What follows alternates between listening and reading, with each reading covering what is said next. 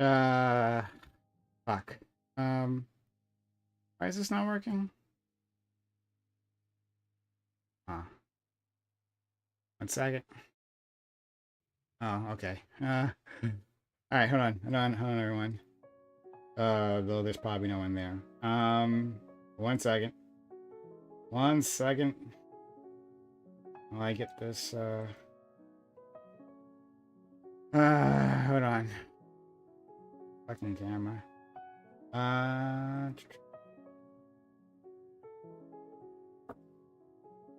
All right. All right.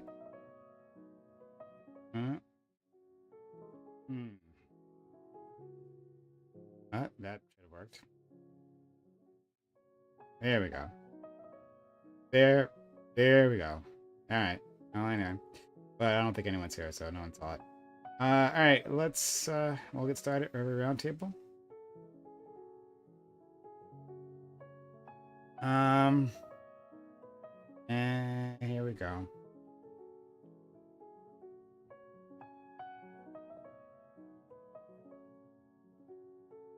All right. Surprising that it's not surprising that like the majority of people aren't from there. It is surprising that no one here is from there. Like nobody that I can think of off the top of my head. Like, and it might be true that there are some people that like have just for funsies shows, like dating shows and stuff like that. But like, it's weird that there's nobody that I can think of that's like a big person who does politics. Like that I can think of. I feel like it's a real missed opportunity because, like, I mean, it's not hard to get a press pass. Like when I was doing like MMA, I was doing like the journalist side of it, and I was working for Bone Snapper. We got press passes to like all sorts of events. Like they would like issue you press passes for stuff, even sometimes that you weren't gonna go to, like because they were like just MMA news, and like we'd get press passes for political events like all the time. And I was like, that's kind of weird, but it feels like a missed opportunity that nobody's doing that at all. Huh. Well, there you go. FQ has clearly upgraded her camera from last time. No, she hasn't. Oh, FQ's camera is fine. No, okay, it's been she fine hasn't. for a while. Okay, This is literally the same thing. You do look pixelated as fuck. Yeah. It was like No, it's not. It's not. Do I? No, it's not pixelation. Like let's blow it up. Okay, it's not pixelation. It's like the FPS. Oh, why am I blown up? Are like do you? I'm not sure. You might not see it on your camera. Maybe not coming through. Maybe it's like smooth animation there. But like you blink, and I see the blink, and your eye movement. Stop blowing me up. Make me tiny. Okay. No, this will be the panel for the whole time. I'm definitely getting like several screenshots from that just now, where she's like half closed, it's like slow. Okay. Like it's amazing. Well, I don't know how to resolve it. Okay, so this is what we're stuck with. I'm closing every other tab that I have. So it's probably in your settings on your maybe. Yeah. Streamlabs. Maybe too many underscores. Yeah, or maybe try. It might be StreamYard. So if you go to settings, camera. Let's try switching to a different camera and see if that makes a difference. Okay. Yeah, there you go. Yeah, that does make a difference. The camera is the other camera. So it's just my so just making sure. FaceTime camera. Yeah. Stop it. Make it small. Okay. Well, you don't want to be the focus? You don't want to be the focus of the panel? I would really not want to be. No, thank you. Fuck. All right. That's fine.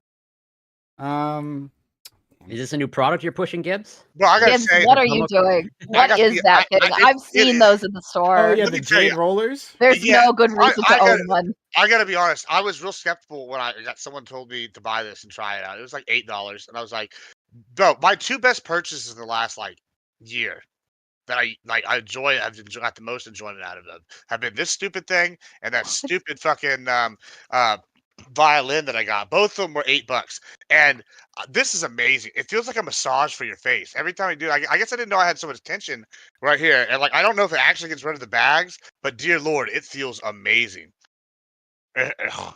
Wonderful. That's awesome. It literally feels like the stress melts off my face as I do it. I just don't even know.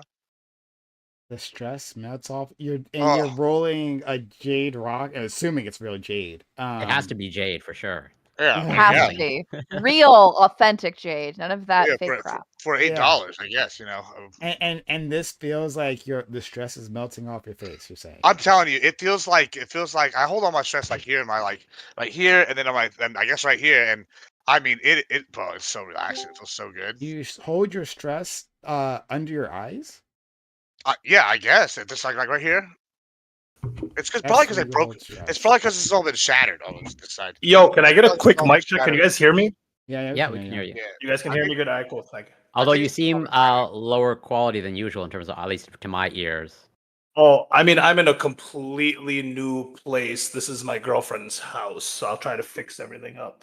It doesn't Yeah. sound like bad, but it seems way more echoey than usual. Like it doesn't Yeah, seem Wait, like this is you're your girlfriend's using. place? Yeah, It I'm in a looks bigger like a house. girl's room. It does. Look at that in It the background. has the tapestry in the background. It It's got the does. It tapestry. does. It's the tapestry. She's I into would crystals. I too. know it. Yeah. Oh, so many crystals. So many crystals. But is the quality okay? Like we will live? Yeah, you're fine. All right, awesome. We can survive. It's a little does echoey, but we're Does she have a jade eye roller like Admiral Gibbs? Does she have one of these? Yup. I Oh, see. for sure. Does she have plants? Does she have plants? Oh, so many. Two cats. Has her own little podcast that she runs out of here. She has a great time. Yeah. Yep. This is perfect femininity on display there. All right. Is it a health and wellness podcast? Well, I Tell me object it's to not. the jade roller being a Oddly enough, so she used to be a Jehovah's Witness, and she had since left. So it's like a podcast, reconstructionist is what they call themselves, and they're just like kind of talking about having left, because you have to deconstruct when you leave, and then you have to reconstruct when you go on with your life. So they have a whole podcast about that. If anyone wants to check that out. Okay. Well, tell the name. What's the name? The Reconstructionist. It's it's called the on Reconstructionist. Got it. Sorry. Mhm. Got it. Yeah. All right. Cool. All right. Well, great. Shout out to her. Let's get started since we're all here. Thanks all for being around. This is the Reverie Roundtable, which we have Mondays 8 p.m. Eastern. We have a fun group today.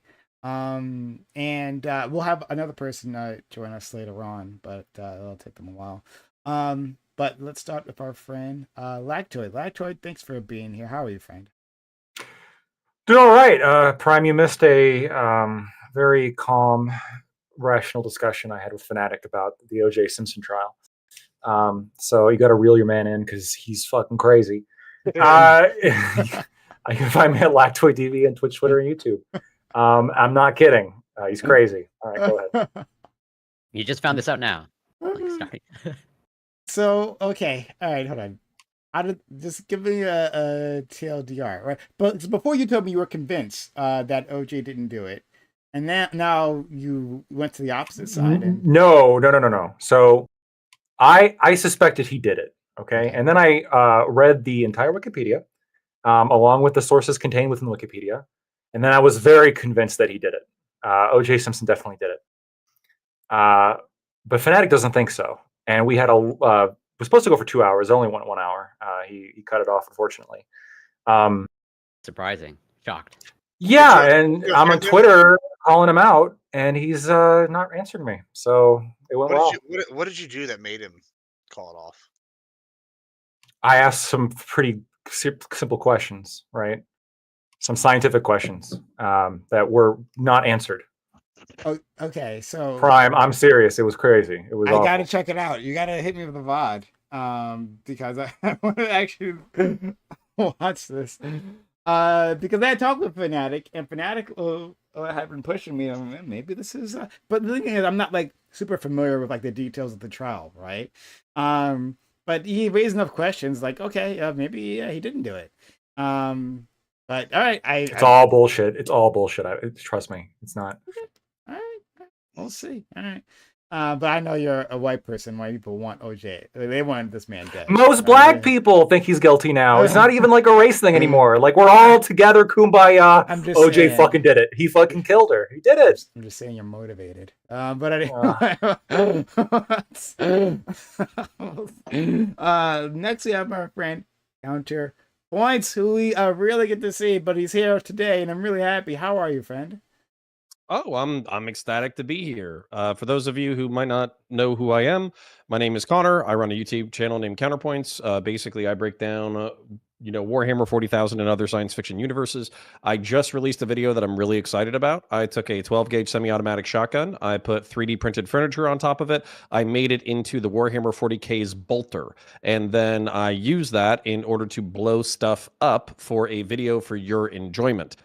So go watch that. It's doing very well. So I would love it if you guys helped out in the algorithm as well. And then also the next project is going to be a bolt pistol. So a miniaturized version of that, along with a chainsaw sword.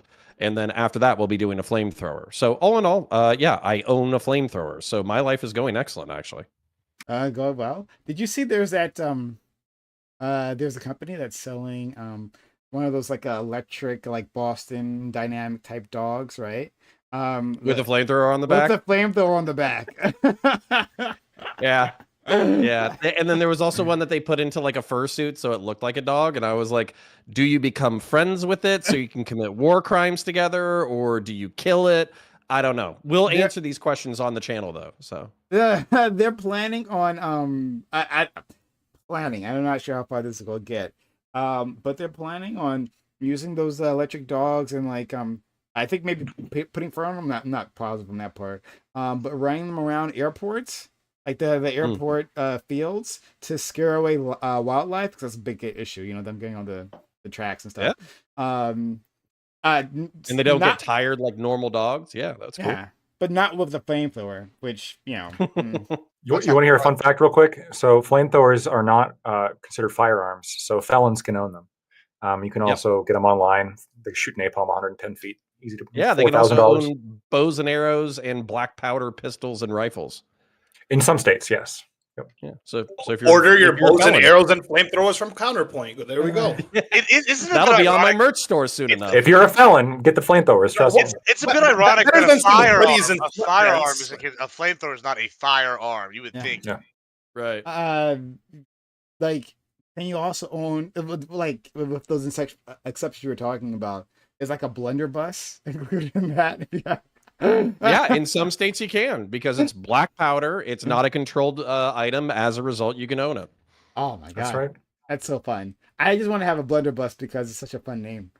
Something I say that every day. All right.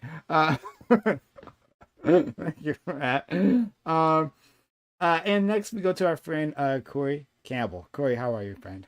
I'm doing well. Always grateful to be here and looking forward to getting into it with these familiar and fine faces. And given the topic that was just brought up, if flamethrowers are legal. So in Canada, mace is not legal, pepper spray not legal to carry around. I wonder if there's a loophole where you can have a flamethrower in Canada, because I can see that have some utility for some people in my circles. They're in the driveway. Yeah. Well, so like, if it's snowing. That's true.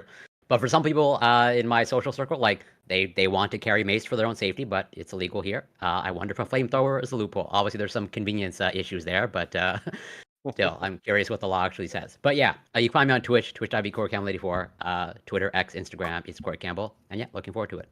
Well, I mean, just kick it old school. I take a lighter and a can of aerosol. And very convenient, I think. I hope it fit in a purse, no problem. I don't know. I don't know if it will. I don't want to get into the logistics of carrying two things and then combining them and having to wear the coordination. I think it's actually more convenient. It's definitely more flexible. Like the flamethrower. Like if someone sees a flamethrower, the first thing, I mean, if you can't run away, right, is to like tackle them, right? Like by the time you're like putting that nozzle up, right, like there's plenty of time to disarm you. That's but just the intimidation factor alone. If you're like, if someone's carrying on a flamethrower, I'm not going to mess with them or try to. Listen, I'm not trying to make us go down the tangent too hard, but the thing that I bought is called a pulse fire, and so the ignition system is a taser, so it's electric, so it's not bothered by wind, and you don't have to light it. You just pull the trigger and it shoots a jet of gasoline and diesel mix, and then the taser automatically sets it on fire. But it would only be for home defense because you could not conceal carry that anywhere. Flamethrower for home defense, yeah. I think tasers are also legal in Canada, I think. That's all right. So I think we're on the tangent anyways. Actually works out the lighter and the whatever. We're on the tangent anyways. The truth is, this is only going to be like a one-time thing where like Corey's going to light somebody on fire with his self-defense flamethrower, and then Trudeau's going to throw that shit out. So whoever does it first, they're going to ruin it for everybody else. Okay. Just one second. Like, really, what do you do with a flamethrower? Like, what does a person do with a flamethrower? It's like not like you can start bonfires really quickly. Burn shit. Yep. I'm thinking clearing you brush. can burn trash. Clearing brush, killing Yeah. snow. Right? No, let's be real. Predators You from coming to your burn home, random you shit just- because it looks cool to set things on fire. That's what you I've do. never It's better had a than You can spraying hunt bullets and into cook the at the air. same time. I've never had a flamethrower, but I can think of many occasions on the ranch where it would have been nice. It would have behooved me to have a flamethrower. Like my life would have been way better. You Yeah, really okay. want to roast The marshmallows? snow shoveler. You can melt all the snow on your walk. Yep. Okay. You guys have never just wanted to like have a pile of trash and just set it on fire and throw random shit in it and see what happens? Like, have you ever done that before? Oh, I Not do it all. trash. I feel like that's what you do with a specifically 'cause it flamethrower. You smells. just burn like random shit. Like you really need a purpose. In fact, I think it's better if there is no purpose. If it's just random shit that you find on the floor. I agree with you. Birthday I actually second parties. that. Christmas parties. No, you burn all of the wrapping afterwards. Like my cousins and I did that when we were kids. We got a bunch of toys that weren't ours, of course. Went to the alley behind their house and just burned it all, right? And we would just throw things in little by little. We had we found this big ass Godzilla toy that was like the neighbor's kid's toy. We took it out of his yard and burned it in the alley. We got a lot of trouble for that, but it was really cool at the time. That How is old were you? really Chestnut roasting Like, by they the had this, like, this flamethrower fucking- with care. Massive like slab of melted plastic, right? All the toys would burn in there. Blackbeard, what's the statute of limitations for thievery and arson? That's like the least bad thing we did as kids. Okay. I'm sure. Yeah. I'm sure this is the stuff you just told me to. While we wait on that answer, thank you, Admiral Gibbs. Thanks for being here, Fred. You also have the love of the flame, right? You see it. Yes, I do. It's a dangerous mistress, a seductive one that you can barely. I do like. Yeah? I do like burning things quite a bit. It's wonderful, but mine's more in the barbecue sense. I'd rather burn them and then eat them personally. But that's what it is. Yeah, I'm Admiral Gibbs. You can find me as Admiral Gibbs and everywhere. I have a bone to pick with you, Lactoid. You raided me after your OJ thing, and I didn't want to talk about the OJ thing, but that's all anybody wanted to talk about for the next 2 hours was fucking OJ, and I was like, listen, You had the correct opinion, though. Don't worry about it. You're good. don't worry about it. It's not my business. Yeah, Control your own That's my stream, opinion. Gibbs. You can't do it. Can't do it. No, because I responded. It was a whole thing. The juice is loose, and Papa gives a stream after that shit. Thank you. Next we'll go to our friend FQ. FQ, thanks for being around. Nice to see you fully, right? Not just like 2/3 of you, but in all your glory. Thanks for being around, friend. I am, in fact, 3/3 of a person. Okay, so I'm glad you can, in fact, see more than 2/3 of me. Hi, guys. You can find me at Fairy Queen's Cottage. My handle is there, and you can find me at Fairy4x_Queen. Thanks. Good to see you guys. I'm trying to think of the shit that I did with my brothers, like when I was growing up. One time, we had a neighbor, a friend of our mom's who was visiting downstairs.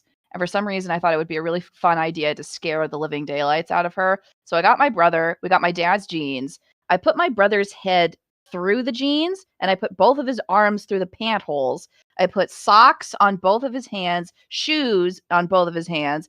I got one of my dad's polo shirts, hiked it up on both of his legs, and sort of tightened the shirt around his waist with a belt.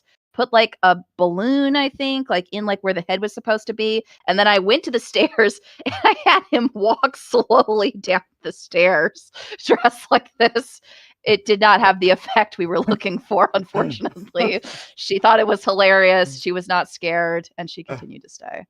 Well, I don't know. It's fun to think of all the stupid things you do when you're kids, Shout out to your brave mother. There, not easily frightened. Right.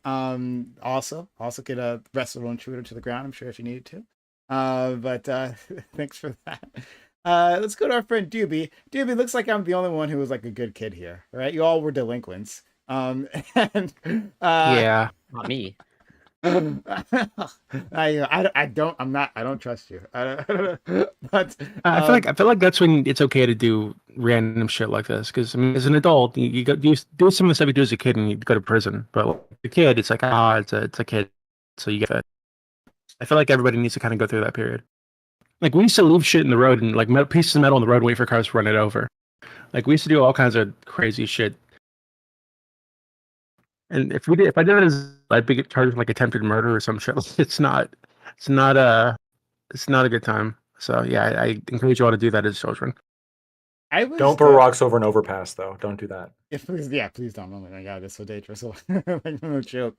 But I was like the opposite of a latchkey kid, right? Like I was like you could just leave me alone and I was fine. Or like I would never do that. I would just like watch TV and I would just chill. I don't believe that. You never did anything bad when you were a kid. You. That's I promise bullshit. if you You ever did talk to my something. mother- No, I by the things Really? no, I'm defined by things I'm I sure your didn't do. mother would Like never clean- confess your like worst clean my behavior room. as a child. No, my mom loves complaining about me, but like that, like she doesn't have much, right? And she'll say like, yeah, you were actually a pretty good kid. Yeah, you didn't drink, you didn't do drugs, you didn't cause trouble, you didn't disappear, you didn't do any of that stuff, right? Like run out to parties or anything, and do nothing. I did none of that.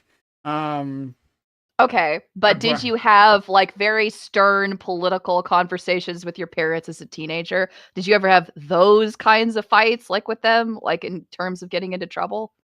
No, but it's funny that you brought that up. Because especially as a teenager, I wasn't like I only in my late high school years where I started to be like a bit more politically aware. But then in college, that's where like the spark really happened, and from there on. But actually, recently I was talking to my parents. Israel Gaza came up, and I let them know that I wasn't going to vote for Biden. And yeah, we got into a big argument about that, and it's actually really unfortunate because like my dad, right? Like my dad and I don't have much in common. Like it's just what it is, not have much in common. We would talk about politics, and that would be a nice thing. We would just back and forth on these stuff, but like after our first disagreement, right? And this happened like 2 months ago. After our first disagreement, he says like, I'm gonna be your father from now on. We're not gonna talk about politics. I was really disappointed in him. Like I thought it was really cowardly, actually, and so we lost that. So to answer your question, no, that didn't happen, and now it's not happening anymore. So yeah.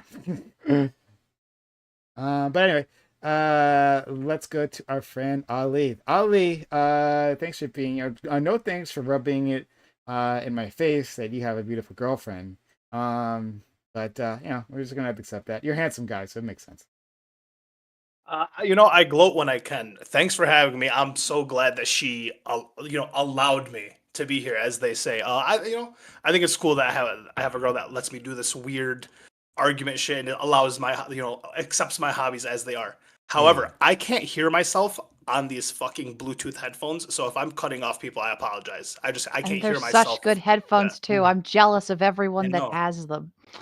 I know. I don't. So if anyone has tips on how I can hear myself, please. Well, there's like a loop thing in. I don't know if you use StreamYards or OBS or whatever. Or maybe if you're not even using those now. I'm not sure if you are. I'm just Discord and your StreamYard link. There's a way to loop the sound back there. I don't know about in StreamYard. But no, there's no. What? Okay, so I'm gonna ask you guys: do you guys like hearing your voice? Because like I specifically disabled that. Yeah. I hate hearing my voice. Yeah. Like I don't mind it. I don't really enjoy it. I don't enjoy hearing my voice, but I enjoy hearing like. I feel like I feel like I know I'm in the conversation because I can hear it in the headphones. Two, I'll cut off people less. I feel like. Really, I don't. I think my voice is crafted by the gods themselves. So like I enjoy listening to myself talk. So that's not what I meant. Like, so one, I don't like hearing my own voice. So like, there's that. So, but like, I meant like hearing your own voice within your headphones because specifically, some people do that. Some like. And I don't understand why, but like Ali does it, and no one else. Yeah, makes me feel like you're actually in the conversation. Like right now, I'm talking. I feel like I'm not. I feel like you guys can't hear me. But you can hear your own voice, and you know that you've already heard the mic check. That you know that we can hear you. So yeah, it's just it's a mental thing. That's all it is. All right. Well, all right. Anyway, we're in it. So our friend Admiral Gibbs had something that he wants to talk about. It's something that if you wanted the few people watch ABE, it's a topic that came up in the last round of that, and it was turned out to be a really big topic. So Admiral Gibbs, introduce what you were talking about earlier. Yeah, so like I'm sure that y'all have all seen by now, but everywhere, all over the last like week and a half, 2 weeks or so. I think it's last week or so.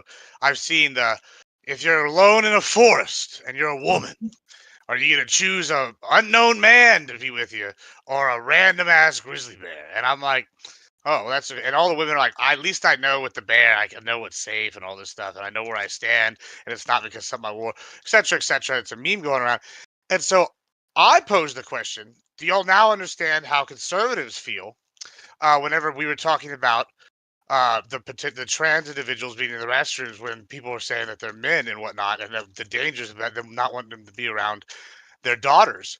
And so I was interested to see if anybody's opinion had changed now because due to the new push and whatnot on this issue, because they seem pretty similar to me. And if they're not the same, then why aren't they the same issue? What if the men identify as bears? Then how does the calculation go? All right, that's fine. Well, they're not interested in women anyway, so it's okay. That's Yeah. what. Yeah, That's the solution. Yeah. Oh, okay. So counterpoint, you had agreed with this. I think this is okay. I'm just gonna move along. First, I I'll thought let it you was an interesting thought experiment. So, and also I saw the bear thing first, so that's more what I was latching onto because I can't believe how fucking annoying women were about this shit over the past week. So let's break this down real quick. So obviously, when it comes to a bear, what the women are presuming, I think, is that this bear has a meal recently, right? Whereas I think what the men are thinking is you are the meal. So the presumption is some level of like natural antagonism, hostility, et cetera, et cetera. Whereas with a man, it's really like, it's not that men aren't dangerous. Men are dangerous, but it's Russian roulette, right? So it's like a 1 in 20 or a 1 in 10 chance that you're going to end up with like a serial killer or a murderer or a rapist. And women are like, no, I would rather take the bear that wants to eat me, which is predictable but terrible, over the 1 in 6 or 1 in 10 or 1 in 20 chance that it's a murderer or a rapist. And I think it's a meme, really. I don't think women actually think that shit. I think they're full of shit. Okay. It's a weird meme. Yeah, but okay, so I'm glad you understand. Not really. If you think about it, if you're like in the woods at night and you just see like a random dude walking around with like a raincoat, I would rather see a random dude than a fucking grizzly. I'll tell you that shit. I know what a fucking grizzly does. Or a polar bear. I'm saying it's pretty out of place. Just like I see a dude walking around by himself in the woods. Now, obviously, granted, you're in the woods by yourself. I understand that. But I'm saying if you see a bear walking by in the distance, it makes sense. Like, all right, bear woods. If you see a random dude walking around with like a raincoat and it's in the middle of the night, you're like, this is eerie. It's just eerier. That's all it is. He's out there hunting. Nah. And plus, I'm going to add to this. This is maybe a take away from my question, but all the women I've seen posting this, I would say 90% of them are all the women who have picked like the worst, most abusive exes. Like one of these girls that posted, I literally had to like save her life. Like we had to get the cops to go find her out in a field one time. And I'm like, oh, well, of course you would choose the bear because you pick men that are worse than bears every time. But like, so I just like, I'm sitting here like seeing this shit. Well, it was the statistics too, right? The statistics of like bear attacks versus like, homicides or murders. Well, I mean, to be fair, like people don't live with bears, to just be clear. I agree. I'm just hold on. But yeah, like I'm glad that the counterpoints specifically said, yeah, it's a meme, right? Because I had this conversation with other people, and they don't seem to wrap their minds around that this is a meme. And so, like there's no point even like analyzing this. I was like, oh, like what if the bear didn't have a meal or anything? Because people aren't actually like engaging with that. Right? No, they are. They are. It's a hyperbolic they are statement. engaging with it. Wait a minute. It's a hyperbolic statement to prove a point about how women feel about men. That's usually what's happening. No, but you got men. It's you got men. Exactly. You got men. Hold on. That's right, Prime. Thank you. You got men out here like game planning this, right? Like, well, I mean, if you were actually there in the forest, I mean, I think you'd want a man to show up, right? I think you'd be happy to see a man. What's a grizzly bear show? Like, that's obviously not what they're talking about. They're obviously making a larger. Wait, what if a man is Drake and it's like an underage girl? What if it's Millie Bobby Brown and Drake? Oh God. Well, I mean if it's Kendrick and the woman beater, it's the same. They're posting literal like dissertations online like about this. Like I saw this girl, she like posted the story today about the man and the bear thing, and the meme was underneath it, and it was like literally like a 3-page essay. And I'm just like, this is the most you've ever written in your life. Like you didn't write this. If you wrote this much in college, you wouldn't have gone to fucking San Marcos. You would be at like Harvard. But no, you're over here writing fucking about bears and men and shit. And like it's just the most ridiculous shit I've ever seen. Okay, so I know what's happening here. But like I see. said, I think that conservatives, I think, are like should be latching onto this because this is exactly what we were saying the whole time, and now all the lefties are on the train. So, wait, can we finish bear versus man conversation before we move into men are dangerous in bathrooms conversation? Yes, can we split these up? Yes, let's do that. Exactly what I was going to say. Okay, so let's get so to very that quick. later. If you have anything else, to, oh yeah, sorry. Yeah, go there ahead. you go. No, go ahead. No, I'll FQ. wait. I was going to go to FQ. Yeah, it works. Yeah, and then we'll go back to it. I mean, like, it's just kind of obvious, right? Like most people, like what you said, Prime, is exactly like what I've been thinking. This is just a meme. This is a hyperbolic statement. Like the reality is that nobody in real life really chooses the bear. People are just saying this over and over again to emphasize like what their lived experiences around men are. That's like why they're saying it. Like, and frankly, like what's also interesting to me, frankly, is not like the women saying, oh yeah, I would definitely choose the bear. It's all of the men who are so angry and who are also writing 3-page dissertations and trying to heavily explain, no, actually the bear is the bad choice. You should choose the man instead. And it's like, it's completely missing the point. The point is like most of these women are not actually, unaware of the dangers that bears have in comparison to men. It's just that it's just a meme and they're just going along with the train. That's what's happening. I think the on the street interviews is a little bit different though. Like so for instance, they're coming up with like an instinctive contrarian response in order to say bear, but all the variables are not factored in. They're not saying it's a grizzly, they're not saying it's hungry, they're not saying you're in the Alaskan wilderness. They're thinking of like a black bear that's on the trail that may have eaten recently that passes by them, So they're assuming the least threatening or middle threatening mysterious thing versus like you see all the time what people are capable of doing to each other, and therefore you can imagine the worst things possible. So I think it's contrarian. I think it's reflexive. That being said, I also think it's stupid, and I really wish that we'll probably never get back to this form in society, but I really wish that like men and women started thinking of each other instead of as adversaries as like complementary pieces of a puzzle that kind of like work together in order to survive. Go ahead. Points to an element in our culture that is adversarial. Like we see each other as adversaries at this point. Well, this is stemming off of like the "do we need men" question, right? This came right off the back of that. Is like the street interviews, like Connor was saying, is like, do we need men? And women are just walking around saying no, no, no, no. And this is like the next version of it, the next iteration of it, and it is like just us battling it out because the answer immediately is no, and you're just getting the views and you're getting the rage bait and you're getting all the clicks for it. Let's go to Lacto. You've been waiting, right? Yeah, I think it's a dumb meme, and I don't get the joke. Maybe this humor that's beyond my comprehension. I think a lot of these people would, I think they would call you racist if you took it to the next logical extrapolation, which is it's not like, well, okay, well, what kind of bear? White bears or black bears? Well, there's some crime statistics, blah blah blah. And now all of a sudden the bear joke's not so funny anymore because it's not targeting men, it's targeting black men. Kind of fucking weird. I don't get the joke. The joke is that men have done so much fucked up shit throughout history that they would rather they feel safer with the bear. That's the joke. It's at least hyperbolic. Yeah, you don't see the joke in "do we need men?" And I'm saying no. No, I don't even think that is the joke. No, the joke is that Connor said it. That's he got it. it. That's exactly. No, but you guys like miss it. Like, what's the next logical step? Like, it's not white men that are primarily dangerous; it's black men, statistically, right? So, what if like the Groypers or whatever latch onto this and then turn that into the next meme? Is the logic not the same? Gets to Gibbs. That kind of gets to Gibbs's point. Yeah, well, then the minorities can come in and be like, well, globally, yeah, I don't. Still the white. Yeah, well, technically, yeah, they can try, but listen, it's our military armed forces, okay? Not they are the bears, yeah. Sure. Hashtag not all whites. But like the people most likely to assault you, right, would be the ones in your close circle, and because of segregation, right, that would be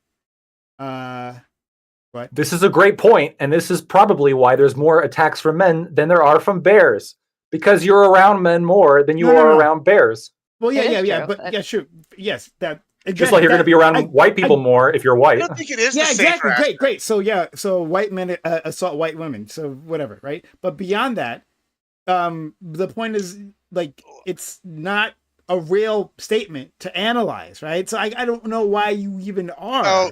And No, then- I know. What I'm saying is it's a bad joke, because if you took it and applied it to anybody other than men, all of a sudden the same people making the joke no longer find it funny. But Because yeah, but this is where Roypers you have been can making play- this joke Hold on, for there's all- decades. But you have a choice here. people- You can either get ass mad or you can play the Uno reverse card, which I saw plenty of people fucking do, which it's like it's a man and a grizzly bear holding hands walking down a fucking street, and it's like men and grizzlies make truce after grizzlies spend 1 week with women. And it's like, yeah, Sure. women are a fucking pain in the balls to fucking deal with. So no, are they a threat to my life? Probably not, unless they poison me. Are they a pain in my ass? Yes, they are. So, like, you know, but it's a balance. It's not just the fear aspect, right? Because this is the meme that I'm seeing shared like a lot right now. It's got 10 reasons they would choose the bear over a man. No one would question me about what I was wearing if the bear attacked me. No one would accuse me of liking the bear attack. A bear wouldn't accuse me of leading them on and being nice to them. I wouldn't be forced to carry the bear's babies to term in 27 states. The bears will either kill me or leave me alone. They're not 400 horrible other ways they can hurt me. Bears do not traffic women. A bear's friends can't come out and say how nice the bear is and how attacking me is ruining its life. No one will question if the bear attack really happened. The bear sees me as a human being. It's not just the fear thing. It's all this other shit. That sounds completely reasonable. Hold on. That list That's of statements is literally complete.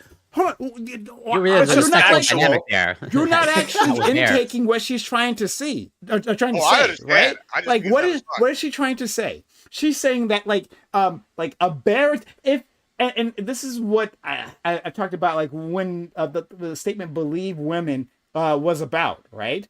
It's not when someone gets hurt, right? Like hey, if I say that like if I walk in here and say like, yeah, I got beat up, right? Most of you guys are going to just like agree. Oh man, you got beat up. I can see the scars, whatever. Sure, whatever. Or if I say that like I got robbed, most of you guys are just going to believe me. Like, oh yeah, someone like took a shit, right? But when we're talking about sexual assault, there is none.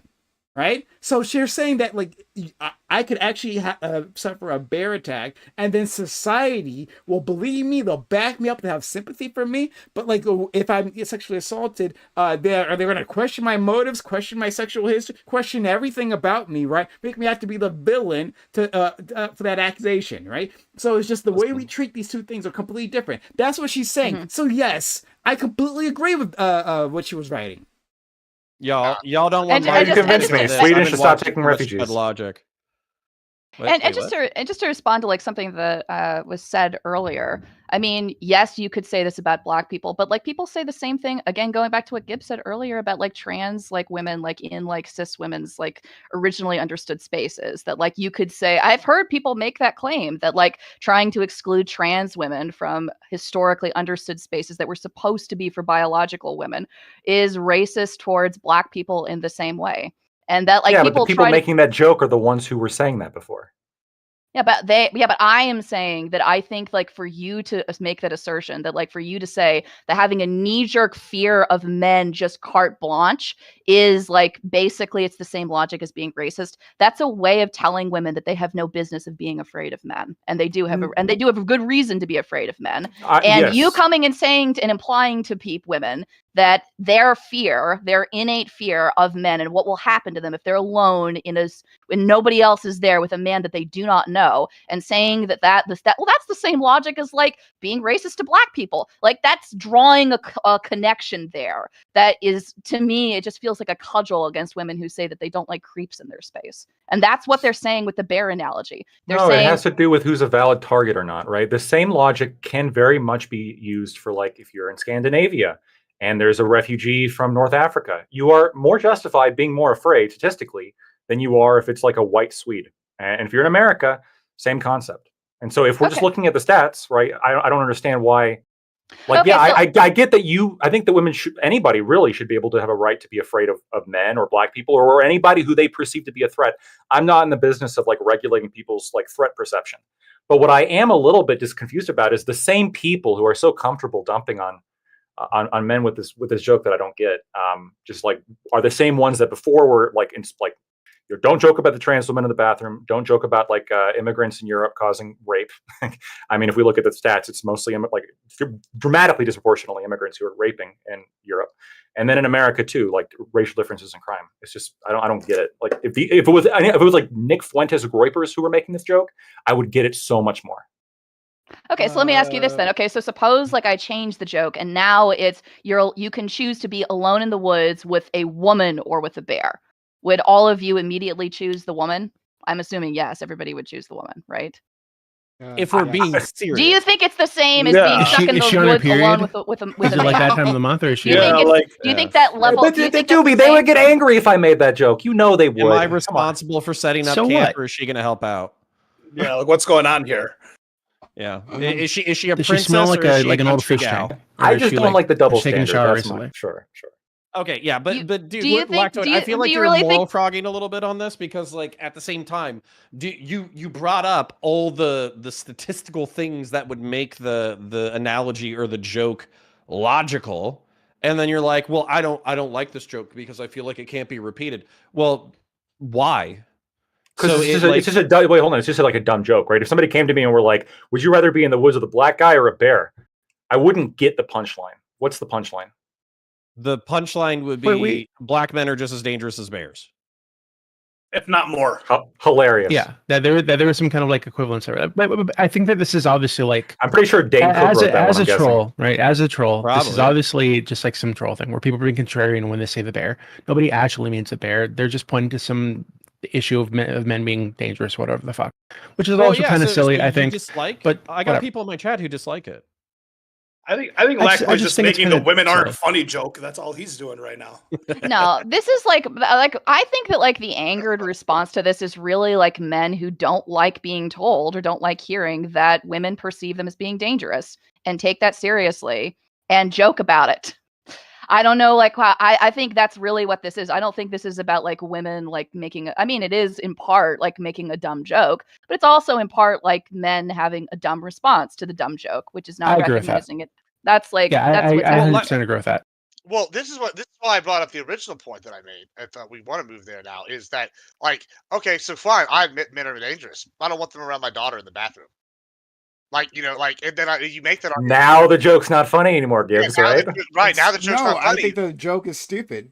No, I think it doesn't Now it's work. stupid. No. I think it doesn't work in the same way. Sorry. Oh, it does. Let me edit that. I don't think it works in the same way. One, because like the individuals, like the statistics are simply the case. Like women are less in danger from like trans individuals. Right, trans individuals are far more likely to be victimized than to be. That's not true at all. So where are you getting the stats from? Yeah, where are those stats come from? Violent crime rates don't change for trans women post transition. Yeah, so you're saying that trans women. Okay, so you're saying that trans women assault. Or you have statistics that they are more dangerous to women than cis men. They're roughly like comparable to cis men. The data doesn't show like a major decline in crime. I like to see. Yeah, he's right about that, Commission. actually. That's I true. like to see. He's right about that. So if we're gonna say that, so I'll send it to you after I'll dig it up, right? But like, let's say take it for true for a second that crime identifying as a woman doesn't drop your proclivity to commit crime, just magically. If this is the case, then the same criticism would also apply to trans women in bathrooms, right?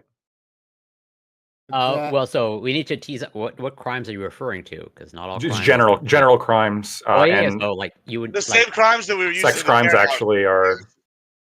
So I'll be I don't know how consistent. much we want to get into this, but that's what the matter. Like I can see rates of theft not changing. Okay, no, it's violent crime remains somewhat the same. Disproportionate rates of sex arrests for sex crimes. Sorry, what are you gonna say, FQ? Well, I'll be consistent. Like I'll say yes, okay? I get to be consistent on this, okay? Because I already said that. And I still get to make the dumb joke. Hold on. Yes on what? Like I didn't. What was the yes part? The stuff about the crime statistics and regarding trans women is true. Like natal males, so like trans women, even post-transition, like they have crime statistics and crime rates that are similar to cis men. They do not change dramatically. Another point about assault in the bathrooms, which I never hear bring up, but I think I have to find this source. I swear to you, I found it. I can find it. I can share it with you sometime. Somebody made this argument a while ago. So actual assault, like as we all know, typically happens from close friends, family members, acquaintances, people that you know. It's not typically a stranger. It doesn't happen in a bathroom. Assaults that happen like actually from strangers are pretty rare. And so that type of conduct doesn't usually happen in a bathroom. I don't think that there have been a lot of reports about harassments in the bathroom, although there have been some reports about assaults that have happened from boys who are claiming to be trans girls but are actually using it as an excuse. But there is a type of conduct that can happen in a bathroom that's not assault or harassment that is bad, and that's sexual misconduct. So that's going into a bathroom and rifling through the garbage for a used tampon and then using it to masturbate, or going into a bathroom with a mirror on your shoe so that you can look up the skirts of everyone like in the bathroom, or going into the bathroom and installing a camera into the shower head so you can spy on people like showering, or sitting in a locked like not cell, but in like the stall of the bathroom and listening to the other women urinating because you find it to be sexually arousing. None of these things that I just mentioned, none of these things I think actually count. It's not sexual assault, and they don't actually count as sexual harassment because everything I just mentioned, like the people to whom it's happening don't know that it's happening. They're not aware that it's happening, but it is illegal and it is sexual misconduct, and it happens. And it happens way more frequently at far higher rates in comparison to sexual assault or sexual harassment. So one way that like historically we keep people like that from being able to do that is the minute you see somebody who seems to be a man, you immediately tell them, no, you can't go in the bathroom. And that's the way that historically you keep that from even being allowed to happen. So that I think explains like some of the disparity around like when we're talking about bathrooms. To me, the bathroom and the locker room is the same, and it's the same problem. But that's like my spiel, at least, about like the trans women in the bathrooms and like why in part it's an issue, and why I think it's also dishonest, like the way we talk about it, because those last things I just mentioned are things that happened that. Yeah, but sorry, are you saying, and I have seen the Lactoid sent me something, so I haven't taken a look at it yet, but I put it in the group chat. Yeah, thank you. I'll take a look at it. And so I haven't seen the statistics, and maybe I'm wrong, and it's possible I'm wrong, and I'll accept if I am, right? And then and to be even more consistent, I'll say then that joke is fine. Then this is what makes you different than Fanatic. You accept when you're wrong. Go ahead. Yeah. Oh, thank you. Thank you. Fanatic's never wrong. He says it himself. Well, yeah, but they're actually never wrong. So as soon as you manage to like get them on a false statement, but in any case, fine. So I'll accept that, but I will take a look at this. But in any case, like, are you saying that that conduct is mostly, or sorry, not mostly, I don't want to weight it, is equally done by trans women? Because like the things that you're talking about, right? One, they're outdated. The easier way to do this is to put spy cams inside the bathrooms, and that's the thing that's happening in South Korea. It's an epidemic. Holy crap! And not just in the bathrooms, in like hotel rooms, anywhere occupancy where someone might get naked. That's where they're putting them. And it's unbelievable. So like that's the new way of doing things. In any case, right? And the people who have been doing that, all of the points I've ever seen are cis men. Right? I've never seen trans women doing these things. But if you're saying like there are reports of trans women, or people claiming to be trans because whatever, right? They're coming in and doing that sexual misconduct that you're referring to. I think these were South Korean cameras, right? Like I could get them from South Korea. They're very small. Yeah, spy cams. Yeah. Okay, thank you. Thanks. You're helping him, infiltrate get the him on room. Temu, not Amazon. California will be as South Korea. Okay, but so far we've talked about. Hold on a second, before you rewind, FQ, is that what you were saying? And then we'll go to. So I don't know, like how, like if there are many reports of it. My understanding, like what the point of that article is that type of behavior isn't usually counted in national reports about sexual harassment or like sexual assault. So of course you're not going. So I don't think that we actually know. But like the point that he was making is the fact that you don't know, right, does not mean that it isn't happening, and doesn't mean that like it isn't a concern, and that isn't behavior. The being called a ton of disgusting names and having somebody like de-pants himself like in front of you in the locker room is not the only concern around having someone who is biologically male in a restroom or in a locker room with people who are biologically female. It's also the risk of sexual misconduct, which is what I mentioned before previously. Well, okay, and so physical we talk- assault, like physical, like punching. Like No, but that's not very like, beat up. well. Like, not like sexual assault, but they like had a problem with another girl, and then they beat him up. Yeah, but that's not really what we're worried about with the locker room or bathroom. Actually, This is I'm specifically citing the bathroom. There's an Oklahoma case that went through court right now where this guy beat up 2 women in the bathroom, or this woman, or a trans individual. Okay, but you would still charge them with battery. That's actually Yeah, that's kind of segueing into my point. Dangerous in general to the bathrooms. Well, okay, so hold on. So no, because I can move this forward because I don't want to debate like the rates of offense or whatever. So far what we've talked about is demographics and how they disproportionately represent themselves in stereotypes of offense. That's what we've done so far, okay? But what we should, or what I would like to talk about is like policies concerning this. So for instance, we know that men are infinitely more likely to commit homicide compared to women. That being said, we don't lock up all men just because they're disproportionately likely to commit homicide. We punish the people who commit the crime.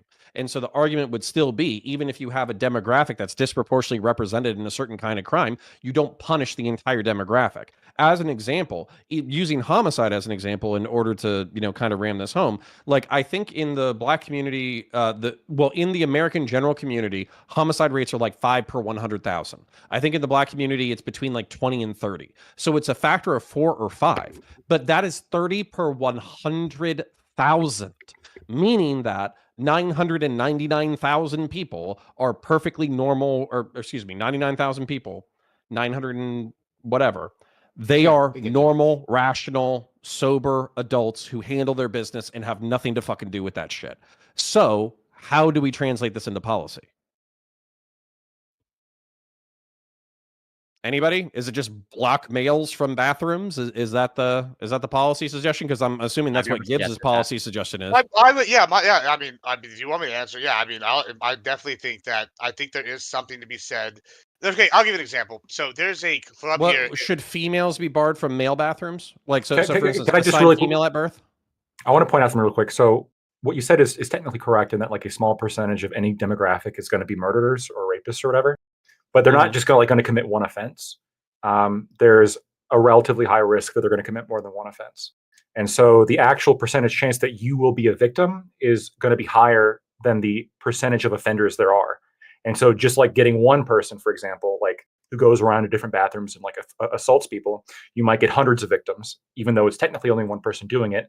And this, like preventing men from going into the bathroom, could be a way to stop that one guy from going in and potentially assaulting hundreds of people. I want to go mask off. I have a full ulterior motive for bringing this topic up. And I'm glad you actually just segued to that, Counterpoints. You said, should we not allow women into men's bathrooms? And the answer to that question is yes. I've been to 2 clubs recently here, and they're like 2 new clubs in San Antonio, and they both had gender-neutral bathrooms. And this shit is bullshit. I hate having to wait in the line now that we're allowing both women and men in the bathroom. If we just let the men, only the men. It's the whole reason I brought this up, because we need to stop this gender-neutral bathroom shit, because it's fucking up my lines. Corey? Well, then I'm curious, how do we deal with the reverse, as in females to males? Well, I think just as the bear question points out, we got to acknowledge that men are more dangerous than women, so we need to have special restrictions on them. Yeah, no one cares the other way around. People only care one way, and it doesn't even always have to be malicious. I mean, there are people who just have personal values, right? Where it's like they don't want use response actually. Oh. Yeah, well, hold on. While he's gone, I want to point out why I made that point is because if you have AFAB, so let's say they're assigned female at birth, let's say they maintain the violence rates that they did as assigned, as females. They don't, and then they move into male spaces and they don't commit any offenses at all. Then are they just cool? Like is it just good? We're only good. So we're not talking about a universal application of law. We're talking about exclusively barring males, assigned male at birth, folk from using which would be discrimination, I think, or at least some argument for so like yeah, should No, you're not wrong. You're not wrong. Counterpoints. I do think that there is a discrepancy in the way that we talk about like these issues, and I do think that trans men are often like thrown off to the side. Like I do agree with you that there is an unequal application to the way these discussions are had. Like if you just talk about like the trans women issue, for instance, like so let's take for instance like trans women in prisons, right? It's often like discussed like on the opposite like end of this issue that like, well, if you put a trans woman like in prison, there's a high likelihood that she might be violently assaulted, she could be murdered, like she could be like raped, like this is a danger of having her, which is true, and it is a danger, and it is something to be concerned about. But it's curious that the other half of the aisle doesn't seem to care or never mentions the fact that, well, this is the exact same position you're going to be putting a trans man in, right? Like if you throw a trans, like does Buck, like you may not want to see Blair White naked in a room, in a locker room with a bunch of men in a jail, but you also don't want to see Buck Angel there either. Like you don't want to send somebody who is transitioned to be as close to male as they possibly can, like in a men's prison. The truth is that trans people, period, no one is safe in a men's prison. The reality is like what, and this goes against like what Gibbs was saying earlier, which is why I do think we need to have more third spaces. I do think that we need to have more gender neutral bathrooms and possibly specialized wards for people who could potentially be murdered or assaulted like in traditionally understood wards, such as like just male, just female. The answer to that is simply just unironically create a ward specifically for trans women and a ward specifically for trans men, and then send them there. That's the real answer to that solution. And if somebody's worried about being assaulted in a bathroom, if you're worried about getting hold on, one second. then go to the gender neutral one. I agree with the prison idea, by the way. Hold on. You agree? Hold on, Lactoid. This is socialist Lactoid talking. Who's paying for that? He's always been socialist. I'm not paying for that. Are you trying to abolish prisons now, Gibbs? Yeah, you're already paying for prisons. Hold on, I'm not paying for separate like if we have to pay extra to have separate hallways like of wings in a prison for we already have trans separate women, the prisons trans for women. men. I think this already happens, Gibbs. It's just more prisons. Gibbs, there are some prisons that already do this to a degree. They're not called trans wards, but they're called, I'm not even sure what they're called. There's special wards or special prisons. Now about this later. Now we'll look into it. Socialism does not mean spending taxes, and it doesn't necessarily mean like separating. Because like now thinking of what FQ said, it doesn't actually necessarily might have to mean like separating trans women from every other population, right? Just putting them within populations that have, for whatever reason, need to be protected. And that might be the way they do it, right? Rather PC, Punk City, we do this now. Private prisons are a thing, aren't they? So like, why would it like someone would just open one up? They make money off it. There we go. They have a progressive value to the prison. They're making money. Gibbs, I don't see how you're against this. They can make LGBTQ flags to sell. Listen, if you can show me a way that it's not going to cost me more tax dollars and we're going to make more money with like through private companies, then I'm in. It's a private prison. Okay, private prison funded I'm not by against private private prisons. money. That's not a problem I have. Private prisons are funded by public money. Well, that's the part I have. Yeah, that's the problem. Yeah. But in any case, like the point, I don't think that you necessarily have to completely separate the other populations. And there was one other thing I was going to say. Oh yeah, quickly. So I haven't gotten a chance to look through the whole thing, but I've looked at the parts that you highlighted. Lactoid, the information you sent me, right? And I don't have anything else to push against that at this point, so I'll take your word for it. But we're gonna go to you counterpoints. But looking at the second thing you sent me, right? About like the percentages of people incarcerated within the study that are trans or so that are sex offenders, right? And it goes through trans MOJ 2020. And men, right? Yeah.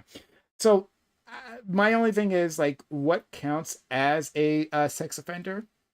That's my only thing that I'm worried about, because like there's a whole list of things that you wouldn't think is on that list that are on that list.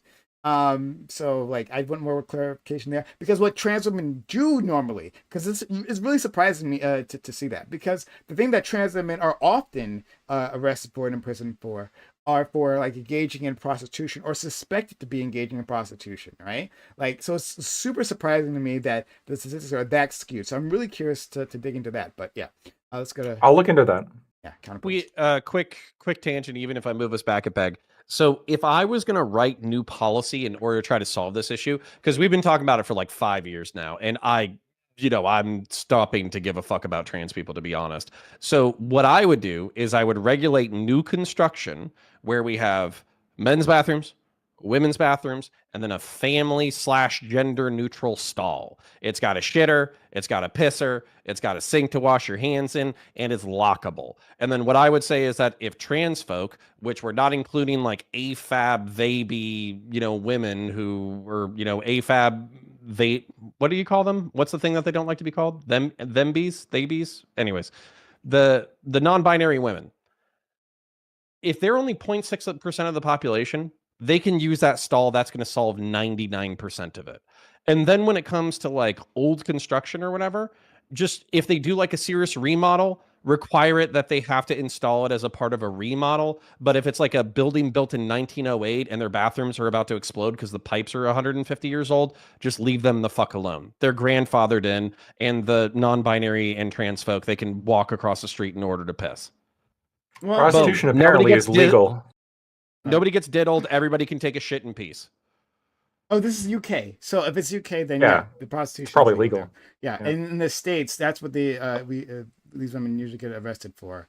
So I'm curious. I'm curious if anything is different there. But I'll just leave it there then. Right? I'd like to still dig into that and see what counts as a sex offense. But fair enough. For sure. What's shit? I had a question here. So like, what do people have talked about? And I don't want to make this a whole trans debate, but like, it's a whole single use stalls, right? Like, that's like the easiest way to solve most of this, right? They just but Admiral Gibbs wants to piss and move on. So like, honestly, we need troughs for males. I can't pee around other people though, so I like this idea about having single stalls. The troughs thing is great until the gnats appear, and then it's a problem. Like gnats. Oh God. Like, have you ever been like you've experienced with this now, Kim? I feel like you've seen this. Yeah, now that you mentioned there's two kind of troughs you go to. If you go to the nice club and they have the troughs, which is weird. You go to like really fancy club, they got a trough. They got the ice in there and some lemon wedges and shit. It's great. Yeah. And then you go to like old Bob's country shack, and you go out in the back and they got the trough, and like the gnats are coming up out, and you're pissing, and you're like, oh, it's a piss gnat. Oh God, oh, it's in my nose. And you're like, is this a southern thing? I've never experienced a trough. Oh, it's a thing. Okay, so I thought you said map, so I thought you were saying that minor attracted people were. Yeah, I thought that person was. I didn't know you were saying gnats, GNATS, the tiny flies flying around your dick and balls. And okay, somebody asked if it was a southern thing. I want to answer that real quick. So yes, it's a southern thing. It's also a military thing. So like in the Marine Corps, at least, they make you piss in troughs, so you're uncomfortable. It's really uncomfortable having 50 dicks around you while you're trying to take a piss. But it also makes you like way. It also makes you way less paranoid about needing to pee. I mean, yeah, I gotta say that part didn't bother me, but the piss gnats, like you just pissed on this gnat, it's coming for you, and there's like a cloud of them come up out of the. Oh, it's bro, what if they're looking at my dick, dude? I don't know, and I don't want to be around them. Out of all the homoerotic shit that goes on in the military, the trough is what gets people accepted and uncomfortable and okay with each other. Yeah. The worst is when they try to talk to you, right? You're just trying to pee, and they're like talking to you, and you're just like. The gnats? But it's crazy. I've seen like it's crazy. It's like I have people in my chat going, "Oh, it's a dive bar thing," and I'm like, "It's not just a dive bar thing, right?" Like some of the nicest places I've been, I've seen it in the north.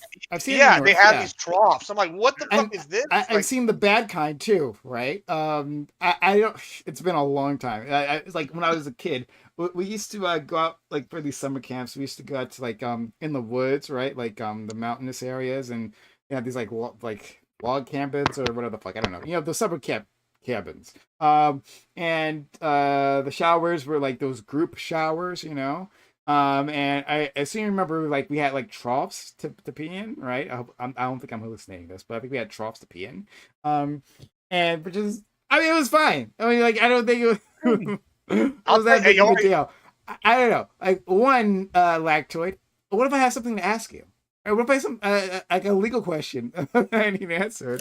Not at that moment. I'm pissing. Find Okay. some documents for me, Lactoid.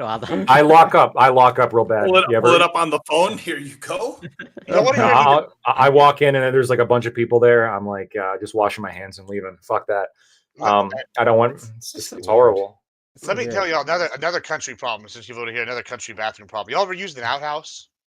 Right? No. Yeah, what's wrong with that? No. Well, nothing's wrong with that. Porta potties count? Actually, yes. But do you know what the number one place a person is bitten by a black widow is? No, yeah. Oh, God. I'm guessing it's outhouses based on what you just said. Outhouses, but it's specifically men and on their testicles or their area. Yeah. Because it's hanging down, the spiders will get you from the outhouse. I am they losing. build webs over surfaces. I'm not saying we need to move on from piss and shit and various peeing like mechanical appliances. I'm just saying that I'm losing one of my long-term chatters. He's losing interest in. From the balls descending into Halo. Would you rather be in an outhouse with a black widow or a woman?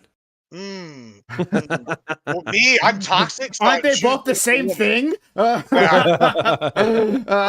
that's a joke. See, there you go. Women suck out men's life energy. We can move on. We don't have to talk about this anymore. But I think the thing that just bothers me about this discourse is that it's a discourse, right? That like this isn't a thing that came and passed. Like I saw the video where at least I think this is the video where it originated from, and it's whatever, right? I would have seen that video. I'm like, oh, I get what they're saying, and then I would have moved on. The thing that bothers me is that it's like it reminds me of the hashtag not all men bullshit, right? Like it's interesting this level of pushback. If you're not included in this discussion, if you really have never, done anything to assault a woman, right, or anything illegal like that, then it's not a problem. Why are you getting so worked up? Right? Why do black people get worked up about 1350? No, it comes off the back of do we need men? Because like women being afraid of men is the same thing as like white people or anybody being afraid of. How about women needing men, Fairy Queen? Do women need men? Do we need men? I've had it on very good authority that the only thing we need is a shotgun, okay, and enough food to last until the end of winter. This is all people, though. So. Yeah, so well, then luckily it applies to women too. Off of the back of that, the last question was, "Do we need men?" And now it's, "We'd rather be in the woods with a bear rather than men." So it's just that's why people are so like annoyed and like pissed off and hurt by it. So listen, okay, this is a point that like every conservative dad gets. Okay, like I had this conversation with Omar like a few months ago, like back in December. Okay, we were having a conversation at that time because there was a woman who went into Starbucks and she ordered coffee. There was a guy who started talking to her, and the barista wrote on the Starbucks drink, "Are you okay? Do you need help?" And we had this conversation about like this woman who's going out for coffee and how this barista is worried about her. And Omar's and a lot of red pill people, their response to this was, I can't believe all of these women are so terrified of men. Like they're just lying about how scared they are. And really feminism has demonized men and made them all to seem like such evil, terrible people. But you know in your bones, okay, that if your dad found out or saw you walking outside with some strange guy in the middle of the night, you know what happens. And what happens is he freaks out, he screams at the guy, and he tells you don't walk at home alone by yourself, because if you do, you could be picked up by some whacked off weirdo and like something bad could happen to you. So even all of the men who are afraid about this absolutely understand the bear thing, okay? They absolutely get it, and they absolutely stand it. I'm gonna get angrier if she's going to a bear. They're just butthurt, like that they are being criticized. That's all this is. No, it's become quite a thing that men are seen as predators before, especially like single men in the dating field. That they're seen as predators but men believe that about themselves, and they believe that about each other. They just don't like it when somebody points it out. Yeah, and so I want to push back on what Lactoid said, right? Because goddamn you, Lactoid, no, because like going off of what FQ says, so she mentions like that story and the pushback she gets from those red pill guys, talking about like like, oh well, men have been linked out to be predators, right? But I think a lot of those same men, not all of them, but a lot of those same men, if the story is like specifically a black man had done that, like, well, okay, Wait, what? That am I mistaken? Was the person black in that story? The man was. No, I mean, like, it was not. No, it doesn't matter what color they are. This story was not about race. Only what gender. I know, but that's the thing. But it is. But I'm saying that like from that same crowd, if it had been pointed out that it was a black man that they were afraid of, I think they would have been fine. Like, oh yeah, well of course he's going to check her out, right? Like to make sure it's okay. I'm saying I see. Yeah, I'm saying that racism like works on a different axis here, right? I'm saying that when you're trying to say that like point a specific race out, you're doing it for different reasons. Like so no. No, okay. So hold on. When we're talking about the hashtag "not all men" thing, right? Because you pointed out the 1350 thing. So this is what I'm comparing, right? When you're talking about hashtag "not all men," what they were doing there is they're pushing back against Me Too. They're pushing back against women saying that we feel unsafe, that we get assaulted. These are experiences, and they're saying this is not true.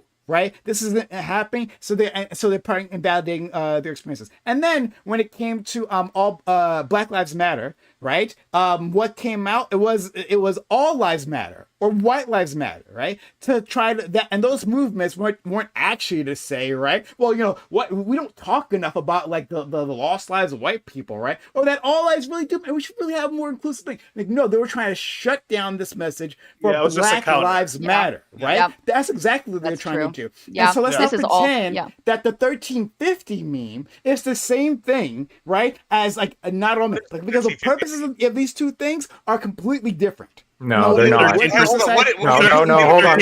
13%, 50%. Let me respond to this. I want to respond to this. So the intent and the response for both are actually completely identical, right? Both are aimed at demonizing a particular group. And the responses from me normally, unless it's like prompted by something, and both responses are an attempt to limit the criticism.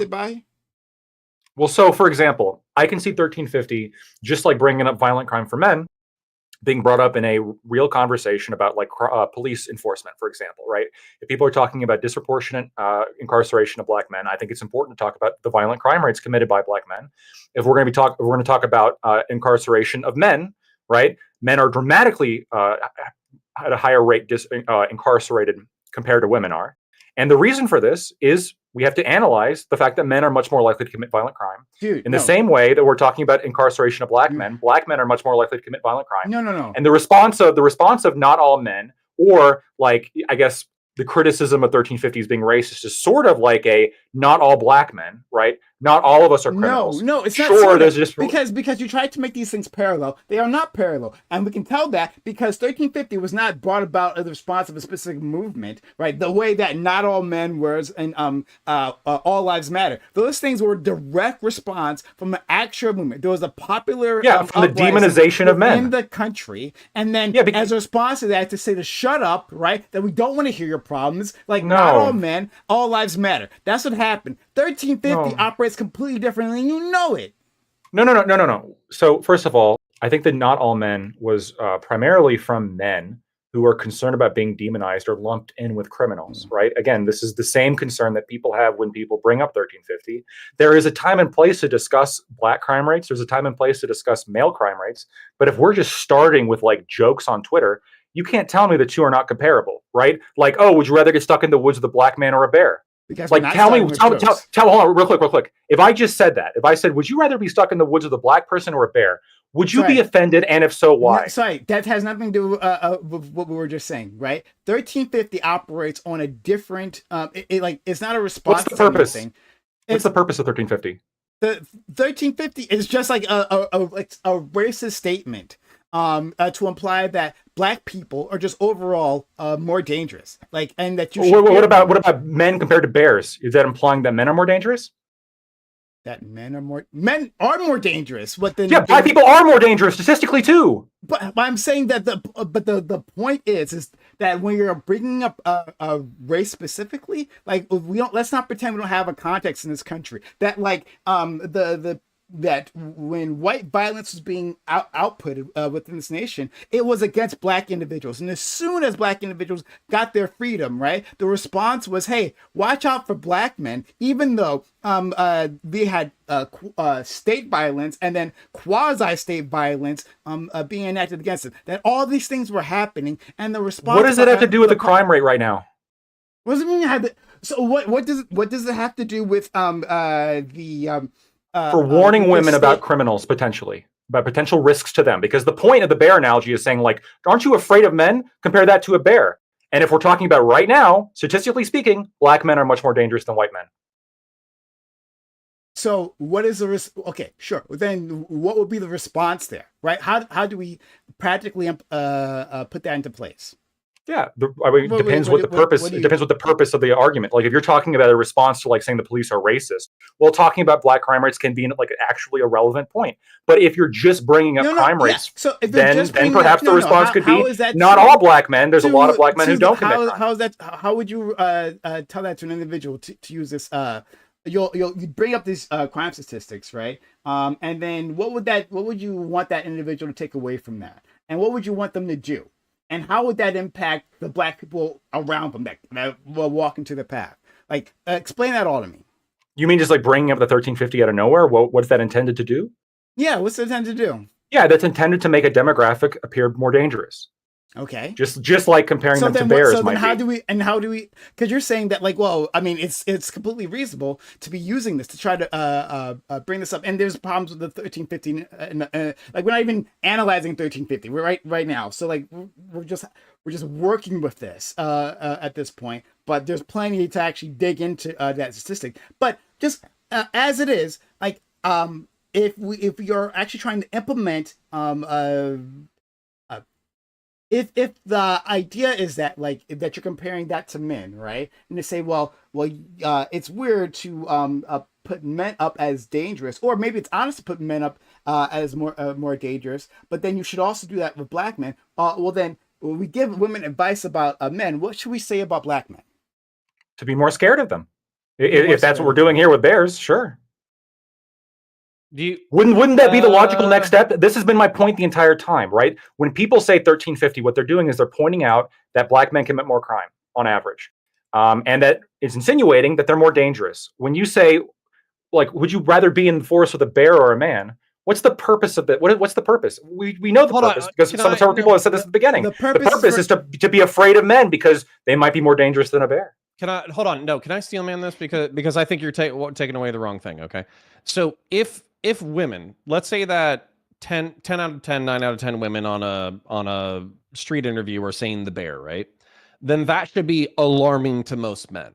And what should be alarming is even if they're joking, they are joking that they are more comfortable with a wild animal than they are the male variant of their species. And if we looked at this logically, the reason why they would be making that even as a joke is because they've heard a whole bunch of horror stories about rapes, murders, abuse, domestic violence, homicides, terrorism, war, etc., etc., etc. And by the way, all of these things are true. So if you were like, oh yeah, that shit is pretty fucked up, and my group is disproportionately responsible for that, then as a result, like, I understand it. I get the joke. I will not be the person who is contributing to that fucked up perception of men.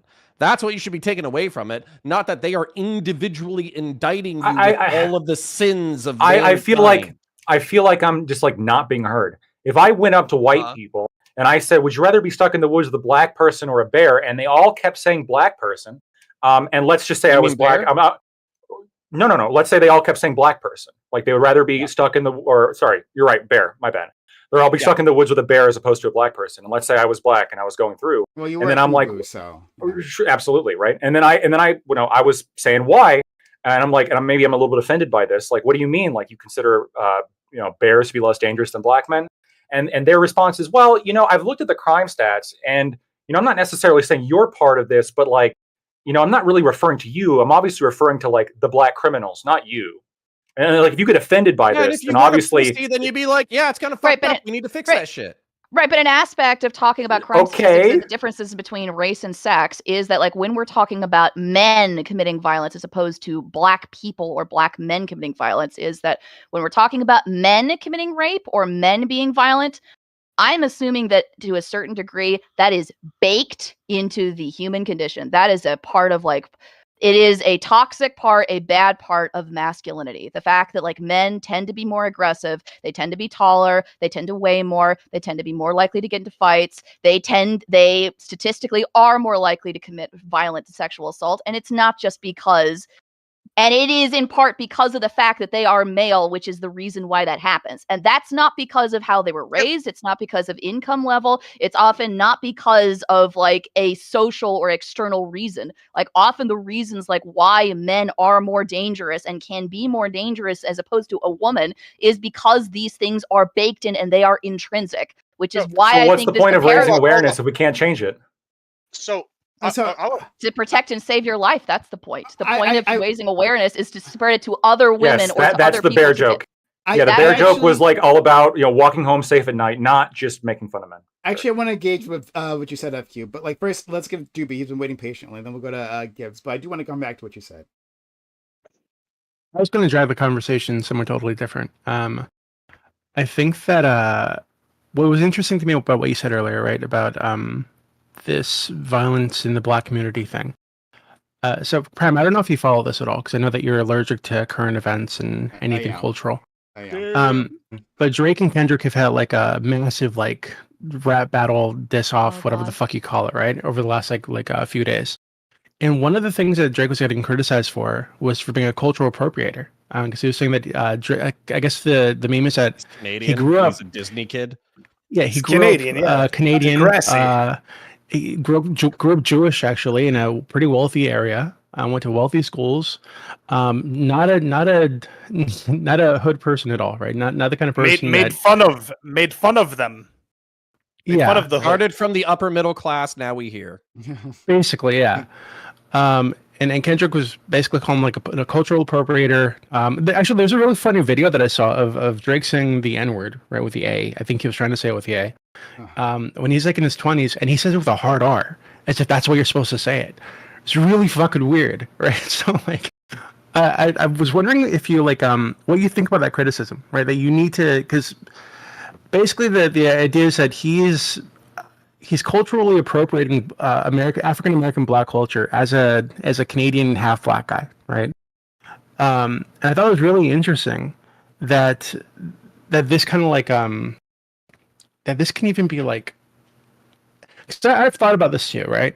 But I've never heard it be addressed publicly like this, right? That there are black people out there, even African Americans, who have no experience with that side of the culture, right? That side of America at all. They didn't grow up in the fucking ghetto, grew up in the middle class somewhere, or the upper middle class, but they're still attaching themselves to, like, ghetto culture, right? Because they're black. The culture, quote unquote. So I was curious as to, like, what you think about that. like Kendrick literally told Drake, "We don't want to hear you say the N-word anymore. You're not black enough to you're getting all these features and you're getting all this, like, culture because you're not black enough." Rick Ross called him a white boy.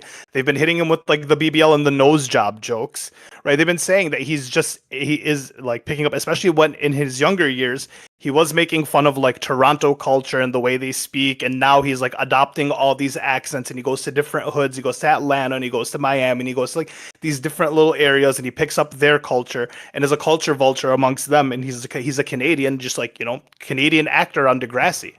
Yeah. So, yeah, FQ, I'm not gonna forget what you said, because I do actually want to engage that later on. But I guess we can move the conversation in this way if you like. So I had heard that they were going back and forth. I didn't, like, listen to the track, so, you know, like, I'm just being informed. On They also called him a pedophile. This is really funny. Oh yeah. And multiple times on two Drake different called songs. Kendrick a woman beater. So, you know, we're getting a little worse. Yeah. We're getting. Hey, listen, they're both bad. both You know, pretty- one yeah. might be worse. Yeah, but they're pretty bad. But so okay. And I remember that because we talked about the Drake and the actor from Stranger Things, and that was an interesting moment. But Charlie Brown. Yeah. Mhm. I have a follow up question about the pedophile thing afterwards. By the way, And Billie Eilish, she did the thing with Billie Eilish too.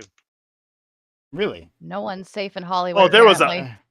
there were a bunch of people we can name. Okay. He all right. brought up Millie Bobby Brown, by the way. He Lamar did, he did not named her. do that. He did not do that in his songs. That's wild. That was trending on Twitter But for a he, while. he- Well, like- wait.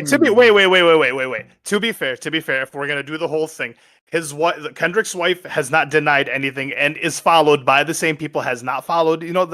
Kendrick is followed by the person who is supposed to have been the father of his children, and the people who Kendrick has called out towards Drake. No one has really confirmed anything. These are just hearsay. So just I'm defending my boy a little bit. I mean, the fake daughter thing with Drake, that's hilarious. He like hired an actor. Wait, so are That's we hilarious. moving to something new? Because I want to create a Yeah. delineation for the mental capacity of my audience. Like, are we moving to? Yeah. Is Drake black enough to beef with other black men? Is that the new topic? Because I need to know. Who's safer to be in the woods with? Yeah. I mean, is he black enough to say the N word? So would he be I want to invited know to if the, he's a to the, pedophile. the all That's black my everything? question. Would he be I'm invited to black the all enough to black say the everything? N-word. We just need to fix systemic racism first. That's the question, Prem. You won't let me on there. Would you let Drake on there? yeah. I mean, I think it's an interesting question because I feel like the gatekeeping like for races happens a lot. Like I experience it like with Hispanics. I'm like white, right? Like I look white, but I'm actually Hispanic. You go to Mexico City, you see a lot of people that look like me, and it's funny because like just the other day on a panel, someone was asking me to speak Spanish, but if I asked a black man to start speaking Swahili, that would be racist, right? Like But it's So okay. why are you assuming he's from? I don't know if the where's analogy Swahili holds from? there one to It's one. just okay because they say, okay, I'm that East Hispanic. So I Africa? speak Spanish. I mean, I can pick any African country. That's the point. If I was like, speak any African language, they're like, oh, well, that's racist. I'm like, oh, okay, well, then you're not African American, right? They're like, oh, Gibbs, you're not you're not Mexican. Do you speak Spanish? Yeah, I speak Spanish. Oh, okay, well, say something. And you say, a couple sentences. And they're like, oh, okay, maybe. And it's like, well, why is one fine, the other one's not? That's the reason why I think I can articulate this real quick because this is something I had to grapple my mind with. So North Americans, particularly United States Americans, when we think like Mexican or Hispanic, we automatically assume like more swarthy people, right? That's not necessarily true. So the reason why we do that is because Spain is part of the Mediterranean. They tend to be a little bit more brown than Northern Europeans. Then also when you conquer Central America and South America, they tend to be a little bit more brown. But Spain itself actually is a mix of people from the Mediterranean and French people. So if I had to guess based off of your lineage, I would assume that some portion of your people were Celts that came down from France. No, so apparently as a result, I'm all Basque. I'm like all Basque. I'm all Spain, baby. Isn't that counterpoints, northern Spain? I don't know that that's true. I don't know. Counterpoints. I know what you're talking about. It's the myth of the Black Irish, right? It's the myth that like there was a ship that like landed on the coast of Ireland, and that's the reason like why people like have dark hair and blue eyes in Ireland. Like I know that myth. I don't think that's actually true though. I think that's been disproved. I don't think it's actually. Well, I don't think like why Gibbs is so fucking white. That's what I'm talking about. Yeah. Oh. I'm just saying if he's it's the Celt majority thing, European. The Basque are like one of the oldest like continuous things since the Neanderthal. Okay, but hold on. So let me finish this concept. That way, it's not left half cooked or whatever. When Spaniards came to Central and South America, they were Mediterranean Europeans. But then when you talk about like the mestizo class, for instance, like when there's an entire my racial hierarchy. My sister's mestizo. Yeah, so there's like an entire racial hierarchy based off of how much you mixed with the indigenous local population.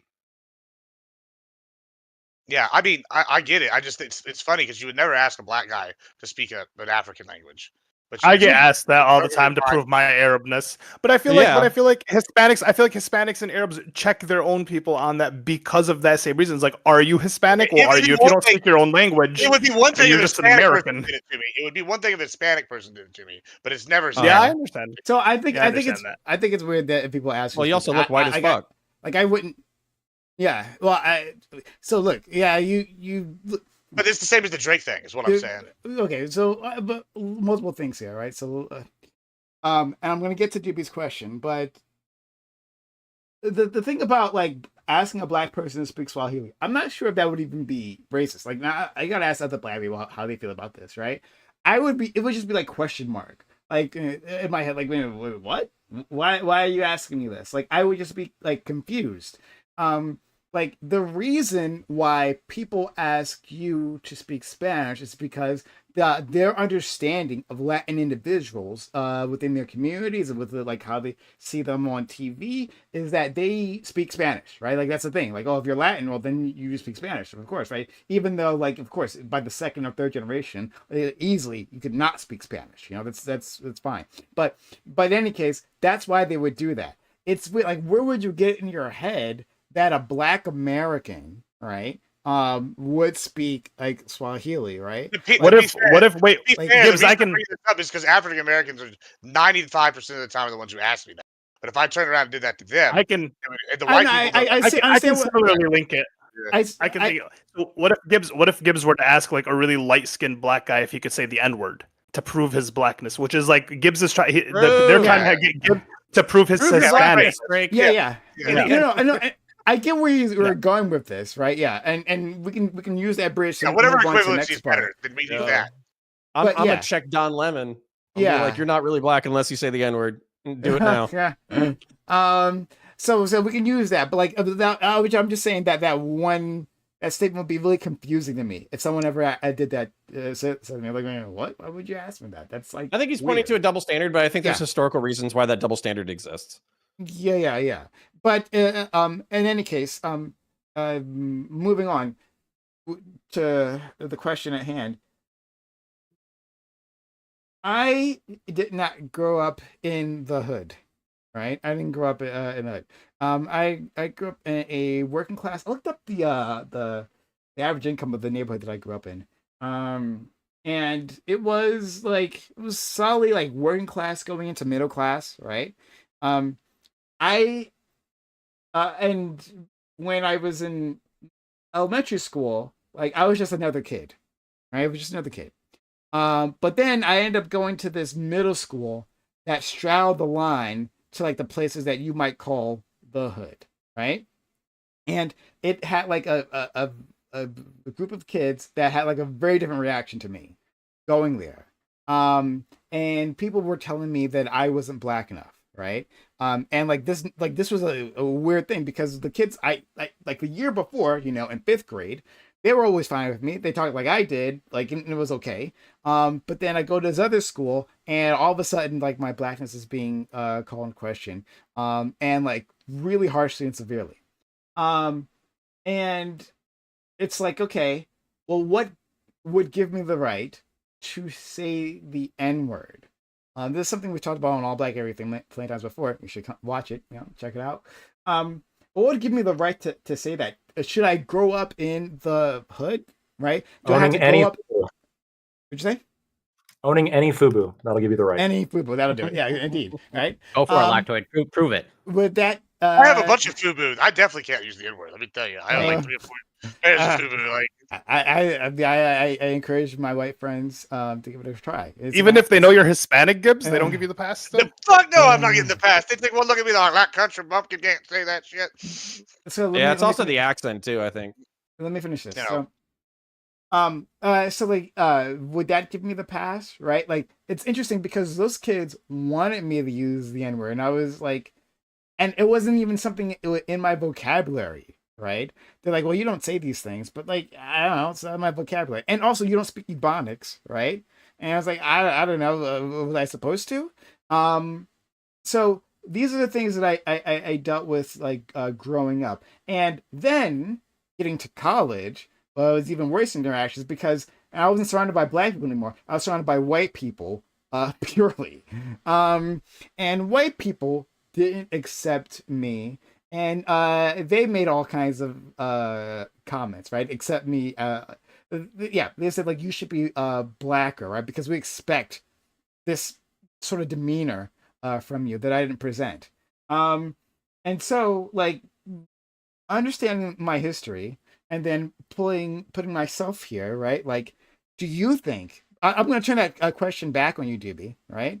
Do you think that I should be using the N-word when I didn't grow up, my parents are solidly working class, but when, at this as well, when I would take friends, like, from that middle school, right, when I take them to my house, right, they all thought we were middle class because of, like, my house was nice inside, right? My mother and father saved and like were able to afford things because of it, just but that they worked crazy hard, like 3, 4, 5 jobs between them, that allowed them to do that, right? But like I didn't have a lot of their experiences, so I'll ask you: do you think I should be able to use the N word, knowing all that?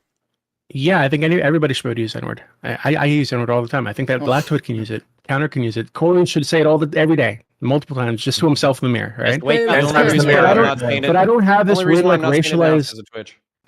Exactly. The only reason I'm not saying is because I know the Prime gets upset, okay? Because I don't have this like weird racial like barrier around my words, right? So, but I think that a lot of people in the Black community do, and it's here. I'm wondering because the way that Drake seems to demonstrate his blackness is I was watching some shit about this. He tends to like exaggerate how poor he was when he grew up, pretend that he was poor at all when he grew up. He tends to talk about like shooting people, emptying clips into people and shit like this when he's never done any of that. He just didn't live that lifestyle, In right? Canada? But it seems like he thinks that being black is that, right? Being black is being like a hood person. And I'm really curious because typically when people like you or Fanatic or Gambit, when I've had these conversations with you guys, it's like, oh well, you guys can't say that because it's our word, it's from our experience, so we understand the context, and you don't really understand the word the way that we do because you didn't grow up in our situation, you didn't grow up with black skin, so you can't say it. But he grew up. Can I tell a story? Short, yeah, of course. So he grew up again, raised in a Jewish area, an affluent area, on Degrassi from he was like 14 or something years old, on TV prior to that, like when he was 10 years old. Grew up very comfortable, upper middle class lifestyle, right? So he didn't have that experience either. So I'm just wondering like how that connects. And Counter, you can tell your story if you like. Oh, I'm sorry. Yeah, can I? Before you guys jumped in, so we're gonna go to so if you got it, is it a quick story or just No. no? Okay, all right. So then we'll go to Gibbs, Ali, then counterpoints. But let me respond to this quickly. Language is interesting, right? And the way we use it, in the context that it gives, and how that affects different situations. So I think it's different when people of other races use the N word, right? Should they be allowed to? That's a different conversation. But I think the context, it might be fair to say, is different. Now, within the Black community, I mean, something that we understand is that like all skin folk ain't kinfolk, right? Meaning that just because you share my color doesn't mean you share my interest, doesn't mean you share my experiences, doesn't mean you value me as a person, right? That we have Black people who are, we have Candace Owens exists, right? So that explains, you understand what I'm trying to get to there, right? So like to see Drake use this as an aesthetic, right? Is the problem. And he's not the first one to do this, right? There are a lot of rappers who didn't grow up in the hood, right? Didn't shoot people up, wasn't like running coke to the stash house or anything like that. But they say so in their songs because it's an aesthetic, right? I think it's actually more of an indictment of like hip hop, mainstream hip hop, especially, right? And the hip hop, honestly, that white individuals, white executives have said, well, this is the popular thing, and this is what we're going to push. Gangster rap, right? It definitely had its own popularity, and it spoke to some people within the Black community, but there were other voices within the hip hop community. They didn't get pushed, right? Because they weren't doing gangster rap. And that's what they wanted to see, right? And that's what gets pushed on the radio, the violence and all that. But there's other types of rap that exist that Black people give rap, so in any case, right? So that's the thing. So I think one, it's fair to criticize the music companies that push Drake and others to adopt this aesthetic, because you have to, right? Of course, you're not marketable if you don't, right? It pushed Tupac. If you look at his before he started his career, right? He's got a very different aesthetic, right? Extremely different, more feminine aesthetic, but he adopts this hip hop hood aesthetic afterwards, right, to become marketable. So it's that, but also I think it's fair to criticize Drake for not being authentic. But at the same time, could he have made it, right? Like, is this what he had to do to get this far? I don't know, right? I think I know there's room for others within the hip hop community to be themselves and have like a different sort of sound, right? But with those marketing executives have made that happen, and with audience have responded to it in the way that he did, so he became like such a huge success. I don't know, but I do think that it's fair for Black people to say that like what you're doing is wearing our experiences as a costume, right? The culture vulture thing. You are none of this is authentic, and we're not going to pretend. We're not going to play. You're playing cosplay, but that doesn't mean we have to go along with it. So I'll leave it there. So let's go to Gibbs counterpoints. Sorry, Gibbs, Ali, then counterpoints, and DB. I'm sure you want to respond as well. Yeah, so I can't say that I dealt with what you're talking about on the surface level with the Hispanic side, right? Like where like they're like, oh, say this or whatever. But I have noticed like there's this aspect of like, okay, I like it's not a surface level reaction because obviously I look like, Casper the Friendly Ghost. And I'll have like people come up to me and they'll be white, whatever, it'll be fine. And then later down the line they'll find out I'm Hispanic. And then you'll see that kind of like surface level reaction where there's this cultural differences kind of thing. Or then like, with Hispanic people, even if like they're not like able to speak Spanish, they were raised, quote unquote, like white, I guess. They'll like, there's this like knee-jerk reaction. So it's like, I'm not white enough for the white people. So I can never be alt-right. So, Nick Fuentes, like, I don't know, Nick Fuentes is a weird one, but I like, was about to say Fuentes is which is funny to me because if I ever turn into Nick Fuentes, like the Nazis are going to get me in round 3. I don't know what like he's talking The about. white nationalist movement is very much open to non-whites right now. Yeah, and I'm sorry, Gibbs, for the interruption, real quick. Elijah Schaefer has Hispanic immediate family members as well. Yeah, sus. I don't trust it. But the point is, I feel like I'm like at least with the here in Texas for the old whites, it's like you're not white enough for the white people, and you're not Mexican enough for the Mexicans. Like it's kind of this weird dynamic where they're like, oh, whatever, whatever. Luckily, I'm in Texas where like it's less about race and more about what you do than it is in like other states. But like it's a very interesting like a dynamic, like I said, where you see this like kind of like, and I kind of feel like that.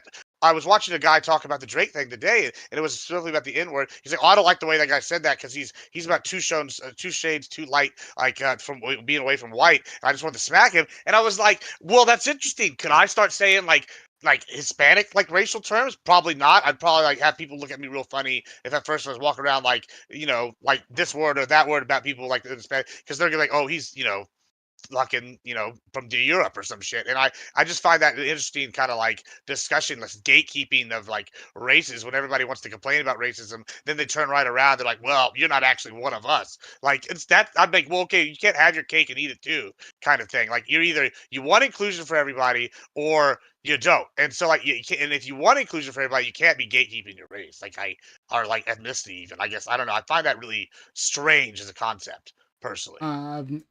The one, okay, I'll say one more thing before I go to Ali, right? And it's about the way we use race. I meant to say this before. When we're talking about like these experiences, race, we separate them into 3 categories. And let's see if I'm going to try to actually remember these categories, right? Like we mean like your ethnicity, right? So like where you come from. We mean how you present. Which is a different thing, right? Because, as our friend Gibbs is telling us, right? You may have the ethnicity, but he doesn't present in one way, in a particular way. And then, well, okay, how do you present though? Like, how do you present? Like, what do you mean by that? Like being Black and having Black skin, right? Like presents me. Sure. Yeah. And then the third would be culture, right? But we use race, and we mean all of those things sometimes, or we mean one of those things in different combinations. So when we're having this conversation, it's best to really identify what exactly you mean, right? Are you just talking about ethnicity? Are you talking about the appearance? Are you talking about the culture? Because when you mix these things up, this actually makes it very difficult to have these conversations. Trust me, it's like it'll be much better if you can like separate that in your mind and just like specifically call that out. But anyway, Ali. Yeah, so okay, I grew up in Dearborn. We're surrounded by Detroit. Arabs and Black people. This is the whole bag. Arabs will, like, especially in the past, would have sworn tooth and nail they are allowed to use the N-word. Why? Because we had a lot of commingling, right? Between where we worked and all the setups in the stations, we would have people that I've gotten the pass many, many, many times. And none of my black friends, older black people, the people that I worked with, surrounded with, no one really cared. However, much like you, Prime, I grew up around Arabs. Back in like, you know, when I was growing up, it was not cool to be in touch with your Arab culture. You were called a boater, like people who came over on boats. And so people would make fun of you if you listened to Arabic music, if you listened to any of these things. But also, they made fun of me for liking skateboarding, for liking the X Games, for listening to like punk pop or rock or whatever it may be. I got called a white boy. Someone tagged white boy on my house. It was other Arabs, right? Because I wasn't acting as the cool culture, which wasn't even Arabic. I spoke more Arabic than anyone. I've been to my homeland more than anyone. No one has the right to call me a white boy. But because I wasn't so into black culture, right, that was made fun of. Really? So because I didn't go around saying the N-word whatever it may be, I was like ostracized. And then the same thing when I went to college, as you said, it was so weird because it seemed like all the white people were just hyper intrigued with the fact that I was Arab. And everything became about the fact that I was Arab. The conversations, where we're going to eat, where we're doing what, and it just became like such a hyper focus. Whereas like the Arab community was like, you're not Arab enough. The white community is like, you're super, super white. And I'm not gonna lie, the only community that seemed accepting and chill was the black community, which was like, hey, if we're cool, you could do and say whatever the fuck you want. We don't really care. Don't be a racist. But also, like, you're Arab, so they would make racist Arab jokes. I would make racist black jokes. We were all happy. It was an amazing time. And yeah. Just to Juby's point, where it's like, I don't think people necessarily care. I think it's just online. You have a bunch of strangers who don't know you. They haven't given you the pass. You know, they're not going to take your credentials as, hey, I've gotten the N pass from many people. And so it just becomes a whole thing. Whereas like locally, like I had this happen where I dated a black chick who went to one of the all black colleges, and she moved over from North Carolina to Michigan. And like, I was listening to Sada Baby, which is like Detroit rap. She's like, you listen to this? I was like, yeah, everyone listens to this. And she was just like so weirded out and so estranged that I was tapped into like Detroit black culture, because for her, she only grew up with like black, white, and a little bit of Indian, right? For us, it was we have Mexican, black, Arab. It's a whole mix, different types of Arabs and so we were more culturally like in sync with one another, versus like where she came from, they weren't. So for her, it was a surprise, and she felt like, you shouldn't be listening to this kind of music. And I was like, I don't know if you can come to my city and tell me what I can and can't listen to. And that was like it just seems like outsiders are the ones who care. And just that's because they don't know you. That's crazy that like gatekeeping the music. I hate that even more. But let's go to counterpoints. Yeah, so your N-word passes are wasted on both of you, Prime Kai and Ali. I am ashamed, because if I was either one of you, I'd be dropping an N-word with an A every other sentence. It's crazy that you guys have not been using it. Sorry, go ahead. I only don't say it to one because I don't know how monetization works, and I don't want to piss Prime off. Those are really like, if we had an agreement, we're good. Okay, so let me tell my backstory then real quick. So I'm white. My parents are middle class, but they're not so rich that, so the way that I describe it is, I was able to go skiing as a child. I was not able to take skiing lessons. So while the rich kids are going, Mommy and Daddy, I'm having such a good time, and they're like, you know, slamming down the mountain, I'm falling head over heels over and over and over again down the side of the fucking mountain. All right. So poor enough to not be with the rich kids, rich enough to not be with the poor kids, right? Make it through school. Lily white neighborhood. There's some black folk, but not a whole lot. Get into the military. So in the military, I actually ended up in a unit that was 17 out of 20 black. I think we had like a Brazilian, a Cambodian, a Peruvian, and then the rest of them were black. And what happened was, I had never been educated on the difference between ER and A. So I used ER with a friend, and he was like, what? And so we had like a 20-minute sit down where they explained like, hey, ER is like historically always going to be derogatory. We don't even use it with each other. It's not going to be something that is like, you know, there's no context in which this will be good. However, and I was like, but in my rebuttal, when they got sensitive, I was like, y'all use that shit all the time. And they were like, no, A, connotatively, is completely different. We use it fraternally. We use it as an insult. It's like a very flexible word. It's almost like motherfucker in a lot of ways. And so as a result, what happened was because we shared a lot of triumphs and defeats and a lot of cultural interchange and all that kind of stuff, I got the pass. And it was beautiful. And for 6 months, I was the crazy white boy who was a part of the black clique, and I got to use the N-word and nobody questioned it whatsoever. And then I got back to the real world and I dropped it in the wrong crowd. And then they were like, ah. And I was really sad. But I didn't want to force myself upon this new crowd, so I backed off and I stopped using it. All in all, though, I kind of joke about this, but I am serious. Like, I wish I could solve systemic racism, so the N-word with an A was not a big deal. I wish people could use it as a flexible, fraternal, shared tribe word, but we're just not there, so I'm not going to force it. I have thoughts. Thank you. Share your thoughts. Am I Um, wrong at any given point in my assessment of its use? no, you're fine. I mean, you were correct in what you were saying there.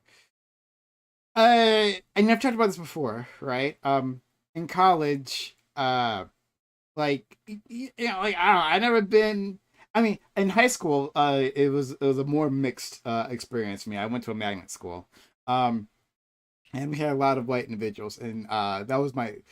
I had more experience with white people there, and then in college, a lot more experience with white individuals. But like those experiences were more hostile in college, and like I'm just like navigating that, as a black guy and like a dorm floor that's like almost all white, and my friends asked for like the N-word pass. I'm like, okay, right? Like I'm cool, right? Like I'm the cool guy, right? So I like it's not gonna bother me. And in general, I'm like not bothered by these words, like even if people will call me the ER, right? I don't give a fuck, right? I've been called the ER many times, many times, right? And by people who honestly God can't stand me. And that's okay, whatever, right? So like for me, I'm fine.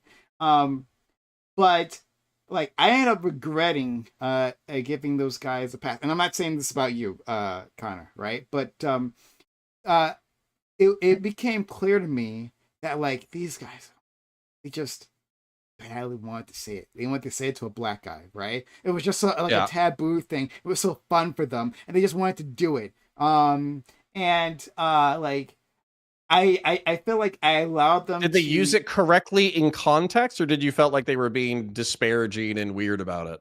They were just using it to use it, probably. Yeah. No, but I'm saying, so for instance, like, let's say that you're playing on Xbox, you're with your boys, you're having a good time, whatever, you have a good kill streak, et cetera, or like you're shit talking each other or whatever. Like, did it flow naturally within that conversation, or was it like from the awkward suburbs, and repetitive? No. They would like to use it in jokes, right? Yeah. So, I should. Yeah. There's a perfect example of this. I think it's in season 1 of Atlanta where Donald Glover? His character bumps into one of his white friends who he used to work with, but he doesn't know him like that. And the white dude walks up and he's like, "What's up, Mike?" Obviously. And like he goes for the high five, and you just see the high five kind of like lose energy halfway through. A solid awkward 3 to 5 seconds of it. So like I get it. Like you said what'd you say? You said skin folk isn't kinfolk, right? Mm-hmm.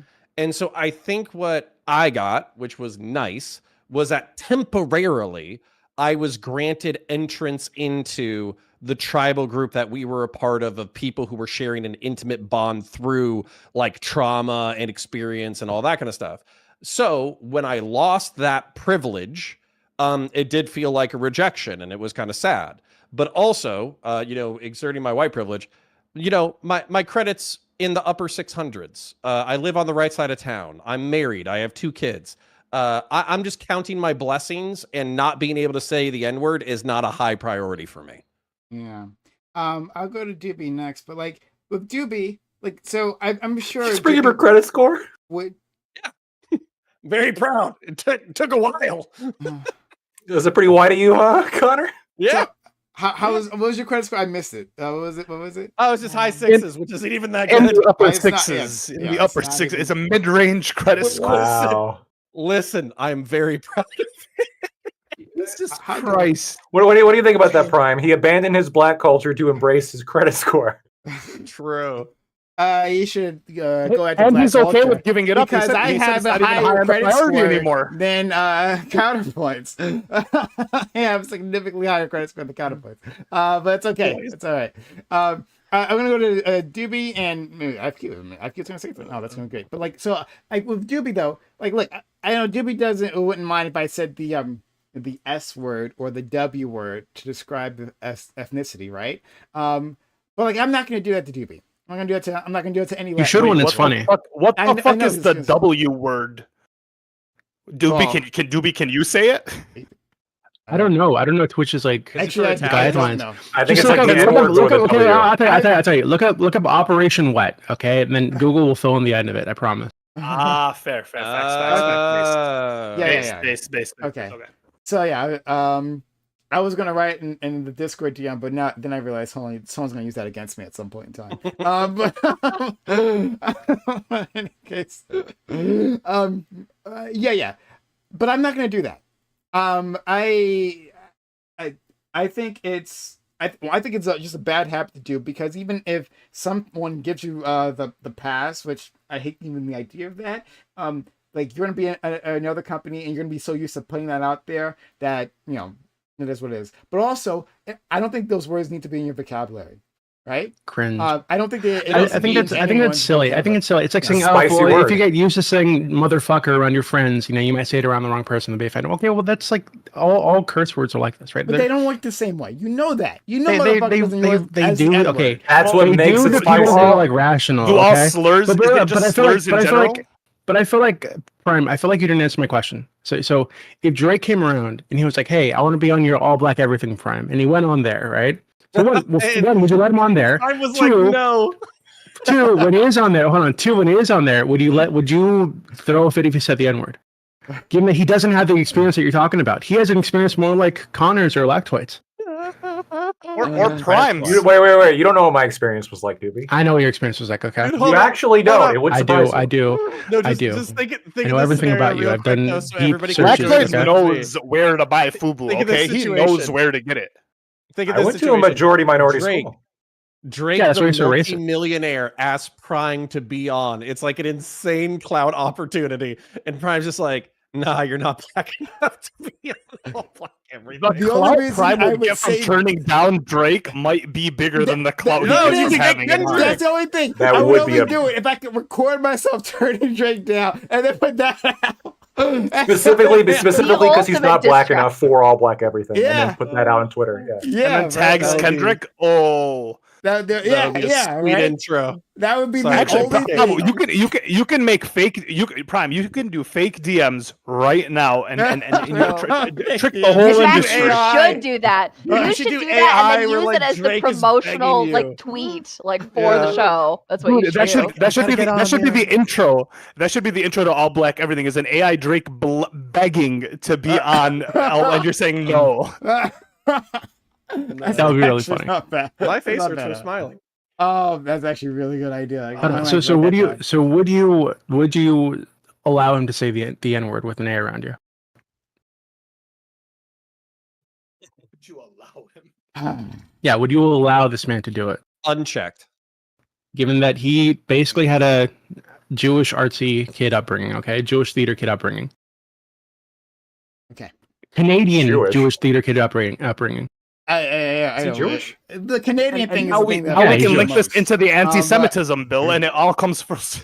Depends on his position on Israel-Palestine. Oh God, here we go. No, let's not Also, do the that. anti-Semitism bill is disgusting. I think it should be thrown out. Agreed. Okay. Yeah. So, one, I don't have a problem with. Okay, there's so many things here.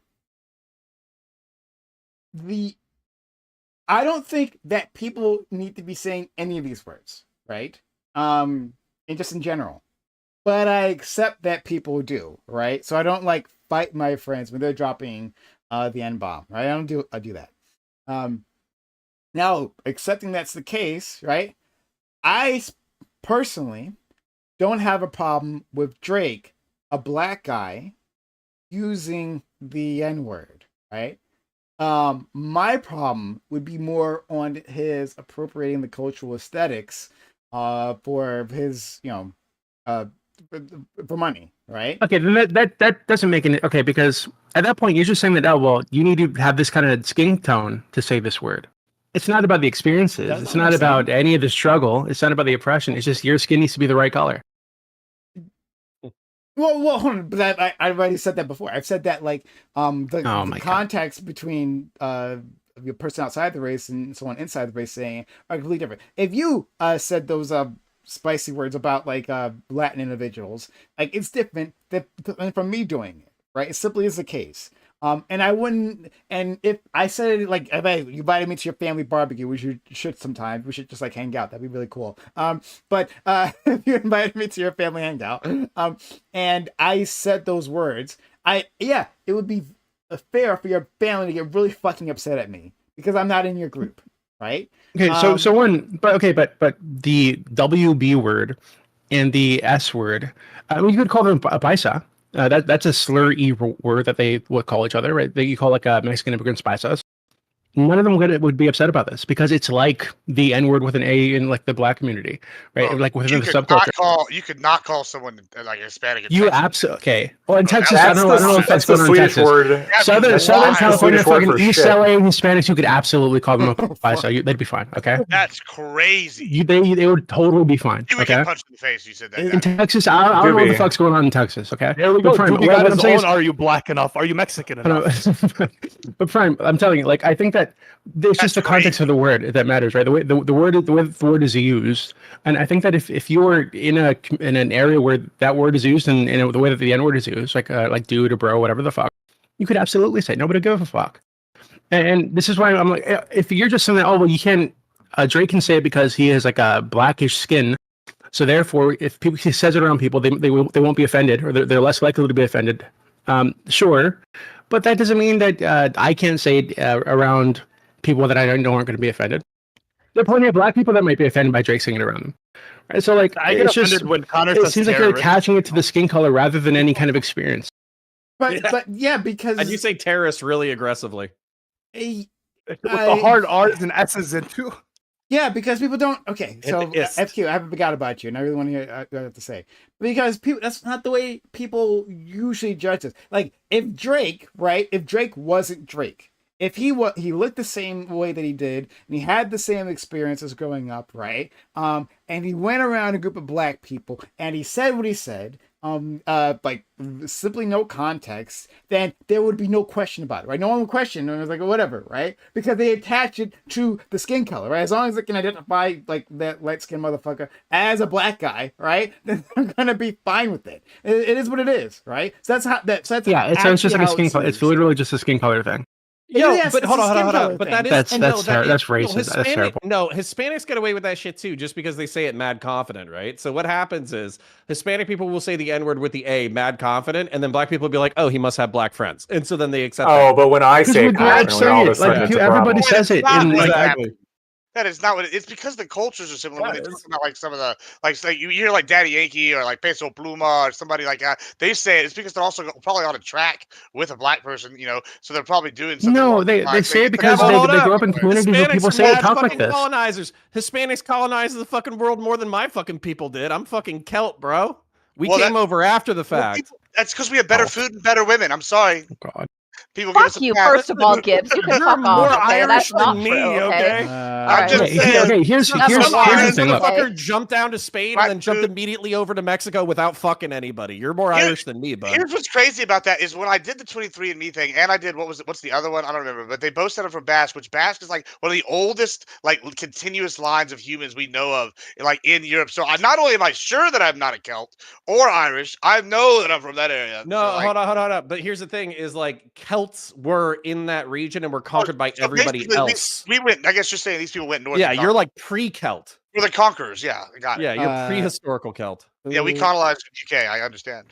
God. So did we finish? And then we came back to save you in St. Patrick's Battalion, which is a whole other piece of history. But since we're going over like just I guess horror stories of times we've said the N-word. I've never. Oh yeah, let's hear some more of that. Yeah. I've never said it.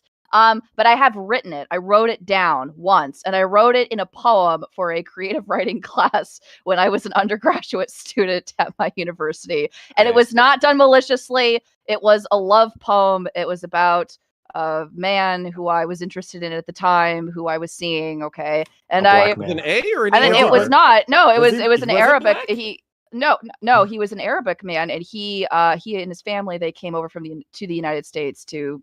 They used to live in Saudi Arabia, and he complained about Saudi Arabia to me. But anyway, I basically wrote this stupid, very cringeworthy little love poem, and in it, I mentioned that, like, I basically talked about the fact that people were treating him like shit, and I hated that. It made me angry that people were saying things to him. And one of the things that they said to him was, this guy, as he was going into his apartment, they called him a sand N-word, like as he was going in, and he like had to deal.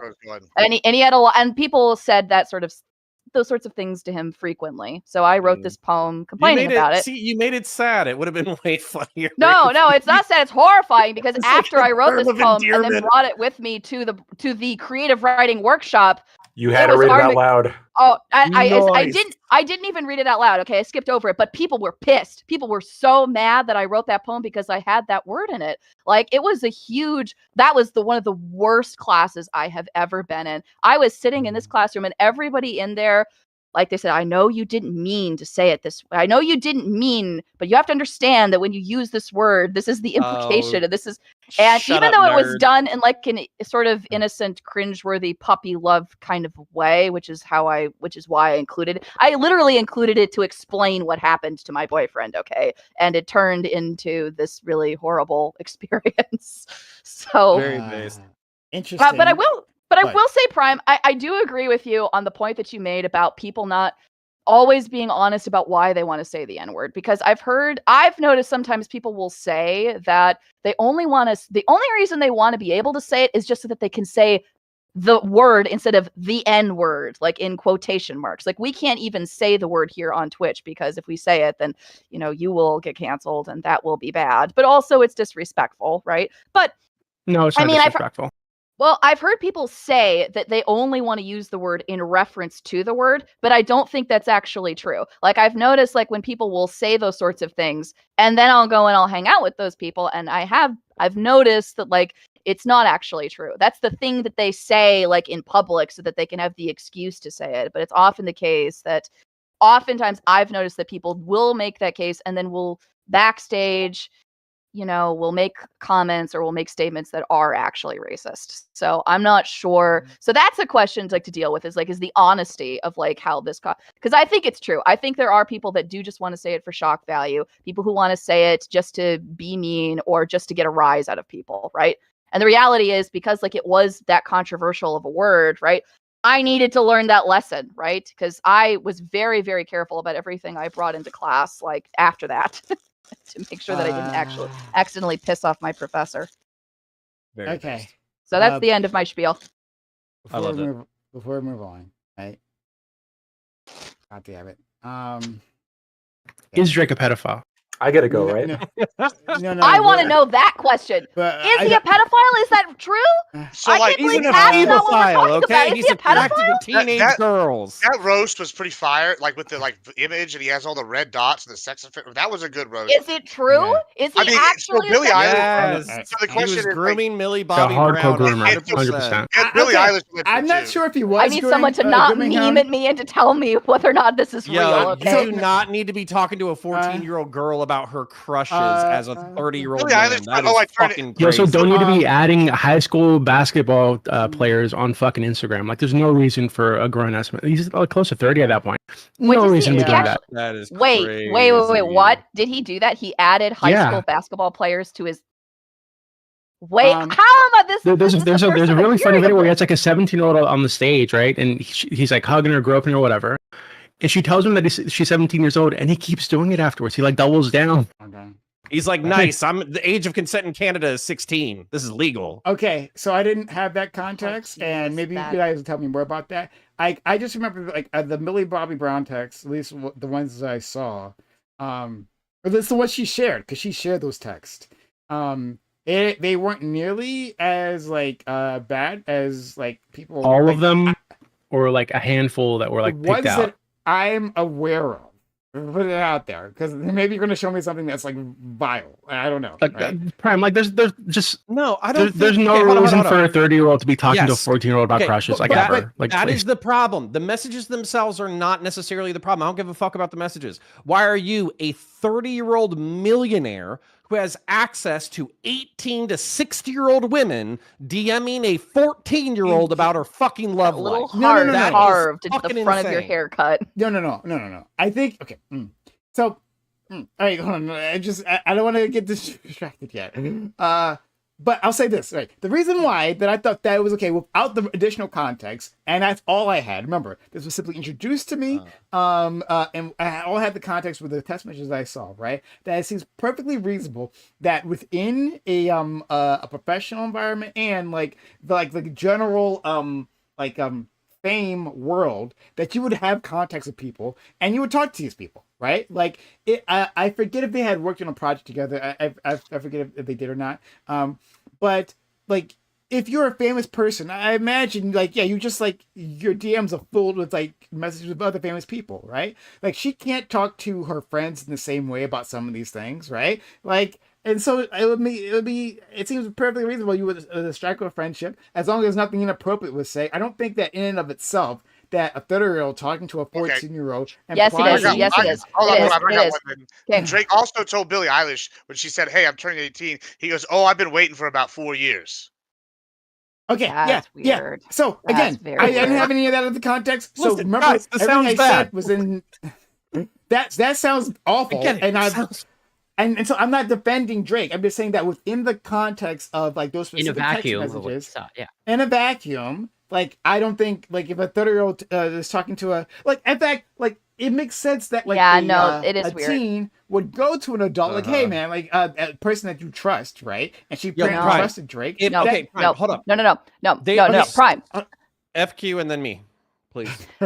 Look, I work New as moderator. Look, I have done a ton of childcare over the years. Okay, I worked for as a long time as a camp counselor. I worked as a babysitter. I've worked like as a substitute teacher. I've worked in a lot of cases with a lot of kids in varying age groups. Okay, the number one thing that you are always told before you start work is do not ever text the kids. You are explicitly banned. And it doesn't matter how old they are. It doesn't matter how old you are. You are, as the employee, are not allowed to have the phone number of that child. You text the parents. If you're going to text anyone, that's who you're in contact with. And to the point where if it's found out that you are texting somebody like who is underage, and again, it doesn't matter, right? Like how old, like how mature they are, or whatever, right? If they are under the age of 18 and they are in your care and it turns out that you have been texting them, you're fired immediately. And not only are you fired, but you're not allowed to come back into work. Employee. Like it's, as an employee of the camp. Yes. Mentor situations, like a family friend or someone that you know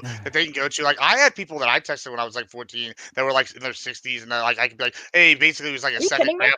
My little 15-year-old sister, if I found out that a 31-year-old man, if I found out that family members are like Gibbs, I love you, but if I found out that you or anybody like your age was texting my 15-year-old sister, okay? Yeah, your sister doesn't have millions of followers. It is a celebrity. This is a job role. It is. I don't agree with it. I don't agree with it. Okay, mentorship. Okay, there are a couple of problems with that. Number one, he is a millionaire. Okay, I don't know what Millie Bobby Brown's situation is. I mean, Drake's situation is different, but like I'm saying, generally, because it is different, the money is important here. Because not only is he way older than her, he has way more money than her. That means that if there was something inappropriate happening, like between the pair of them, that would mean that he is in a better position to squash her and to bully her parents and to bully the other people around her in order to get what he wants. That's not necessarily true, but it's possibly true. He has so much No, that doesn't. Okay, none of that matters. Hold on. Oh my god. I'm sorry. I'm getting distracted here. Because there's lots of things I'm trying to get to. But now FQ's got me fired up. But FQ, one, it doesn't matter what happened within your professional environment. That makes perfect sense in your professional environment. Why they had those rules in place, right? Because you don't want to be in a situation where you're like adjudicating those things. Just so a blanket ban, that makes sense, right? In the context of like especially a non-professional relationship, right? With these, there's two individuals who actually have things in common, right? He, as you guys said before, he was a childhood star, right? Yeah. Like the things that she's going through, he would know better than I would, better than you would, better than your 15-year-old sister would when she was 15 at the time, right? Like she can't relate to her in the way that Drake can relate to her in that situation. Again, this is in a vacuum, right? We're talking about in a vacuum and not all that other stuff, right? Then why isn't he choosing to become friends with her parents and giving her parents like this advice instead of him going to her directly? That's not how kids operate. Hold on, it absolutely is how it operates. Okay, no, it's not. Absolutely not. If kids go to their trusted sorry, adults, Prime, right? okay? And sometimes their trusted adults can't be their parents for a variety of reasons. And like her parents, I don't know her parents' situation, but I'm assuming they weren't famous, right? Unless she's like a nepo baby, right? But I don't know. But assuming she's not a nepo baby, her parents don't know, right? And so it would make sense to talk to someone directly who's gone through all of this. No, not when it's a 14-year-old. If Connor revealed to me, right, that he happened to have a daughter that had a lot of the same life experiences as me and was in a similar position, and maybe like she wanted to go on to maybe get her degree in English, or that maybe that was her path, right? The person that I would want to talk to about that would be Connor, okay? It would be him, okay? Because he's the dad, he's the adult. He's the one that makes decisions. It would not be his daughter. I would not be sitting down with like a 14-year-old kid. If I can, just 1 minute, okay? Like the reality is, you're right, okay? She doesn't know, right? But she's a kid. The people that can actually make those decisions are her parents. If he really wanted to have an impact on her life, if that's really what this is, if this is mentorship, okay, then really that is a relationship that happens between the parents and between the tutor and the educator. It's not a relationship that solely happens between the tutor and between the parent. You're thinking that's true. That's absolutely true. You're talking about changes in her life. Nothing needs to change in her life, right? She's a superstar. She's a child star, and she's going through a lot of really hard experiences. So he should tell her dad. That's what he should do. Let me give you an example. What about like going into the military? My parents went into the military, and I want to ask somebody, hey, John, my cousin John, or like let's say like my next door neighbor's dad's military, right? He's in his 50s, and I've known him my whole life. And why would I ever have him text my parents or talk to my parents when I like at a 15, 16-year-old and interested in the military could just text neighbor John and be like, hey, what's going on? Hey, I'm thinking about joining the military. What do you think about this? That would be weird. So I'll tell you why. why. You text John that you miss him so much and you want to hang out soon? I know. Hold on. No, yeah, probably not. Right? Hold on. I already said that the Drake stuff was weird. I'm not talking about Drake, but I feel like within the vacuum. With a vacuum. But what Fair Community is doing now is like bashing all of mentorship and like right. And I am not bashing mentorship. I'm explaining mentorship. Okay. We've known my whole life, or like a significant period, and he's got an experience that my parents couldn't relate to. Why would I ever talk to my parents about that? Why wouldn't I go directly to the horse's mouth? If I had a the answer is okay. If the person next door, right, is telling you, I just want to keep it between us. Don't let your parents know. Just text me. We'll text back and forth. For him to want to have a private communication with you, just outside. That's not what I'm talking about, Fairy Queen. You added a lot. You added a lot. You gave. I'm adding a lot because of what was said earlier about Millie Bobby Brown and Drake. That's why I'm adding that. It's specific to the situation. Before you that, in the vacuum. Yeah, but hold on. Before that, you gave an indictment of all people over like 30 or so shouldn't be like talking to younger people because if you are not a family, if you are a family, okay. If I may respond, okay, if you are not a family member, okay, and if you are not someone who is trained professionally to be with children or to work with kids, and you say the neighbor next door who you've grown up with your whole life, maybe my life experience is different. I moved around a lot, okay? But my family was also in the military, and my brother also wound up joining. He's choosing to try to join the Marines right now. Like he's in that process right now. Okay. And it is true that like you do go and like you are advised to have mentorships, but mentorship is always something that your parents are overseeing. Okay. They are overseeing this That's mentorship. ridiculous. And that's not ridiculous. It's how it should happen. Not Okay. at all. And that way, if anything Good, happens, and if like you it's go to different. John next door and he seems like a great guy, but then John next door turns out to be a creep and he's got like a ton of like weird shit in his Just backyard, knowing about then it, he and can then, go like, back.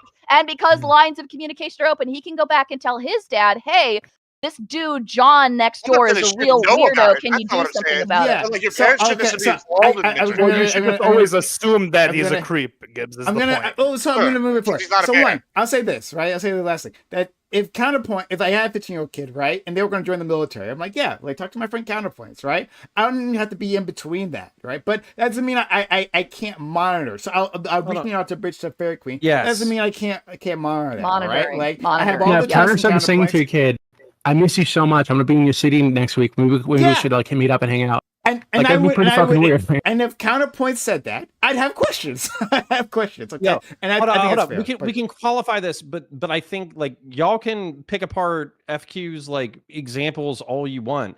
At the same time, if we're talking about people who are potentially sexually attracted to each other, and we're talking about a 14 or 15-year-old girl or boy, and then we're talking about them sliding into each other's DMs, and y'all think that shit is normal, that's fucking crazy. Like, if you want to vacuum it, vacuum it. But we're going to add in variables that basically say, at minimum, this is a red flag. At minimum. Can And I- can I ask you one thing? it would just be like a red flag if this were the only thing. But there's like multiple things like this, right? Where, like I mentioned earlier, him like following high Even in the school vacuum. basketball high school basketball girls on fucking Instagram. There's no reason, and actually DMing with them. There's no reason to Yeah, fucking do fair. that as a I agree. 30-something-year-old dude. I agree. Okay, so like Yeah. I was gonna ask you on counterpoints on that note, right? I think there's a difference between, let's say, if it was well, I'm not even gonna put myself in there. I don't want to be the creep, right? But if Drake reached out to her, right, or she reached out to him, right? She's like, hey, like let's say It let's makes a just difference. yeah, like she's asking for advice, and then they strap a friendship that way. You think that there is a significant difference between them, or he reaching out to his 14-year-old, like, hey, let's like talk. Can I interject real quick? So I can agree with you that if there is a 14 or 15-year-old and they are uniquely autonomous, they are rich, they're famous, they're whatever, and they DM you and they're like, hey, listen, I'm going through this thing. Have you ever experienced something like that? I don't care. Like, let's say that was the situation and that's what Drake was doing. If he responded in a paternalistic way where he's like, hey, actually, I experienced something very similar. I did this, this, this, and this. And then he didn't do any follow-up engagement, I would be perfectly okay with that, because the truth is there's not really a good reason for a 35-year-old man to be consistently messaging a 14-year-old girl. However, if he uses that initial thing as a pretext to develop a relationship that starts flirting around the sexual territories, not only is that a red flag, I basically view him as a phebophile. And I'm not trying to meme right here with the differentiation. Yeah. I don't think that, like, based off of the information that we have available, I don't think Drake wants to fuck prepubescent kids. But I think that he doesn't care if they're an upper teenager and about to be 18, and he seems to want to put out bait into the waters, so as soon as a girl turns 18 and it is legal, she can DM him and then they can go party, get drunk, and fuck. So that, to me, is predatory in a different way that can be legal, but it's still predatory. I agree. Let's go to Ali and then Corey. It's grooming. Yeah, so I agree, vacuum or not. Obviously, I do think it's creepy to be messaging 35-year-old as to be messaging a 15-year-old. However, I've had this argument with a couple of my brother and his friends, like they're younger and they play video games, right? And part of playing video games, they like going to the conventions, they like going to this thing. And so they had friends when they were like 16, 17, and they were like 26, 27. It's not so much that they were like friends that they would see each other all the time because it was like distance. However, if there was a convention in town and they were going, they would meet up at the convention and hang out and blah, blah, blah. And like they would be actively gaming. And so I didn't know how I felt about that, because I was like, I don't think like there's no reason a 25-year-old should be engaged with like a 17-year-old guy, sexual or not. I just don't think it should be like a friendship level. But that the internet is just a space that people are engaged in, so Instagram is just like a social space. And then also, like, for the whole having an older person engaged, like there's older brother older sister programs, right, where it is specifically an older, now it is specifically monitored, like in that, like, who's the older brother. However, when you're hanging out, you're just hanging out on the side, and the conversations can essentially be whatever you want. And to Fairy Queen, like, I know that teachers aren't supposed to be texting students or whatever, but I've been hearing a lot about teachers having their students on Snapchat, teachers having their students on that's TikTok, not supposed to happen. Instagram. I mean, it's not supposed to. Yeah, that's unprofessional. They're not supposed to do that. I know that it happens, but it's not supposed to. The kids are the ones pushing it. The kids are the ones who are like following their teacher. You have to be the adult. Oh, I agree. I want to rebut to something because there actually could be a generational gap here. All right. So I'm late 30s, so I'm a little bit older. Somebody was saying this was like a random piece of content that I bumped into, but they were saying that one of the shifts that happened generationally was with the kids who I grew up with offline, and then the world became more online as I grew up. A lot of kids just grew up where everything's online, right? And so what became more normal over the past decade is that you would have video game lobbies, because everybody does that as a hobby, where it's like 12 all the way up to fucking 40, and people are talking shit and having fun and becoming friends and all that kind of shit. I think that's a changed social dynamic. However, what I would say for anybody growing up in this environment, anybody from 12 to 40, you need to think like your calls are being recorded, and you need to think like every single text message is being snapshot. So if you think that you're flirting with a fucking 16-year-old girl and you're going to be able to get away with that shit, fuck no, you're not. And on top of that, you could get giga fucked by that shit. And I'm not trying to like defend predators. I'm just trying to say, like, if you even have that inkling, like, well, she's really mature for her age, or he's really mature for their age, I want to be friends with them. And then if they become 18 or 19 and then they DM me, that's like a cool fantasy for me. Stop. Fucking stop. Yeah. Go find normal people. Wait, that involve shit outside. I agree, except for like, I just want to lend to like the celebrity point and that like gamer friendship point, right? We have like 15, 16-year-olds that are streaming, that are Instagram famous, that are YouTube famous, that are celebrities. They have jobs. They are working. They're working children, right? We can't call them working adults, but they're working children, and they do have these connections. You see 16-year-olds going to like these streamers' houses or linking with them online or doing whatever it may be, and it's one thing, it's disgusting, but at the same time, it's like, do you just ban children from the internet? Which it's a weird. Like, okay, what do you do? It's a weird transition point, but I think we have to put the onus on the adults to be adults and the kids to be kids, and we have to socially reinforce these things, because the truth is, we do have these weird situations where 17-year-olds and 16-year-old Twitch streamers or whatever are sexualizing themselves, and then they're acting like they're getting great, or the TikTok. Yeah, when people are responding to the sexualization. And it's like, no, you're going to be 18 in a year and a half, and you are entering in this world where you're going to have to make autonomous decisions about how you share your body with the world. And it's not enough to go with the cultural flow. You will get screwed over, literally, metaphorically, spiritually, et cetera, et cetera. So we have to be, and then with the adults or whatever, you can't be encouraging that shit. The reason why I think FQ and I have such a visceral reaction to Drake is because he's encouraging it. No, agreed. But I'm saying, like, then the conversation really becomes like, we need to, at least for me, what I'm hearing is like, maybe DeSantis has a point. Maybe kids don't need to be on these spaces where you can be a celebrity for the sake of being a celebrity. And if you are a celebrity in these spaces, you're going to have to engage with adults, whether it be getting a contract deal, whether it be getting a gig, whether it be finding management agency. The people that you're surrounded with, like childhood actors, they're surrounded by adults. So you can have a 5-year-old person and their entire day is engaged with 16 to 40-year-old adults, and that's all they're engaged with doing. By the time they're 16, right? By the time they're 16, they have this network and this friendship of, they don't have peers anymore. But we need to get people to mature as well. Okay, pause. It's stunting their maturation. I'm saying is what I'm saying. Yeah. Pause. So I'm gonna add Corey to Lactoid and to Admiral Gibbs. Before then, I've been trying to do multiple things. First, and Corey's gonna smile at this. My donation. Donation incoming. I tried to say this actually a while ago, but Kelsey Soloway, you're probably not even in chat anymore. I know you're not. But from YouTube, 9:12 p.m., which over an hour previously.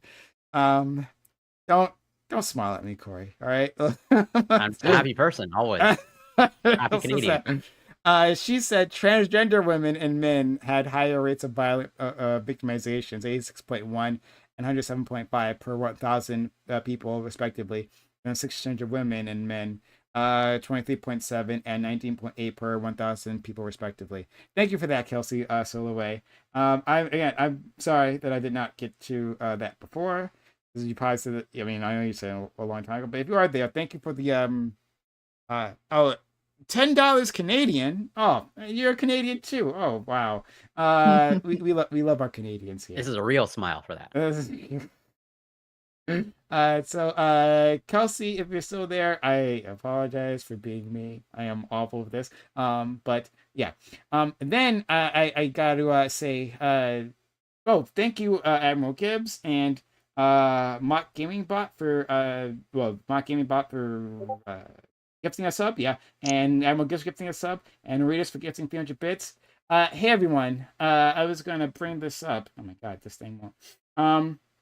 I was gonna bring this up, but we just had our 4th anniversary, the other day. So May 1st is when I started streaming in 2020. And hooray, 4 years, right? So if you've been appreciated that this has been around for so long, and since we started the Reverie, it wasn't exactly May 1st, but since we started the Reverie, we have never missed a single week, not one week, even on holidays, and that's honestly thanks to the people around here, like Lactoid and Corey, right? And Doobie, who have been here consistently, and Counterpoints, who've been here for a crazy long time, right? Yeah. And of course, thanks to our new friends. But if you do appreciate that, consider supporting this channel. Sub to the channel, give bits or give subs. We got a hype train going on right now, 43% of level 1 hype train, excuse me. So 57% left. Help us get to level 2 hype train. But yeah, guys, if you want to see more of this, we do need your help. Aiko, thank you so much for gifting 400 bits. Hi, Aiko. Yeah, he's great. We have 56% now. Consider helping us out. We do need your help. We haven't gotten many donations recently, and it affects the channel, right? So consider helping us out. Subs to the channel, gift bits, gift subs. If you have Amazon Prime, just Prime Gaming, use that in the chat. It'll be a big help if you want to skip Twitch altogether. You could put exclamation point donate. I think that works. Yes, that does work. And you can skip Twitch altogether. But my game bot, thank you for another sub, putting us at 70%. But yeah, please do support this community so I can keep providing you this content. Because if not, I really can't. So I want to make it to 5 years, but I need your help to make that happen. Substitute bits, give subs. If you're on YouTube, you can also use a super chat, like Kelsey did. I will get to you as soon as possible. I'm so sorry, Kelsey. I will get to you as soon as possible. But we will respond to your super chat. So consider helping us out that way. But that's the only way we can make it happen. Okay. So I was gonna ask you guys. So we have 3 other people in the queue here. I'll let you guys go, and you guys can decide if you want to continue on with this particular topic. Or you want to move on to our second topic that I had planned. But you guys can figure out. You guys seem pretty hyped up about this one in particular, so we can stay here. And we're already well past a usually switch over point. So keep that in mind. We have 90 seconds left on the clock. Help us save this hype train. Sub to the channel, give bits or give subs. Consider helping out this community. But yeah. Oh, Counterpoints. Hey, thank you for the 1,000 bits. You're a real one, Counterpoints. Thank you. And you're stubbed. So nice to have you here, man. Yeah. You're not even a gift sub. You've actually been supporting. Yeah, you're a cool dude. Thank you. For like 35 months. Oh man, thank you, Counterpoints, for continuously helping out this community. My But pleasure. yeah, we're at level 2 hype train because of friend Counterpoints who saved the hype train. 5% done, 90% left, plenty of room. Help us out. This is our 4th year anniversary stream. So, all right, so let's go to Corey. And 4.5 minutes left. Well, so yeah, I agree with the greater context. Drake seems really problematic and predatory. But I'm curious. So, sort of a maybe somewhat close example, not predatory, but like the celebrity sort of example, where there was a movie, Panic Room, great movie, 2002, stars Kristen Stewart and Jodie Foster. And from what I understand, based on interviews, like they established like a friendship and a relationship. Where at the time, Kristen Stewart I think was around 12 or like 13, and Jodie Foster was probably like 40s or 50s. Is that inappropriate? And like, was Jodie Foster sending her good night texts and saying that she missed her a lot and giving her like I don't know if like meeting up with her. I don't know if there were any leaks of text messages, but like as a blanket. Okay, well, like, I think if we just found out that if we just found out that Drake and Millie Bobby Brown formed some kind of friendship, right? Working on some kind of project together, I don't think people would give a fuck. It's the additional things that we know, which is I don't think so. Not because a lot of times, like when you say like friendship, it just means that they were working on this thing together and they were like friendly while they're on this thing. But I'm assuming that after they left this project, they weren't texting every day. She wasn't saying, "Oh, I miss you. Let's go meet up for dinner or something." Like that's gonna be my assumption, right? But if that did happen, I would agree that's like what if why would that be bad if it wasn't romantic context? Say they worked together and they've been working together right on this movie, and they had lunches together while they're on the movie. And then Jodie Foster. Yeah, that's fine. Hey, on the movie is fine.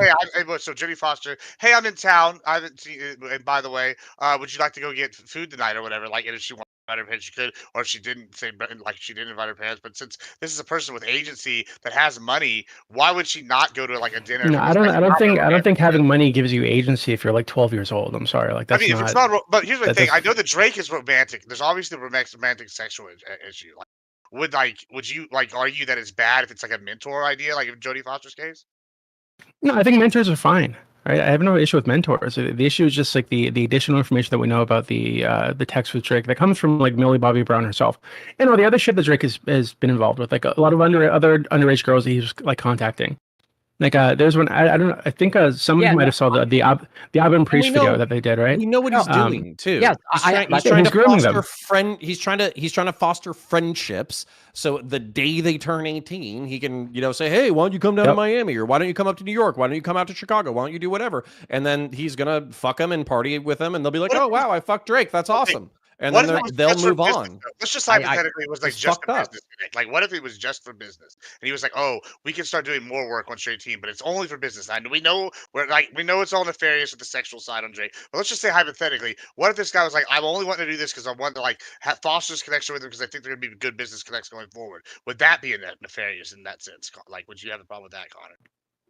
Well, okay, so if we were to desexualize it 1 second. totally, 90 seconds left on the clock. Help us get to a level 3 hype train, guys. If you have an Amazon Prime says Prime Gaming, use that 1 free sub per month here on this community. You find yourself coming back. If you value this community, you want more of these conversations, you think that this is a fun spot to be at. You like these topics that I come up with, or the ones I don't come up with, and these guys, we kind of like stumble upon them. Consider helping us out. Help us get to level 3 hype train. Sub to the channel, give bits or give subs. We do need your help. Thank you, Fairy Queen. Oh, Fairy Queen. Oh, yeah, cool one. Thank you so much for gifting a sub. Putting us at 17%. Help us get save this hype train, please. We need the assistance. All right, go ahead. Yeah. So I mean, I was just gonna say, like, let's just totally desexualize it. 35-year-old man, 15-year-old, let's say boy, they're not even sexually compatible in that way, right? And the 35-year-old just thinks like, oh, well, this person is going to be wildly successful when they're growing up as a result that I want to mentor them, I want to be their friend, I want to do, et cetera, okay?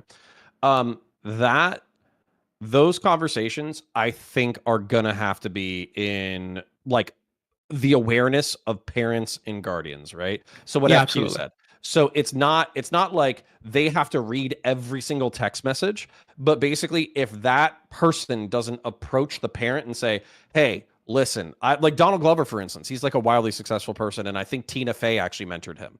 So if Tina Fey was mentoring 15-year-old Donald Glover, then she would need to be like, hey, Mr. and Mrs. Glover, I think your son's brilliant. I think he's going to be wildly successful. I want to mentor him. Are you okay with me continuing a communication with him?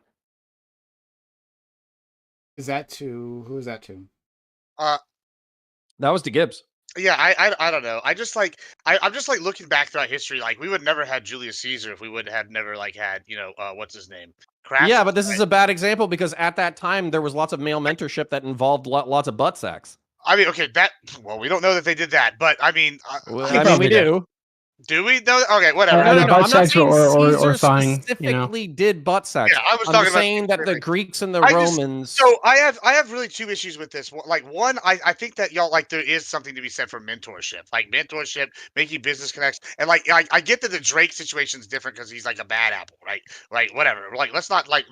It's not. It's probably way too common. It's sure. It's not. Let's not indict all mentorship because there's a few people that are over here. I don't think anybody's doing that. But like, I also wanted to touch on another thing that we kind of got away from. Sociologic brought up, and it's the gaming, right? Like there's this. Not only as we have like in just a game setting, you have like guilds, right? You have certain types of games, and that's like a lot more like relaxed setting than you see in like say, oh, this guy's coaching somebody on League of Legends, or oh, he's coaching them on like Halo or something. And like I don't know that it would be out of pocket. Be like they go to somebody, they think these people are their friends, for them to go, hey, I'm having this problem, like, what do you think I should do? Like, as opposed to even like a true mentor, like that doesn't seem nefarious. Like, it seems like you kind of just mentioned the like generational shift. I kind of think that there's even more of that now. I don't know. I just just don't want to damn everything because of Drake. Okay. I understand. Sorry, go ahead. Just before you go, multiple things. So we have another person that's going to be coming in a second. Thank you, Doobie, for being a real one, gifting 20 subs to the community. It's really kind of your friend.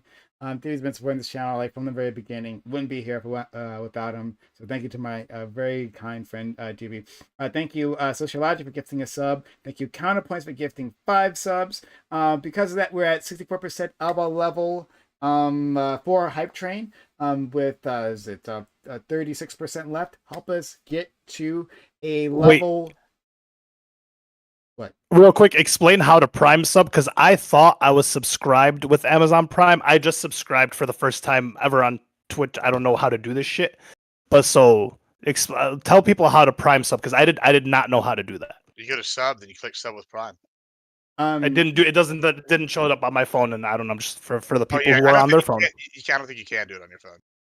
Just give it. Oh, all right. There we go. Yeah, I don't know if you can. I don't have Amazon Prime. I've never done it, so I've never done it. But I have instructions on how to connect your Amazon Prime to your Amazon account to your Twitch account. Is it already connected? Oh, I think I did it on my computer. I just resubbed. It doesn't matter, but you just keep going. I just want to, in case the people didn't know. I don't know. Yeah. In case you don't know how to connect it, but I suppose you connect. I think. I think that's how you do it. Oh no, that's Twitch account to your Discord. Okay, those are wrong instructions. 1 second. Thank you, Admiral Gibbs, for gifting 5 subs. Putting us over the line to level 5 Hype Train, 1% done, 99% left. Can we get to level 6 Hype Train? We haven't done that in a very long time. So listen, if I give any more, my wife is going to kick me in the nuts. So probably understood, friend. But you out in the audience, if you're appreciating this, do consider supporting the channel. Help us out in all the ways that I've already told you. It's very much appreciated. It allows me to keep on doing all of this. Okay. Sorry, who was talking? We were talking about mentoring relationships, and I was going to respond to Admiral Gibbs. Yeah, so you can respond, and then we have to get to the lector. Oh my God, the lector's been waiting forever. Okay, so all right.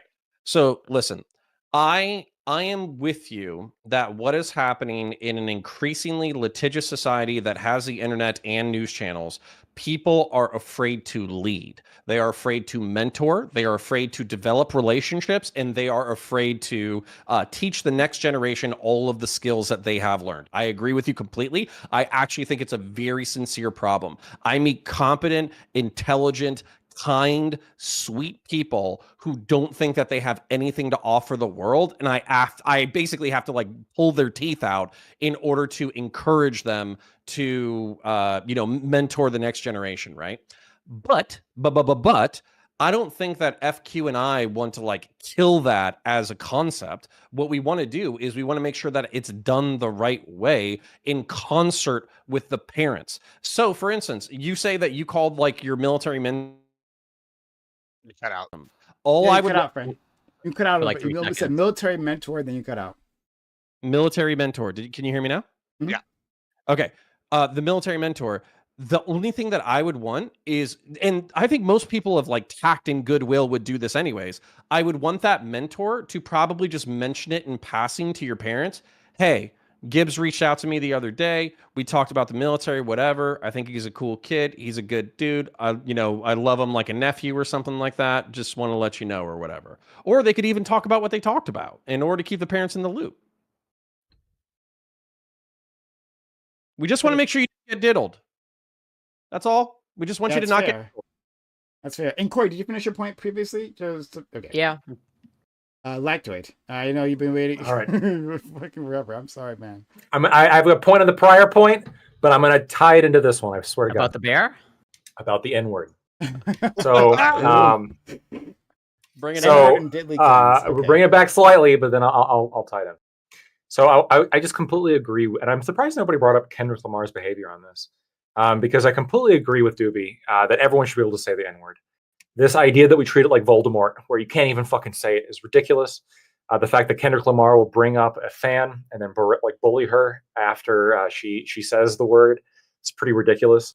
Also, I also think 1 minute left on the Low 5 Hype Chain. Consider helping out the channel. If you haven't done so yet, now's a great time to do so. You get emotes to get your sub free viewing. Sorry. Ad free viewing, and then your emotes. So either the emotes the channel provides or the extra emotes from the hype train type thing. So consider helping us out. We have 50 seconds left on the clock. Sub to channel, get bits, give subs. Amazon Prime Gaming, and or exclamation for donate if you want to give to the stream directly and skip over Twitch. All right, back to you. Level 5. So you have Kendrick Lamar who shamed a woman who went up on stage and simply said it. I think that's also like pretty immature. I think it's kind of immature. But what I also think is immature is something that people haven't mentioned is that Millie Bobby Brown and Billie Eilish have something in common, which is that they were both sexualized a lot when they were minors on social media. And it's odd how these are the people that are kind of at the heart of the story that Drake's having conversations with. And from what I understand is that Drake's a very sexual person in terms of just like the people he interacts with and the things that he does.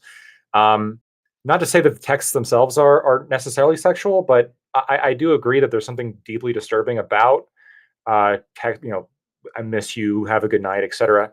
to somebody who's so young and who does have a reputation of being kind of almost sexually, not directly, but like virtually predated upon on the social media sphere. Why should we give what level of credit should we really be giving an adult who's doing this? I understand the idea of mentorship, but what's that one Key and Peele bit where it's like all the students that the mentor, like in the Taekwondo arena, right? They all tend to be like early 20s women. Is there like a trend here? Why is it the case that these are the people that Drake seems to be mentoring? What about the men? What about them? Yeah, so I have one bone to pick, and it's very personal and it's very old. So I agree with you that you need to be looking out for these people. I also think that we need to be transparent with young women, though, and probably young men who are being sexualized as well. So I have a bone to pick with Billie Eilish in particular. She has a lyric where she talks about blowing my dad. It is fucked up. Your dad I should not have to hear about your dad teenager. specifically. Yeah, no, she's like it's the bad guy lyric. She's literally like the kind of person to fuck your dad type, and I'm like, I am a 35-year-old man. My father is in his 70s. Billie Eilish. Why are you trying to fuck my dad? You fucking freak. Billie Eilish is specifically annoying because pre-18 she did this whole thing about claiming how she didn't want to be sexualized, and that's why she She would wear all the baggy clothes and the whole spiel. Literally, the second she turned 18, she then started going on stage in bathing suits. She then started going with the whole thing. Society rewards her for that kind of shit. Yeah. I just want us to be more transparent with young people who are being sexualized, who are between the ages of 15 and 18. And just say, if you sexualize yourself, the rest of the world is going to sexualize you more, and complaining about it is fucking stupid.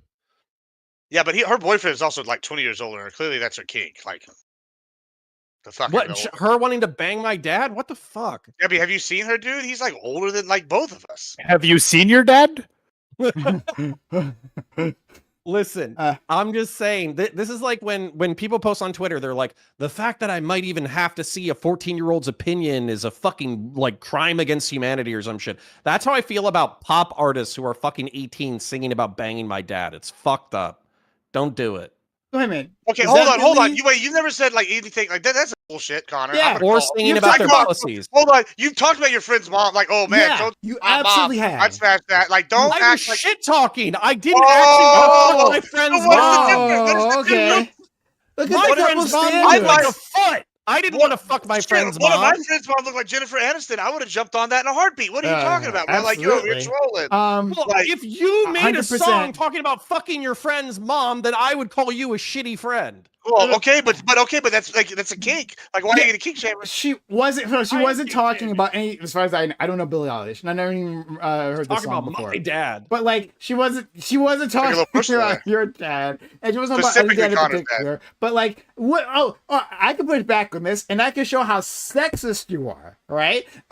Because well, yeah, I am. Men get to parade around like with the machismo and talk about like their virility and how Stacey's great they are mom. in bed, right? It was a Stacey's mistake. mom, right? And it's like, hey, she's got it going on. And It was a mistake. Stacey's Yeah, this is Mom is cap. a This is great cap. song, and it was a mistake. And on top of that, there's a new song called Stacey's Mom Hits Different, and y'all should listen to that. And then also on top of that, I blame Ludacris, okay? It's his fault. He came out with I Want to Lick You From Your Head to Your Toe, and after that, the floodgates were open. And now we have WAP, and I have to hear about how women's vaginas are like macaroni and cheese. That is you're a traditional crime conservative. I didn't know that. of a fucking lyric. Ludacris Ludacris did not open the floodgates to like sexualized songs of hip hop. I'm sorry, buddy. Like, look at your hip hop history. I didn't know how those closely people- linked Connor and Ben Shapiro were. Yeah. No, Like, so hold on. hey, do you know what? Who did so it? counterpoints. Do you know what There's so OPP many is? before that. 50 Cent? Like, Counterpoints. Do you happen to know what OPP is? OPP, that's a good one. OPP. What about cherry pie? Do you know what OPP Tone is? Lock? Any Tone Lock song? No, counterpoints. Hold on. Do I know who? I know ODB, Old Do you Dirty know what Bastard. OPP is? Yeah, you know me. I do not OPP. I do not know Okay, OPP. yes. That's a Not song. down with it. You can look up what it stands for, what OPP stands for, and I can assure you, What about Code way 45? before Ludacris, they were saying ridiculous fucking things. But anyway, the point is that it's been all these men who've been saying It was a right? mistake. But the moment a woman, right, a young Yes. woman decides to flex her sexuality, hey, I happen to like older men, just like you like older women, right? Which is like how, like you've been saying, you want to fuck my mom the entire time. That's acceptable, right? though. Exactly, right? So That's normal. That's different. I think it's perfectly fine if a young lady, and assuming that she wasn't forced to buy like regular execs or something like that, No. right? Like under her own like desire, wants to express herself and her love for older gentlemen. So there you go. We need to Stop go being back to sexist. euphemisms. No, we need to go back to euphemisms. We That's need to what go back to the OPP was. 1950s. No, but we need like euphemisms where we're like analogizing having sex to like picking a flower or some shit. Like I need some I need some creative distance between me and the descriptions of back in people's those days, vaginal I excretion. want to fuck you like an animal back in those days. Yeah. Yeah. Oh yeah, Discovery Channel. No, that is a mistake too. She's right? my I want to go cherry back to like pie. 1942, dude. Okay, cherry pie Sports is like the sugar on national. me. No. Hold on. Back in At least it's an 1942. analogy. Back in 1942, they were actually doing like explicitly fucked up shit with kids, right? Elvis. I mean, his first wife was how old when they met? Was Wait. the video an analogy, Connor? Can we not? I'm just This is asking facial really thing. simple things. Priscilla was we like not- 14, I think. Can we Revisionist not history. diddle kids? And can we not talk about our wet pussies and sweaty Well, balls? you can only do one of those things. We're at least making progress, right? Oh yeah, big old by ACDC. We're moving away from the kids. We got to go through a wet ass pussy phase, and then we'll be in the clear afterwards. Okay, we're making you know what? progress. Hold on. I have to make a massive concession that makes me feel like such a fucking asshole. Okay, so on one hand, I feel very strongly about not wanting to hear about macaroni and cheese wet ass pussy. Right. On the other hand, I have to agree with Lactoid that yeah, I know, right? My wife's giving me the stink eye. So back in the day, during the 1950s or whatever, when they were using all the euphemisms for sex instead of being actively descriptive, they were doing really fucked up shit. So Yeah. I have to concede that. Okay, fair enough. FQ. We're talking about wet ass pussy. You. Yeah. I want to know what that conversation. Well, Billie Eilish wants to fuck your dad. Tell her that. Yeah. But FQ, yeah. What are your if you had another comment? But I actually want to know your thoughts on like women exercising their sexual power and like in creative ways and stuff. But yeah, but FQ first, yeah. I think you're muted, friend. Right, Aiko shows up, and all of a sudden people get muted. Yeah. I don't think you can hear It's a transitive property. Hey, friend, like we can't hear you, FQ. Yeah, exactly. Wait, is it multiple people that are?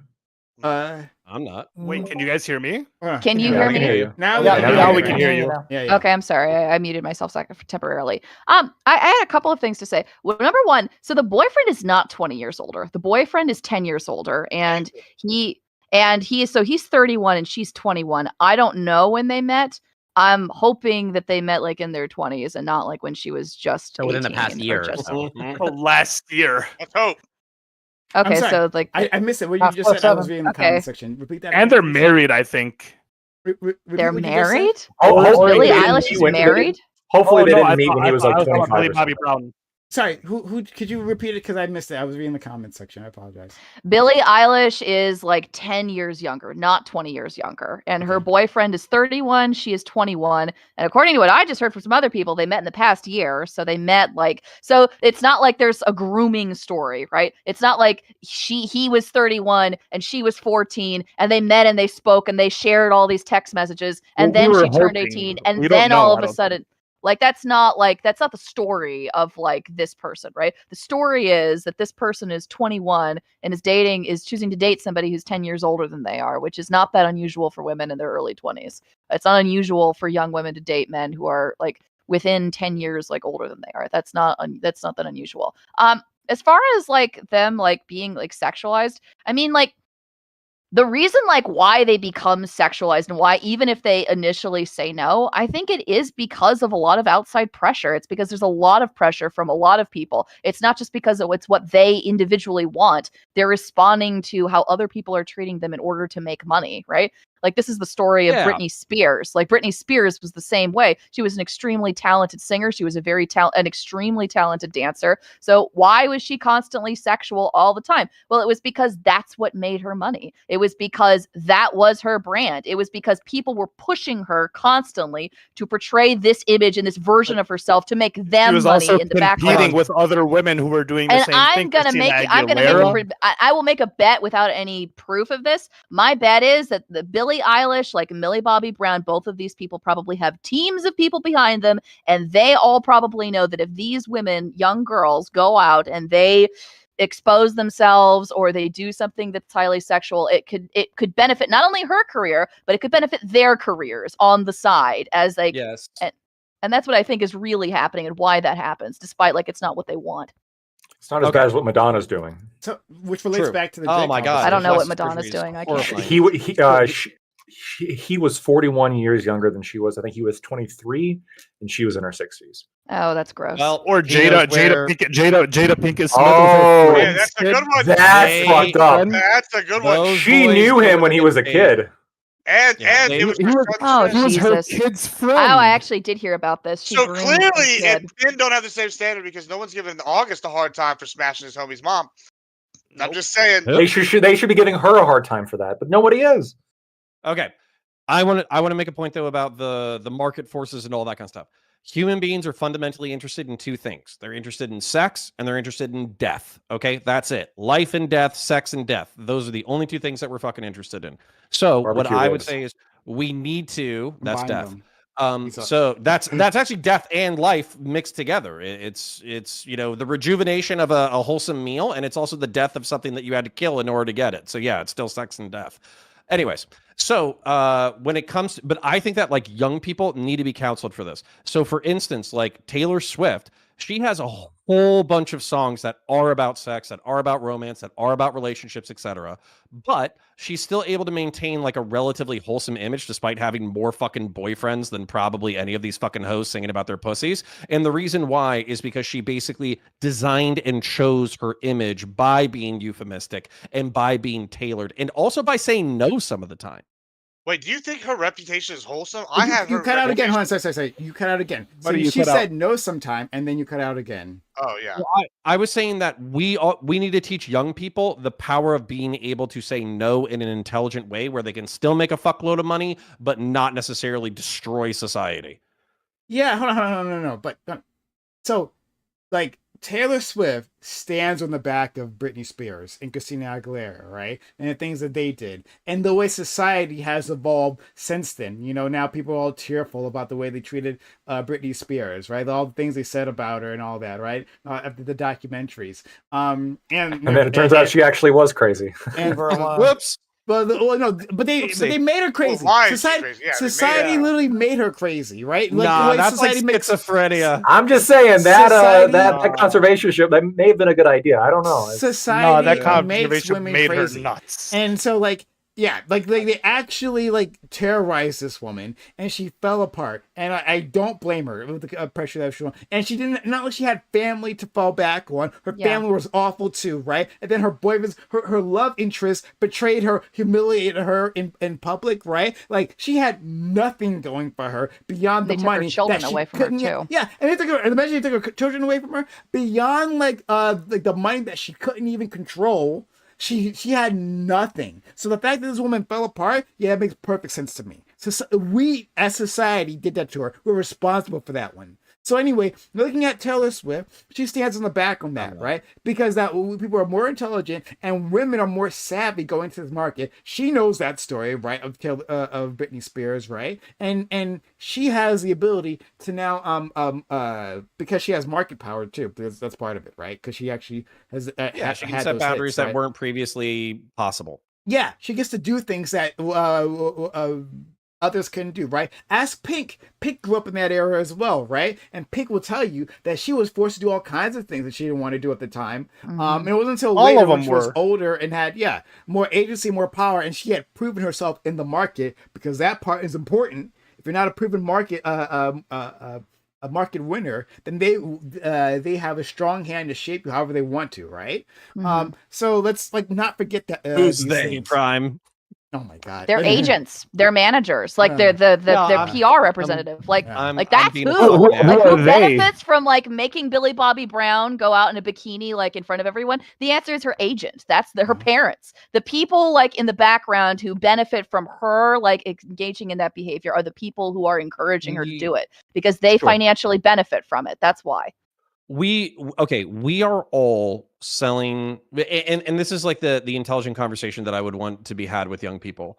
All of us sell our souls to greater and lesser degrees, right? If you're not here making it as a YouTuber or a Twitch streamer, then you're in your wage cage selling your soul for $7 or $10 an hour or $15 an hour. And on top of that, if you're a super young person, God forbid you come from poverty, and somebody says that you just have to do something that's against your pride and you can make hundreds of thousands or millions of dollars, it is probably almost impossible to say no. So I understand that completely. But I think you need to counsel. This is why the role of adults and the role of young people needs to be reinforced harder than ever, is because I don't want to give Drake or anybody like him a fucking pass under the role of mentorship, right? I don't want him to take the thing that is supposed to be enabling the next generation to succeed in a better degree and perverting it towards his own purposes. And I think that's why FQ and I had such a visceral reaction, is because he's taking something that should be positive, that should prevent abuse, that should be reinforced socially, and he's twisting it so he can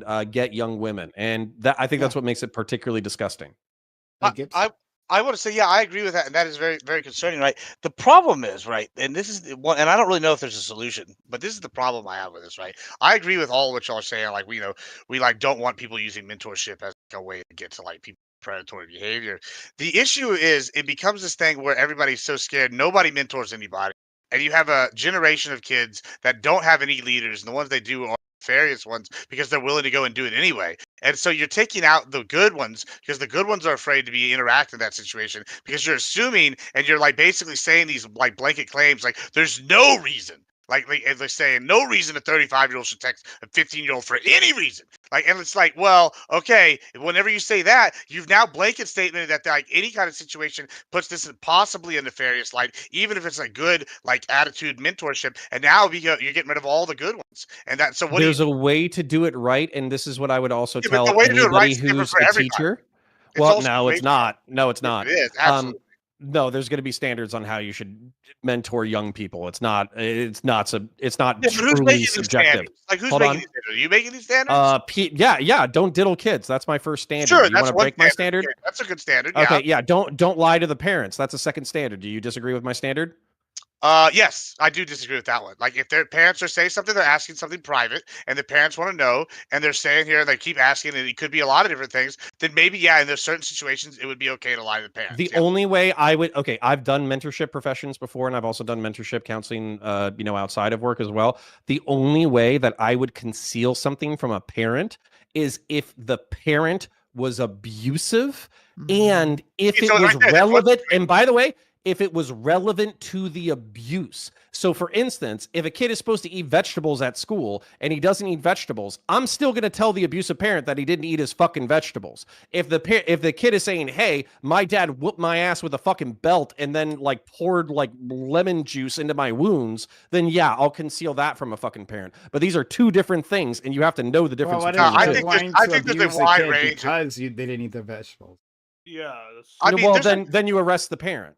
No, I mean that's all well and good, but a lot of times that doesn't happen with the CPS. I'm just saying, like, you're saying you're already putting like things. I agree. Don't diddle kids. I feel like okay, you know what? There's a standard. That's the all right. Standard, We got one right? standard. That's That's yeah, good. and then like sure, yeah. Don't I know it's a hot day, but whenever we come to like the lying, I feel like there's a wide range of things that might not be even as serious, in which like maybe a lie would be justified. Like what did you talk about? Oh, we didn't talk about anything really of any importance. Okay, bet. And what they really talked about was something semi-important to the child. Like I don't think it's always the parent. Like to a certain age, that some of these things like people have their own autonomy, like like my thing though, you were talking about how this could have a chilling effect on mentors or whatever. Yeah, that's what I would say. Yeah. Okay, so what I would say to any mentors who are experiencing the chilling effect: number one, Jesus hates a pussy. Number two, 60 years from now, we're all going to be fucking dead. So you might as well have as good of an impact as you can on the world. And if there's no risk, there's no reward. So you got to take some risks. And by the way, you're going to fuck shit up. You're going to say some shit that you're not supposed to. You're going to piss some people off that you didn't want to piss off. You're going to do, when you take responsibility on, you are going to fuck things up. But I am telling you, the rewards for taking on risks in order to improve the world are worth it. Counterpoints. So there is empirically like you can look this up. There is like a bit of a chilling effect, especially following the Me Too movement, on mentorship of women specifically. If let's say, I think what Gibbs is trying to get is, let's say you are like a man and you're considering like mentorship or whatever. What are what rewards would come with the added risk of mentoring a woman? Oh, I wouldn't mentor a woman ever. Okay. Yeah. What do you think about that? So hold up. So no. We cut it off there. I think it's a good answer. We move on to the next. No. Okay, hold on. Let's contextualize because that's too extreme of a statement. If there's a group setting, let's say it's boys and girls clubs, we're running a camp, there's other counselors around, all that kind of stuff. We're talking about in generalities, all that kind of stuff. Then there's no problem with having like a mentorship role, whatever. I think the limitation is going to be one-on-one. If you're in person, you're going to want another person in the room, especially if it's like a young woman who's underage or something like that. And then if it's let's say it's a digital communication or a text communication and it is professional or mentor related, I just think you're going to want that stuff documentable. And your presumption as somebody who's taken on the mentorship role has to be that any one of your messages can be screenshot or snipped and spread to everyone else. So every single word that you type, every single letter that you type has to be above suspicion. So I want to. So FQ, I'm going to ask your thoughts on this, but before that, I want to hear from two other people and hear their thoughts because Doobie has got a business, and so it's perfectly. It would be makes sense if someone asked Doobie for like mentorship, right? Like you're a successful businessman, like taking under your wing, right? And then I also want to ask our friend Aiko, who arrived shortly before, because he actually works with kids as well. And I'm sure he's run into something like this. So, Doobie first, like, if a woman asked you for mentorship, would you accept? And if you would, then, like, how would you run that? Wait, like a woman, or like a kid? A woman, no, a woman, like a woman, yeah. Yeah, that'd be fine. I mean, I don't really have the time to do shit like that, but I would. I mean, I've had conversations before with people where I kind of point them where to go, give them tips, give them like starting points, etc. And if they're most of these people don't actually ever do anything. Right? People have a lot of dreams, and most of them never actually go through it. They never even take the first step. There's been a few that have, and if they come back to me now and then while they're going through that process, I'll give them other tips, and that's basically all it is. Like I'm not gonna, those types of relationships don't go any further than that. No, it's just, you're trying to do a thing. I've experienced doing a thing, so I'm going to try to help you do it a little bit, because I don't really have the time for it. Okay. If you did have the time for it, and let's move this to a kid for, I guess, a second, right? Like, let's say he's the high school, like a high school friend of your high schooler, right? And they're for the same reasons, like, hey, I see you're successful. I'm interested in the insurance game, right? Like, would you, like, hey, like, let's, like, with the parents' permission, of course, right? Like, hey, like, let's go to a job, see how this thing works, or would you do anything like that with them if you had the time? Yeah, if I had the time for it, sure, but I would want the parents to be involved, from step one. I wouldn't really want to meet with them one-on-one almost ever, unless there's like absolutely no way around it. Yeah, I'd like to minimize my time spent alone with children. But obviously, like I'm gonna want to support somebody who's like trying to build something. But I think if a kid is doing something like that, I really do think you should involve the parents from step one and throughout the process. And because a lot of times, like I'm not always going to be there, so I might be able to talk to parents like, hey, I talked to him about this, showed him this. This is where you can go to look us up if he has questions or whatever. Do you have any questions? Like how? Because I don't want it to be a thing where they replace me with their like parent figure, right? Like I don't want that. So I think it'd be better if like the parent can help them along the way. Yeah, exactly. This is for your protection as well. Like as a mentor, if you do some shady shit, like Drake is lucky that none of these women have a fucking active, involved father in their fucking lives, or else he could be chopped up in the fucking Everglades. Let's go. Okay, fair enough. Thank you for that. I think I'd make a. I think Drake has security. I don't know if they could get to him. Well, some of the security are also pedophiles, apparently. Oh boy. Let's go. So all the more reason for them to defend him, right? Our friend, Icon Rich. Thanks for being here, friend. And yeah, what are your thoughts here? Sure. Well, this is something that comes up a lot. Of course, at any high school, it's going to come up a lot, but in middle school and elementary school as well. And the younger the student, the more involved all of this gets, because especially in the world of academic debate, the more time you spend in the activity, the more successful you're going to be. And the more time communicating with your coach and with your teammates, the better. So we like to use social media, specifically Discord. I've used Slack before as well.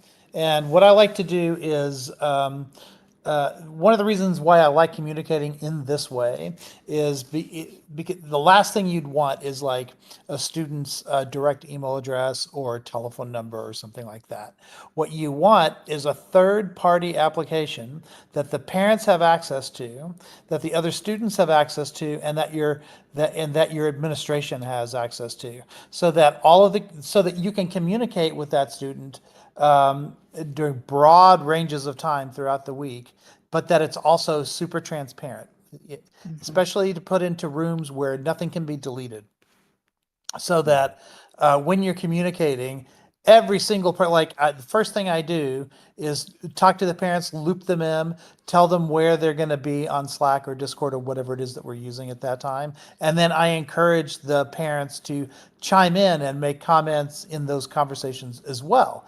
They invariably they don't, because they don't necessarily know like every single debate topic that's happening or whatever. But the more I talk to them about doing it, the more comfortable they are with that communication happening.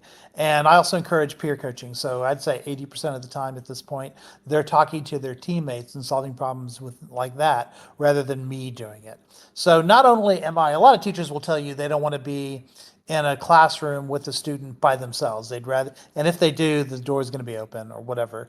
But the same thing is true digitally, right? So if students are free to DM me if they want, but I encourage them, instead of asking me questions in DMs, to ask me questions in specific channels that are related to those DMs. And I don't tell them that it's, for liability reasons. I tell them that it's because other students, and this is true too, other students might have the same question. So if one student wants to ask me a question and 5 other students are like, oh, I would have asked that question, but I was too embarrassed. Now, now I know. It's labor saving. I don't have to give the same explanation to 5 different kids. Right. So there's more benefits than just that. But it also just happens to make it so that I'm not uncomfortable talking to students, and they're not uncomfortable talking to me or any other adult that's involved in our program. It's good for everybody. So, but you want to say something quickly? Yeah, just transparency. Yeah, and that's the thing, is like the more rooms that you can be in and defend every single one of your actions, the better. You should be behaving as if God himself is fucking watching you, because that is the level of scrutiny you will deal with when you are dealing with people's children and loved ones. Hey, yeah, it's like when you talk to a cop about what they feel about vest cams, right? You'll get 2 different kind of reactions, right? There are those who don't want it because they don't want the hassle or whatever of things coming up. Then there are those who will say, yeah, I want it to protect me because I will get all these false accusations. You can tell a lot about somebody just by whether or not they want to be on camera. I want to be accountable. Yeah. So a few things here. Oh yeah, I was going to ask you something specifically. What about if you had like a newbie teacher? I don't know how like teachers interact with each other. I don't know. I was never on that side of things. But like a newbie teacher, a female teacher, and like she wants your advice. She sees your beard, is like, oh, this guy probably knows stuff. And wants to ask you to mentor her, right? Because she's being overwhelmed by the class and all that, right? Would you, in the post Me Too environment, because that's the undertone we're talking about here, right? Would you be her mentor? Yeah, of course. Yeah, I don't have any problems with that. Okay. Would you mentor her one-on-one after school with no other employees there? There's a couple of ways to answer that question, right? Because I just don't feel the need to, right? Like there's nothing in the mentorship process that requires that we go to a bar at 10 o'clock at night and do things that way, right? It'll either happen in the classroom, like after hours, like we might be the only 2 people in the building, but it'll be there. Or it'll be through social media or on the telephone or something like that. I've never felt the need to go to somebody's house or go to a secluded, whether it's a man or a woman. I've never felt that need. But yeah, I've mentored coaches like over the years, and I've never had to do it under those circumstances. So, well, thank you for that, and that's extremely valuable. All right, so I want to ask FQ, after like listening to all this from like different men, and their perspective, because I think it's really interesting, this conversation about like being alone with not just mentors, but like female employees, right? I think there's a really interesting discourse about like how women think about men, like being so nervous with them alone, right? So I'm just curious what your thoughts in general, and then I'll give you a more specific question.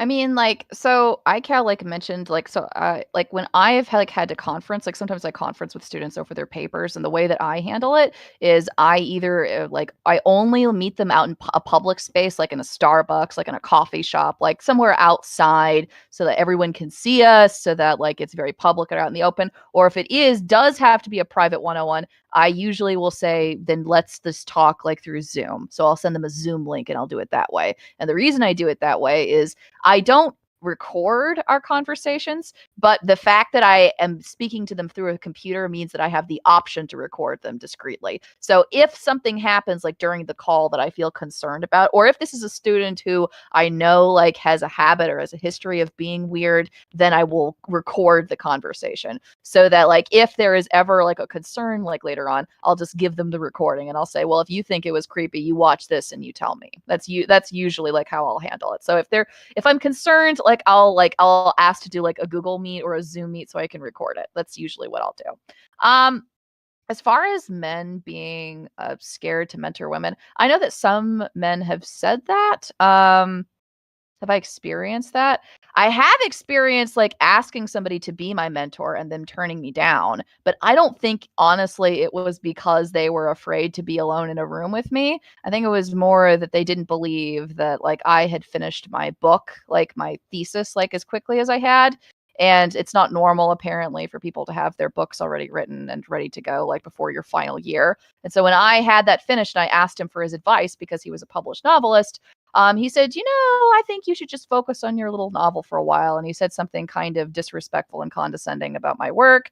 And there's actually a whole like tangent and story I could tell that's aside to that. But the impression that I have received, like most of the men that I have had a lot of really great male mentors. The male mentors that I've had that have not been so great have been bad, not because they refused to be my mentor because they were in a room alone with me, but because they disrespected my ability. They disrespected like the quality of my work. In one case, this really made me mad. When I was in high school, I had a mock trial coach, and he would constantly give like the varsity closing speech and like the varsity like roles to like other kids who came from families with like a lot of money or who had been in that school for a really long time. And I would get like the same score that these people would, and I would constantly be put on the B team, which always made me upset. But so I think like that would be my experience of mentorship. My experience of mentorship from men is that they are either extremely happy and willing to help, and they're really excited and because they love being mentors and they're great, or it's that they're condescending and they don't really take your work seriously and they're not really interested in helping you. They just kind of take you on as a project to sort of show off, I suppose, that they have this like glittering ingenue who they want to show off, which is just sort of weird. So that's what I would say. Female mentors are based, especially if you're a young woman, and that's who you honestly should probably, unless there's like the person in question is like really, really good, like preferentially that's who you should go to because of the concerns that have been aired this evening. What do you think about the Billy Graham rule, the thing that Mike Pence adhered to, of where he would just as a rule would never be alone, basically, with a woman who wasn't his wife, right? So he would only eat alone with his wife. The mother, say it right. You His don't remember mother? that? He called his wife mother. He called her mother. Okay, that's odd. Yeah, that's very strange. Yeah, I don't understand that. I don't know my wife started calling So me he's that. only gonna there's have there's some deep Freudian psychology going on there, but like ignoring that part for a second, like just the general rule. He'll only have dates with mommy present. We get it. Okay. So, all right. He's a weird fucker. I gotta say that. Freud would have a heyday with that guy. So when did you start calling her mother? Sorry, go ahead, Fairy Queen. Hopefully Let's after face it, he like, had kids. Yeah, so let's face it. He's going where I wanted to go with this, yeah, because like, but specifically, what do you think about men who feel that they should be nervous, right? Like as a rule, yeah, Lactoid had his. Let me say not Lactoid. Excuse me. Pence had a very specific rule about that, but others. Okay. I know, I know, and a personal story. I do know an attorney who would draft like consent contracts before like even talking to a woman. Like it was very weird, but Is this that your kind of stuff. Is this I your mean, Dave It's not me. I swear to Dude, God. Dave Chappelle made that shit years ago. I know a guy. I swear to God, it I wasn't. swear to God, he had a no, friend. No, that's he such had a a friend. fucking Okay, lie. all right. Yeah, yeah. Wait, I wait, swear it what- wasn't I'm me. gonna but get it. I have in heard your, of lawyers. in You have your, a in your copy? logo, It said- Blackwood. What's in your logo again? What are the Oh words? God, Jesus. Oh, What- what- Maximize what- consent. what are the It words in all your makes logo? sense now. It's the V. It says No. maximize There's consent? words in there. It There's says words in there. maximize It's the V with consent. Okay, that's my motto. You only get the Yeah. V with consent. That's what's up. Oh my God! Wait, all right, your well, virginity? What are we talking about? Okay. I think Anyway, not Sure. that V. all this Not that V. to say, okay. So like the answer is what I'm gesturing to here, okay? Which is if you are very, very nervous, okay, about somebody filing a false allegation about you, okay? I don't think you have to have your Body cams. Yeah, we should all just wear Yep. body cams. All I mean, men wear body cams. I mean, unironically, if you are planning to have a one-on-one conversation with somebody and you're honestly worried that person is going to come away and creepy as to fuck. accuse you, then you should record your on. conversation. You should keep it Earlier on in your the computer. panel- That's Oh what my you God, this should is do. not gonna work. Hold on. That's earlier what in you the should panel- do. I'm not hold on. kidding. If you think the person is going to me to you, then take out your phone, turn on the record button, let them talk, then hit end record Fairy and show Queen, them the Fairy- recording. That's Fairy what you Queen, should do. Okay, Fairy Queen, hold on. You go on a first date with a guy, and he sits down at the table and then pulls out a camcorder, puts it on the table, and aims it towards you, and then continues on like nothing happened. I think you're leaving. That's you're leaving. Hold on, That's hold on. not- Earlier, No, hold on. You did eh? do that. Earlier You in this don't have panel. the camcorder like set up in the corner. You have the phone that's like Hold this on. that you You put earlier This in is this even panel- on- Hold on, wait. She's One like- second. she's Just like- one she second. wants One to second. be South This is Korea. potentially. Wait. This is potentially illegal in some states. Just so This, you're she aware. wants to be My South entire Korea. job is I'm sorry. Would you You- prefer to have the illegal recording or like the You proof are in encouraged- court that you didn't You're assault encouraging someone? South Korea behavior. That's literally what you're doing. You're That's like, you what want I'm to saying. be Yeah, South that's what I'm Korea. trying to women. say. Listen, hold on, wait. Prime, wouldn't- Prime, you- okay? you shouldn't have that Prime. conversation. You know that like what is being said right now is patently ridiculous. So iCow said he would have no problem with it. no. Most people would have no problem with it. So if you are Mike really, Pence really dodged all concerned, of me too. Okay. you could have Hold on. done that with a That's what phone. you did. Could have Yeah, done yeah, that But with you a can't even phone. trust videos anymore because of AI. Have you seen this shit? Like they're That's editing the such video so it looks like bullshit. a complete. Well, AI is the reason. They're you can't gonna publish edit your my ads. voice. I'm gonna be saying something sexist, and then they're gonna edit it so that I'm gonna be saying something rapey. That's you what's have gonna to happen. edit it in the Oh. sexism lag to it. That's the only way it'll happen. I'm just trying to imagine. And going on everyone's gonna any date. believe it. Yeah, everyone's gonna believe I'm that. sorry. That's why you have your phone. Okay, if you're worried, Gibbs press is trying to record. go, but That's he's what you very should low. do. Okay. Yeah, no. I'm you just- know, Gibbs, yeah. I'm just like dumbfounded by this whole concept. You're going like, first you're arguing about like sexual misconduct and like personally like, oh, these people could be doing this. This is like earlier in the panel we were talking, and now you're sitting here advocating recording.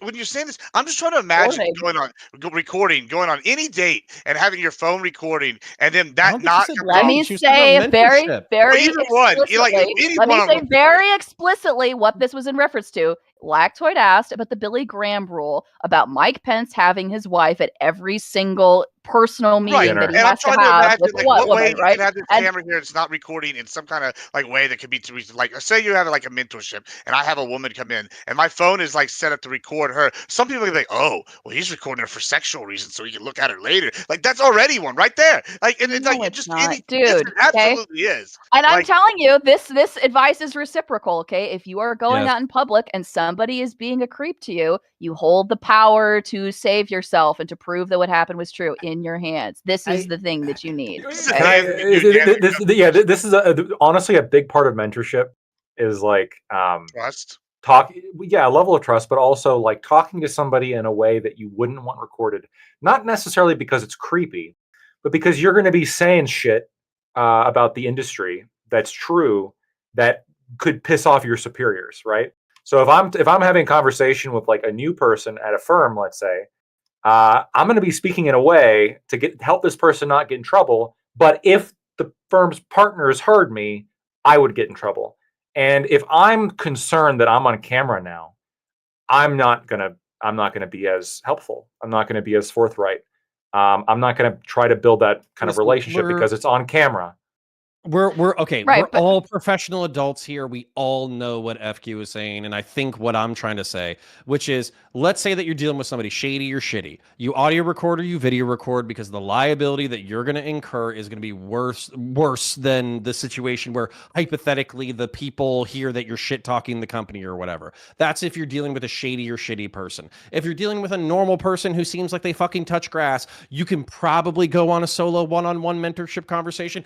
However, if you're going to go opposite sex where there's actual like attraction, then that could be a problem, because if you insinuate that something happened that didn't, or if they insinuate that something happened that didn't, then you could both be fucked. So then at that point, you introduce other variables. Like iCow Rich was talking about how you do it your professional workplace. That way there's cameras. That way if you guys go into a supply closet for 20 minutes and your clothing is disheveled, that is different than if you guys both come out completely dressed normally from your office an hour after work or whatever. These things are contextually fucking different, and we all know basically how to not get in trouble. It's a balance between it's a balance between risk and reward and value. Yep. I get it, right? And to some extent, I think there's some merit to what you're saying, but like empirically speaking, there has been some effect.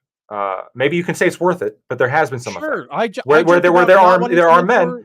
Yeah, I know you joked about it, and yes, you're right that you can take steps where like, I'm going to mentor a woman like differently to make sure that like there's not the same concerns, and maybe that's worth it, right? But like at the same time, if we're going to be honest with each other, right? Like if I'm mentoring a man, I'm going to be much more comfortable going to the bar with them afterwards, getting a drink. Sure. And the reality is like there's a relationship being built there that you're not going to be able to build just at the workplace. Because at the end of the day, then when it comes to like, a promotion, when it comes to maybe, leaving and starting your own firm, the reality is like oftentimes it's who you like. Oftentimes it's who you get along with. And if I know somebody, I trust them, I have a deep relationship because we've gotten fucked up the past 18 weekends in a row. This person's priority. Okay. Did we just round about to the Lizzo conversation? Well, hold on. If you go out, Sorry, you go first. You don't go out in a while. Yeah. If you don't go out with your friend, okay, so like with Lizzo, she had the professional work. She has backup dancers, whatever it may be. She goes to Amsterdam. She goes, "Hey guys, we're going to this club.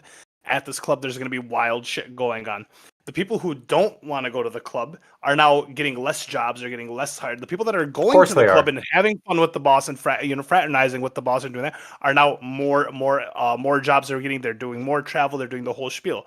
So it's like it's inevitable. Okay, but I'm gonna tell y'all something that I'm just being very real. My marriage is worth more than my mentorship relationship to some stranger. It just is. So if a young female asks me for mentorship, the answer is going to be no. I'll give them resources.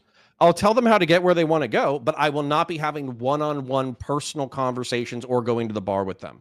Then the same thing with what were you talking about? You're talking about like relationships or whatever and how that does. I understand how this might add to like systemic racism where women have less opportunities because men are more entrenched in the workforce and they're less willing to take risks in order to mentor young women. But my encouragement to women would be, you got to build your own parallel structure because this probably isn't going to change. You're either going to have good mentors, but they're going to be frigid because they're worried about what's going on and they're not going to give you the social opportunities. You're going to have bad mentors who FQ brought up. We're just using you as a glamour piece to show how fucking cool they are. And then you're just not going to get the same opportunities that you would from a female mentor who is not interested in you sexually.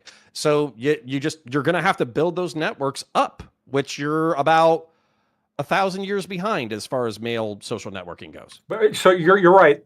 That's a solution, but I think there's always still like intrinsic in this system. There, not that I necessarily care, but there is still a little bit of like a benefit to the men, right? Because with a man now, you can have a mentor who's a man, and you could have a mentor who's a woman. Because who the fuck cares if an older woman gets with a younger guy? Nobody cares about that right now.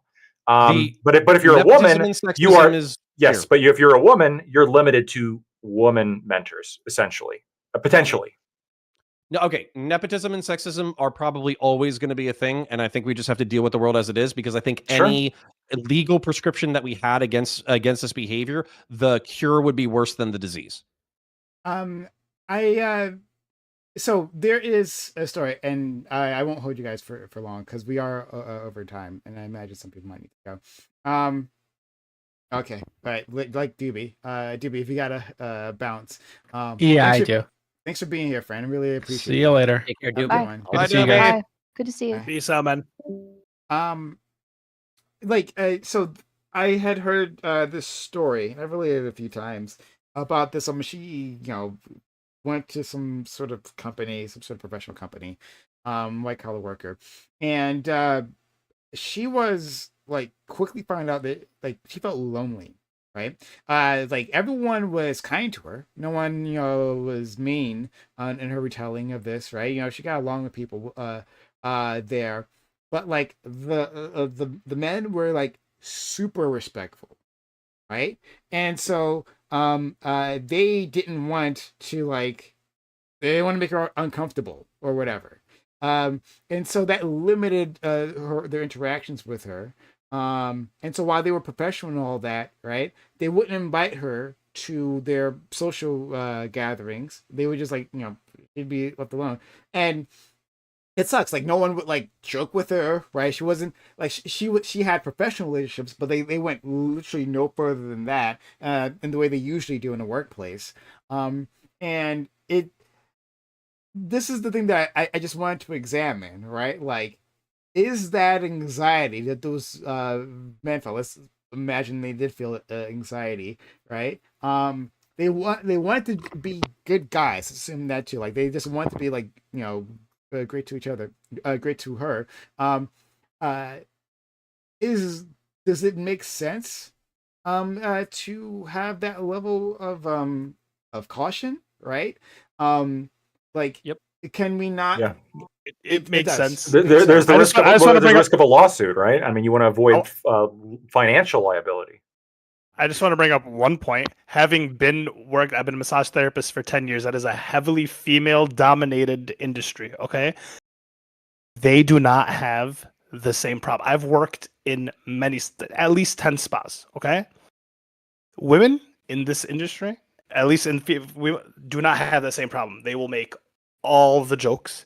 They will say they are over sexual, they are over friendly, they are over touchy, and I think it's because they feel comfortable in that situation and they don't feel like they're in power, right? Versus if you swap it up, there's one girl and 30 guys, which is I think like the problem with politics in general, like having politics meetups was if you have it's gonna be It's gonna be a sausage girl fest.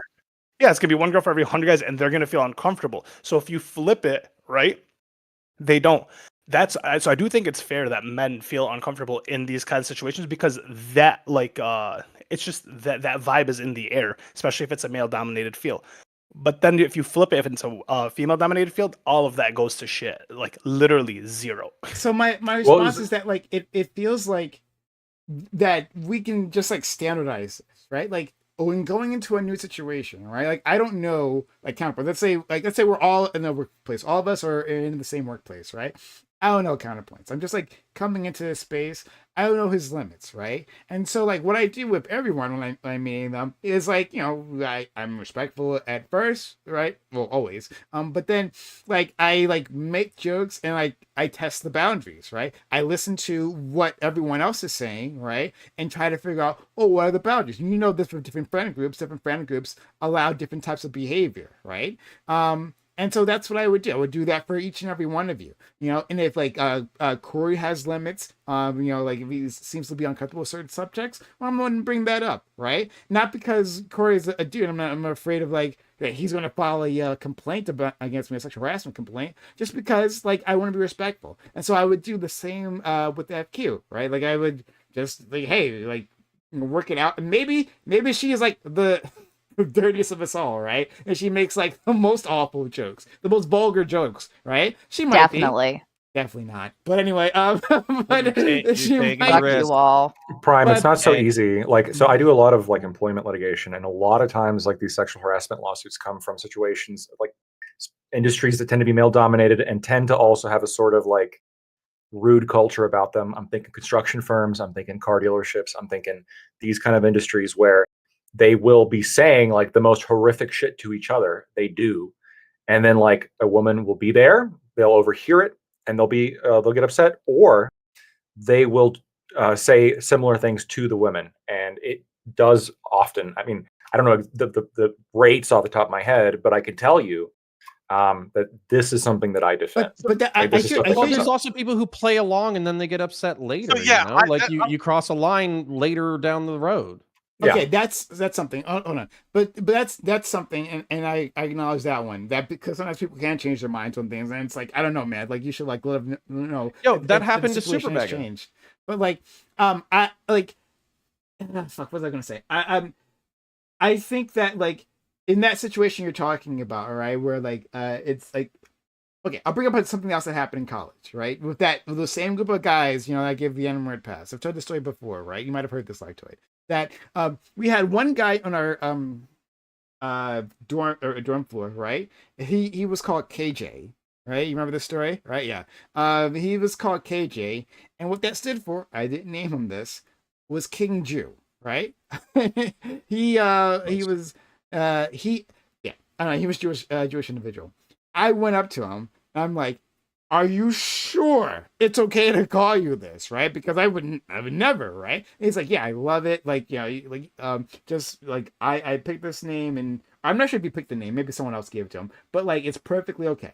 All right. So I started using it, and I just used KJ. I never generally say King Jew, right? But I use KJ. However, later on, like the next year or something, a new student arrived, and I don't remember. I'm not sure if I even saw this kid. Maybe I did, right? But he happened to be of Jewish descent, and he heard us calling him KJ, right? And he got like extremely uncomfortable, and he got transferred out of there, right? He said like it was like a dangerous situation for me. He didn't like felt anti-Semitic to him, right? And then I remember telling this, we had a conversation with those white friends again, and they got like super butthurt. Like, well, why would you assume that about us? It's like, no, fuck, he doesn't know you. He doesn't fucking know you. Like, well, like, wouldn't you assume this, right? So there's that. But a woman is more visible, right? Well, usually. And if FQ had come into our space, let's say we're all pretty vulgar, right? I would modulate, and I would expect everyone else to modulate, because we don't know FQ yet, right?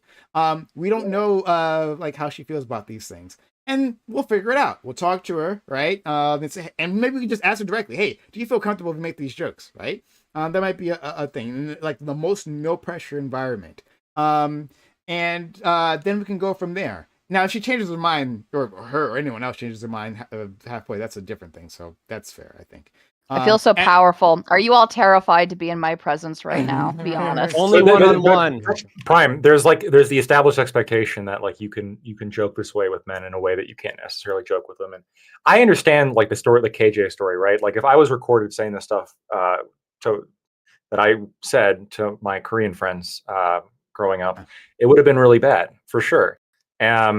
But those kind of pre-established like understandings that you could develop with people, I think like those exist, and they can't be discounted, because I agree with you that like you should be careful about new people, but at the same time, like what's easier for an industry, right? Because the industry is going to oftentimes take the path of least resistance, right? Yeah, that's true. Is it easier to like change the mindset of 40 men who have been like constantly like bragging about their wife's pussy to each other for the past 2 years? Or is it easier to just like keep the women in a different section? That's fair. Gibbs? Can I just tell a story and then dip out? Because I do gotta go. Okay. Yeah, so real quick, like the super mega drama is silly, but what happened was they had a gay employee and they used the F slur all the time, and they showed each other their dick and balls, and they had like a really frat bro culture, and like one of them even like kicked in a bathroom door and took a picture of his dick while he was pissing and all sorts of wild shit, right?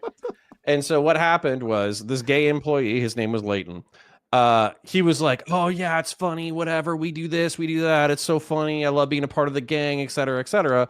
And then he even came in like drunk one day to work, and they were doing a podcast, and he literally just walks in with his dick and balls in his hands and just fucking like flashes them while they're live. Like the dick and balls isn't on camera, but it happens while they're live. So for me, Like, I watched the movie Waiting in 2004, whenever it came out. I also worked in the restaurant industry. That shit was fucking hysterical. I love Dick and Balls jokes. I think it's great. However, what happened was Leighton and the bosses, they got bad blood. Leighton fucked up a few times at work. He got let go. And then retroactively, all that shit became sexual harassment. And also on top of that, you can kind of imagine a situation, I think it's Dave Chappelle. Dave Chappelle was talking about how he really enjoyed the first season or two of Chappelle Show, but basically he realized through the second season that a shitload of people weren't laughing with him; they were laughing at him. And so as a result, the context of the camaraderie of humor totally changed, and what was fun became really fucking bitter overnight. So those are my two silly examples. One last thing before you leave. Would you middle ground here? Like say that within a work environment, within any work environment, like be professional, right? Like on the job, be professional. But if you're going to have social events, right? People should be social in those areas, respectful but social. Do you think that you're allowed to let your hair down a little bit, right? And that should be expected. That people are going to talk more. Like, and if you don't want to do that, then like you shouldn't be allowed to. You shouldn't have to go to the social events. Yeah, like I thought there can be setups for rules of engagement. One of the things that was really nice about when I moved, I used to work at a corporate job. I had my stick up my ass all the time. Moved to a new job, and it's like total bro environment, and everybody was cussing when I first walked in the door. I loved it. I could let my hair down. I could say some slurs. I could say some cuss words. It was great. So yeah, I think as long as the rules of engagement are mutual, it's not a problem. Okay, fair enough. Well, Counterpoints, thank you for being here, friend. I Yeah, love my you so pleasure. much, and I want you back. Will you be back next week, please? Not next week, but I can show up in general. So yeah, I'm trying to slow down my schedule so I can show up more often. But I want to say something Mhm. else really quick. Look, it Sure. just seems to be a pattern that our friend Scott likes to talk shit about our friend Counterpoints quite a bit. Every time the Counterpoint shows up, Also a socialist counterpoint. Scott's according to not some people. around. Right? It's just like I've noticed, like the last time Counterpoints showed up, Scott was all again sick and unable to show up. I'm I just thought that was saying. intentional, and we just like we're all pretending like we're not noticing it. It's just all right. Yeah. But Well, real glad quick you're shout out here. for me before I go. I know Gibbs is probably chomping at the bit, but my name's Connor. I run a YouTube channel named Counterpoints 40K in particular. Type that into your search engines. Check out my most recent video. I took a 12-gauge shotgun. I turned it into a bolter from the science fiction universe Warhammer 40K. In the link in the description, I have an Indiegogo. I'm trying to do some funding. That way I can make more science fiction weapons. So yeah, so if you got money and you want to watch stuff explode, go check me out. And then you pointed that bolter at your head, by the way. Yeah, I was like it's very, when Yeah, you I did say what? like, oh, you point to the bolter. I commented on it in your Discord somewhere, but you were holding it at one point that appeared as though you had the butt of it on the ground. I was like and a then the foot top of it was behind like it. I know, but it looked for all the world like you're some Okay, self-harm was coming. From Setting that a bad bolter. example. I was not trying to eat my bolter. I was a solid 8 to 10 inches behind it. I promise. When you say, especially as a former military man, that like you started a sentence with, I took a 12-gauge shotgun, right? I know what's coming next, but it's still very concerning. I really appreciate 8 to 10 inches, some more like 5 to 6. Wait, what? Oh my God. We're talking about inches now? All right, I'm gonna jump before I get in trouble. So, all right, Bye, guys. friend. Be well. Yeah. Always a pleasure. Gibbs, sorry that. Yeah, go ahead. Oh, I mean, listen, I would never get between someone and plugging their stuff or getting money. That's anti-Gibbs right there. So, Absolutely. yeah, I'm all about waiting. Yeah. So as the what we were just talking about. Oh yeah, I remember now. So sociologic here brought up a good point. I think that and this actually comes back to the original conversation, which is the bear and the man. This is gonna sound a little bit maybe weird when I say it, but I feel like men just don't report to sexual harassment, right? Because anytime I've been around women in like a women's controlled setting, the women are way, way, way more vulgar and touchy, as sociologists said, than anything I've ever heard from any man in any law. Wow. They say is way worse. Like they're talking about like licking the veins on someone's dick, like down to the tiniest nut hair. Wait. You might have a certain demographic around Okay, you based off of your stories. I work. They're predators. More about the kind of women that so what's Gibbs crazy? hangs And so, around. Innocent men corrupted by these women. And so what I'm saying is I think like that men Adam just and like Eve all don't over again. Right, well, men just don't report all this, but I think men are probably harassed and assaulted at the same rate as women. It's just accepted. And I've been catcalled multiple times. It's true. Yeah, and I just like the stuff they say is wild. I've been in men's group chats. I've been in like men's group chats, and then like wait, FQ, before you say anything, my first day at my first spa when I first started working, the front desk girl literally said, "Oh my God, can I have your sperm for babies?" That was the first interaction sentence as my first day on the job. Okay, all right. Yeah, with the managers around, and everyone laughed. And I was like, "Ha ha ha! Yes, we would have amazing, beautiful babies." I just wanted to start work. Yeah, imagine if a dude had said it to a woman though, like the reverse. Well, like, yeah. What else am I? I don't know. Women also ask for my sperm on a regular basis too. FQ. What did you want to? So I work in a female-dominated industry, and I've worked in it for not just like in education, but I've worked like in childcare. I've worked with like a lot of women in a highly female-dominated space. Okay, this environment that you're describing, Gibbs, I don't know what industries you dwell in. It cannot be the ones that I'm in, because the women that I work with, like even after hours, nobody talks like this. It's your privilege. You don't see what we see. Not with teachers, not with like you don't know what it's like. We already know you don't bitch out into the world. You're already saying this. I'm not just saying. I'm saying me and my female friends and bosses and coworkers who are mostly all women do not speak like this to each other. That is not the way our conversations go. I don't know what kind of women you hang out with, FQ. Listen, do you know what kind of things we talk about by ourselves? We make bear jokes. That's what we do. We make jokes about how big and scary you men are, and about how we much rather the bear. And that's what we. And that's actually the sort of things we say in private. Okay, just so you know, just so you're aware. Am I armed? Do you have bear arms? Well, because I might want to shoot the bear regardless, right? Do you have bear arms? I'm a hunter. You're a hunter. Yeah. So the answer is, of course, yes. But so I suppose the answer would be, I mean, like, do you have arms? Are you armed? I mean, like, I don't know. Guys, I gotta get out of here. Is this a Second Amendment joke? Good one, friend. No. I'm trying. Yeah. Peace out, guys. It was a wonderful time. Thanks for being here. You're fantastic. Bye, Ellie. Good to see you. All right. Well, multiple things. Because I think.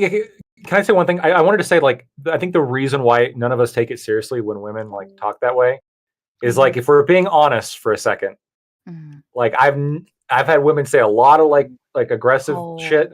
I have never at any point in my life ever felt physically threatened by a woman. It just doesn't happen. And I don't think men generally are physically threatened because you're all smaller, and you know, when you hit, you really like with your wrist. It's not. Fuck you. Okay. When I hit with a baseball bat. For information. Okay. I shatter glass when I go after people. Yeah. Okay. Yeah, you seem very scary. Whatever you want. Yeah. Okay. Were you gonna attach sweetheart to the end of that I'd sentence? be in That's jail what you wanted to do? Were you gonna say that, sweetheart? Yeah. Okay. But I didn't want to toot on the nose. Sure, but. I'm just re-backing to the bear point, okay? The point is, okay, like I'm just sorry, Gibbs. Like, again, I've worked a lot of jobs, and I work in these jobs with a lot of other women. I have spaces that I have created full of women, okay, with conversations, okay? We do not sit around describing. I don't know what it is. Like, you're not the only person that said this to me. A lot of people seem to think that when we get together in groups that we talk about people's dicks, and we don't do that. You realize that, right? That is not true. That is way over-exaggerated, and that's a lie. I've seen the messages. That's such a fucking lie. I'm going to even show you another reason why I know this is cope. Okay? So you're an author. It's not cope. It's actually true, okay? You like English literature, right? So let me tell you something. If I go get men's smut, what is it? It's like very visual, very like, it's some porn. I think it's just called porn. And most of art history. We get some women's smut. It's over here. It's talking about all this detail. They're like, yes, his areolas in the pale moonlight. Yeah, it's crazy shit. Like, Don. So I know you're lying. The like that, the women are like, oh, see, now it's different. First of all, that is an Okay, well, good in real life, just not as eloquently put as the erotic fiction.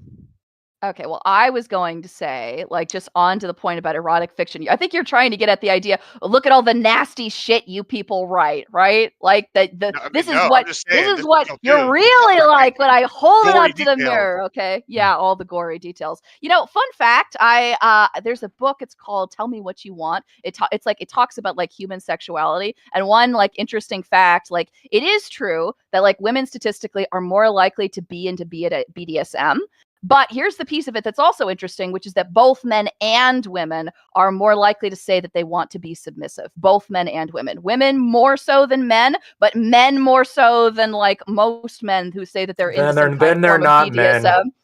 They are men and they're into it. I don't know what to tell you, okay? So, and the reason why is because BDSM, like according to the book anyway, it's a way for you to sort of like forget that you're there in a way. So you ascribe responsibility onto someone else, and nobody wants more responsibility, of course. So that's that's how I can explain that point, Gibbs. Okay. I mean, what's round two? Okay.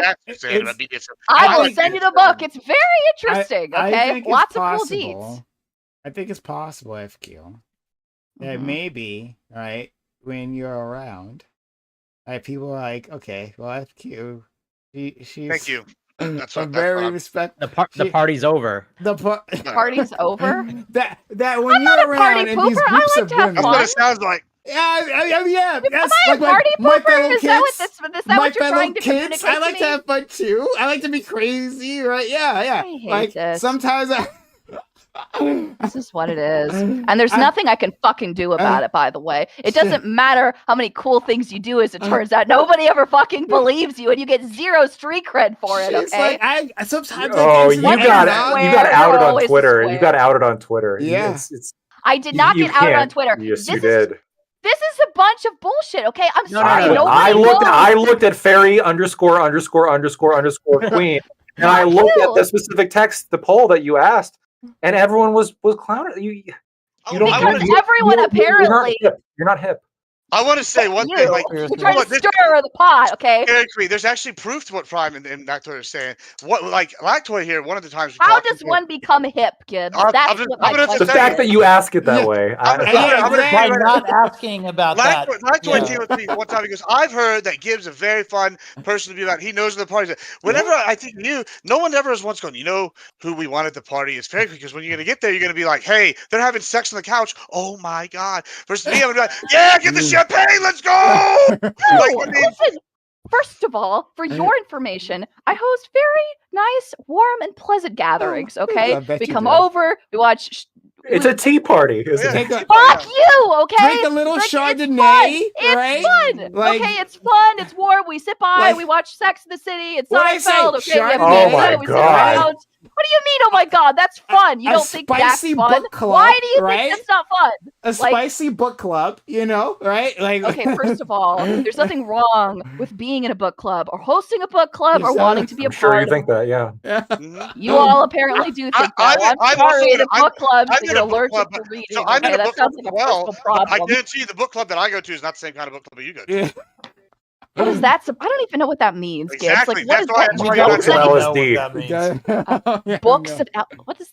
Okay, that's a reference that I'm not understanding. So, are you guys carving like holes into Bibles to like? No. Okay, I'll explain. So it's not LSD, but so basically, in Austin and San Antonio, there's a couple places that are book clubs. You get a yearly membership, and basically you go in there, and you bring a book, and I guess everybody can go in there and read. But it's basically like after hours party places. Okay. Well, it's like a club membership, like. Okay, well, I'm not going to the club membership anytime soon. I don't know how that helps me. Okay. You might go see the mayor there, the owner of the Spurs. You never know. Like, it's a very like rich and like sophisticated kind of place. Look, I'm not looking to die. Okay, I'm just looking for some way to earn a boho-styled tea party. That's what she's looking for. Yeah. A boho-styled tea party. Eyes wide shut. Yeah. So the answer is that's a different party, huh? I think FQ is a very pinkies out type of woman, right? And like other women can sense this. I'm going to kill you. I hate you. Look, I'm gonna have.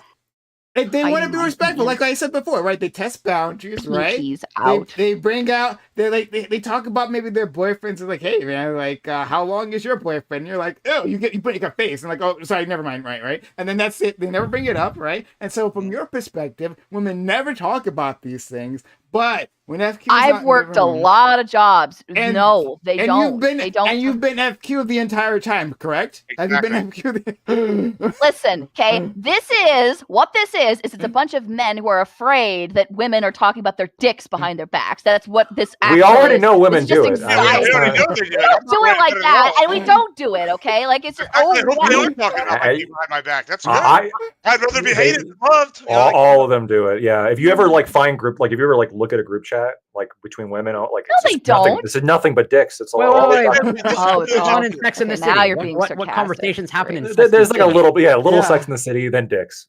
Yeah, Sex in the Oh, City okay. was about dicks. There was a lot of dicks in Sex in the City. A lot of dick jokes. Well, in Sex I and the hate City. to disappoint, but it's a lot of that's not what we talk about. All the time. I hate to Daniels, disappoint. I mean, I do know you that you know like what to a think, presidential oh, dick oh, looks he like was now so because hip, of blah her. blah blah blah blah. No, that's not what we think. I or can think guarantee about. the We come women that I across know all the aren't time. talking about that I shit. hate So, to decenter you from our universe, but no, that's not what we discuss. I Like think- in private. we need Sorry. to recenter you to the rest of our universe. I think I that's what we think need. in your Ivy League middle class lifestyle, My like, Ivy you League have- middle class you lifestyle. have- It's an ivory have a tower. Honestly, different- though, I will say the cohort of women versus women that Admiral Gibbs knows are two different groups entirely. Fair enough.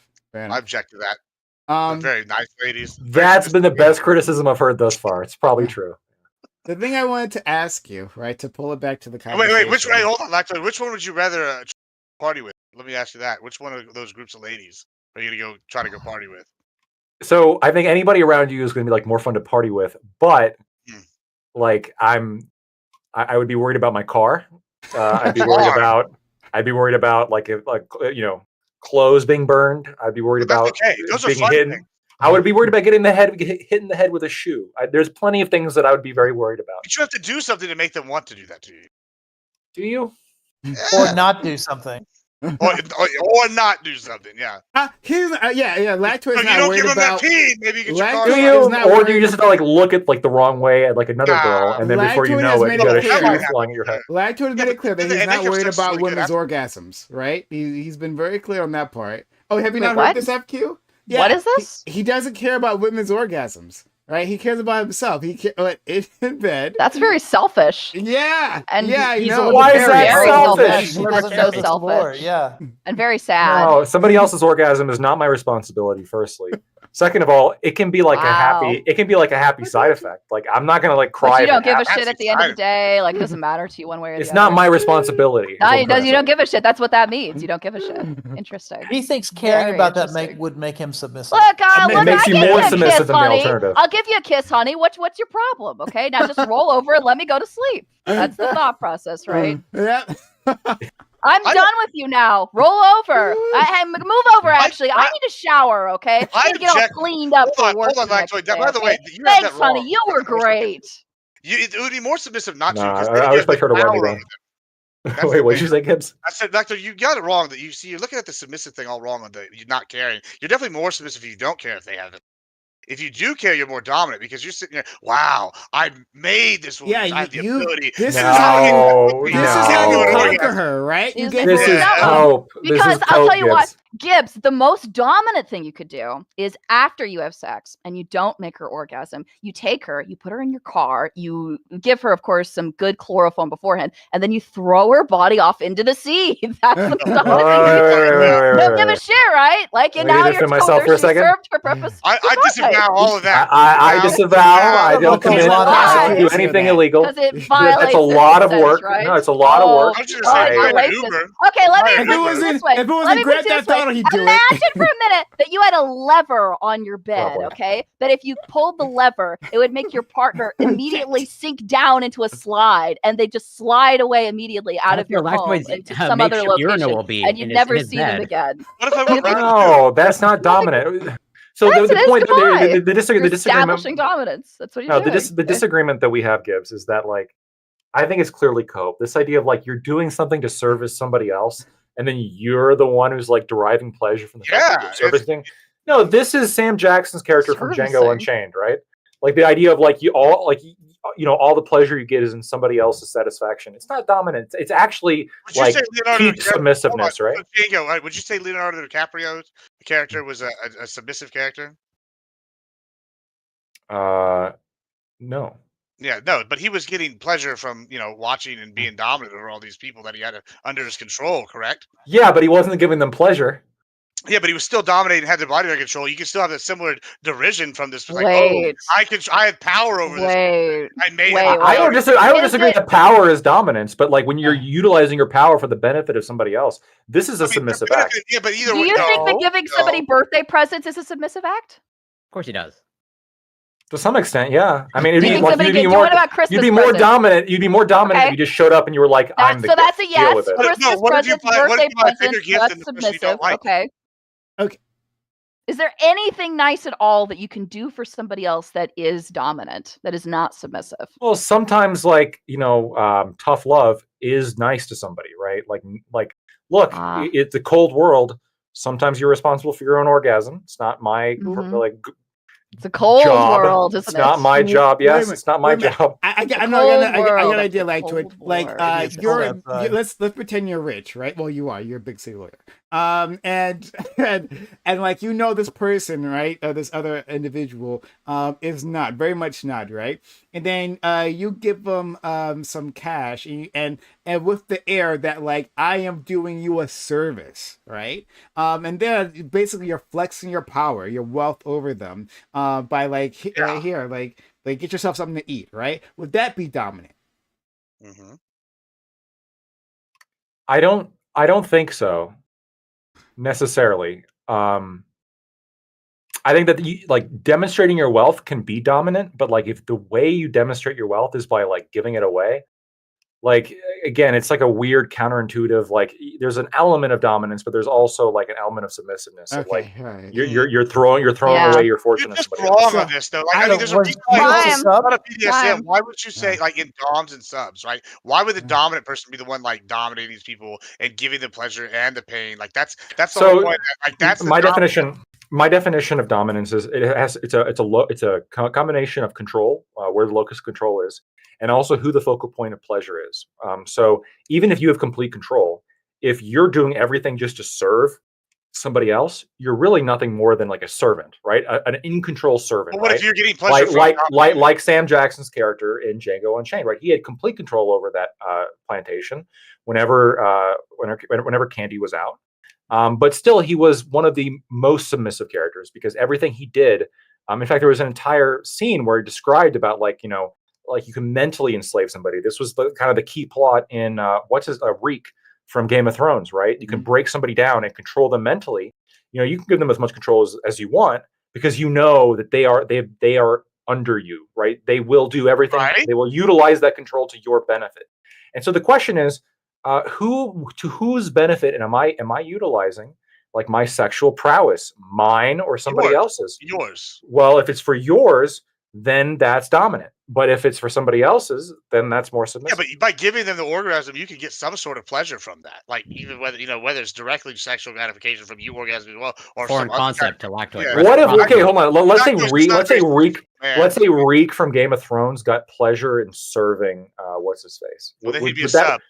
Would that hold on? No, he got pleasure out of doing it. So really, isn't he kind of being dominant since he's deriving his own? No, pleasure because out of you're it? the only one. You're the only one using this bullshit definition of pleasure from that shit. Like that's not what dominance is. Like I don't, like it can be, but it's not only that. Okay, Sam Jackson's character from Django Unchained, is that a dominant or submissive character? He's a submissive character Why is he a submissive character? because he's owned by Leonardo DiCaprio's character. But there were times in which it was demonstrated that he had a lot of control over that plantation. But he and also some was were- times where he was like shown that he had no control over that when he was objecting to stuff. That was Yeah. being done. Well, hold on. But behind closed doors, he actually was able to boss around Candy a little bit a few times because Sure, he he had so was much able to institutional manipulate power him. there. Yeah, Some, hold on.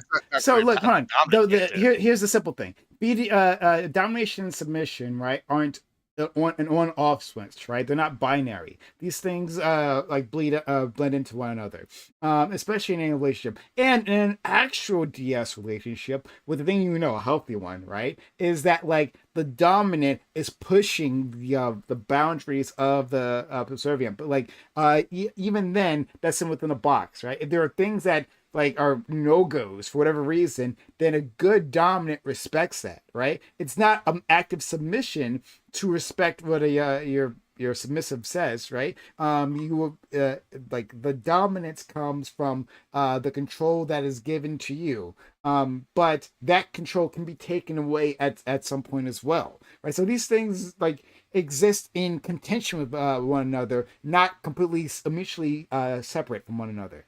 No, it feels like cope, and somebody in my chat made a great point. That's like cope. Like, why is it that women like, oh, we don't need men, but then like they need us for orgasming, right? Like this is a very inconsistency. I can settle that. So I will settle that. If you don't need me, then okay. So first of all, you're right that like most women don't need men to orgasm or don't need them like for sexual pleasure whatsoever. You can just go to your local store and buy a vibrator. Like that's what I tell them. And the thing is, but the reason why women are pissed off, right? Yeah. Right, but that's just the first issue, thing he right? says on a date. It demonstrates that stand by for him. It matters because even if you know that your partner probably won't get you off and probably like doesn't have the ability to do that, it still is upsetting to hear that your partner doesn't care enough to want to do that for you. And the fact that they don't give a shit enough to want to do that for you probably puts like a bad taste in your mouth. So even though you know that like it's not, but it doesn't put a bad taste in my mouth pretty directly, so I'm good. Oh my! There are other ways to make somebody orgasm other than that. Don't be DJ Khaled. He doesn't know it. He doesn't know any of them. You walked right into that one, though. Yeah. At least he's consistent on that point. Hold on. I mean, so but all of this, Prime, is just my proving throat to me remains like what cancer-free. Listen, this is why women should date more bisexual men. You won't have to deal with any of these conversations about dominance or submission, like nearly. Oh yes, because women famously love bisexual men, they right? don't, and it's a highly sexist that they don't. Why? Women no. You know why? Women should date more bisexual men. That they should do that. It's because hold on. You can say that they should, but like the reason is because women are terrified of like other women, right? Like, oh my God, they're threats. And now with bisexual men, you've opened up a whole new front of threats. And they just can't handle that. Absolutely. That's exactly the truth. I mean, that's kind of, but it's also about STDs. But STDs are a big part of like the reason like why women say that usually, right? And like honestly, cheating is a part of it too. Why do bisexual men have a higher? Is that a proven thing that bisexual men have a higher rate of STDs? Yeah. Is that dude? proven? Yeah, it is. It is. But this is another thing that's also true about bisexual men, which is that they are more willing to experiment with.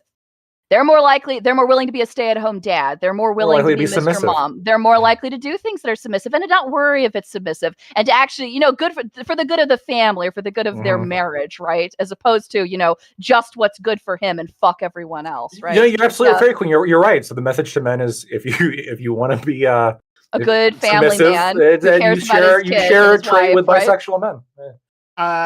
Maybe being but the Prime, like, okay, I've heard this quote from Destiny like ages ago. He said this, and what did he say? He said that people care more about like the hotness of the person that they're having sex with, like almost like the aesthetic of the the sexiness of it, as opposed to how good the sex actually is. And that's a point that I do agree with. I do think that's true. I think a lot of people, like, the reason why they have sex or why they choose the partners that they do, it's more about signaling to like the other people in their group more so than it is about like what actually happens. Like, I get to have this extremely hot person as my husband or as my wife, right? As opposed to this is the person that actually feels good to date and to have sex. They don't even care about their orgasm. I want to say that's true. We all do.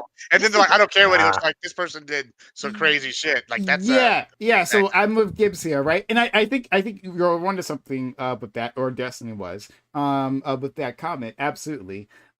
But I think experience, if you have enough of it, will teach you that fuck that. Like, what you want is that woman who be wild with you. Some of the best experience I've had are women that like are absolutely not head turners, right? You would never notice. Well, I don't know about that, but and have been to some parties. And then been to parties, of course, yeah, parties, yeah. They know how to have a good time.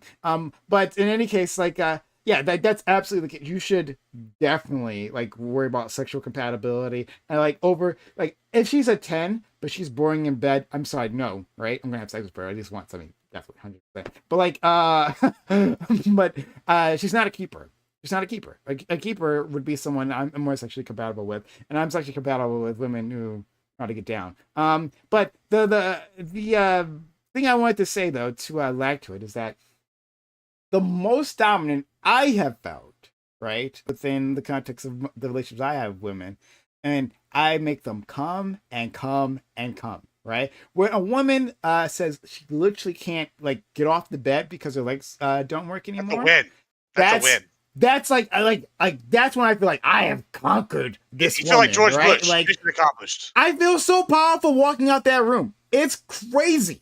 It's crazy. That's the You know why? You know why? It's because you've based your self-esteem off of her evaluation of you. Oh, that's what it is. That's why you feel like you conquered the world. That's why you feel like you conquered the world. Because in her eyes, hold on.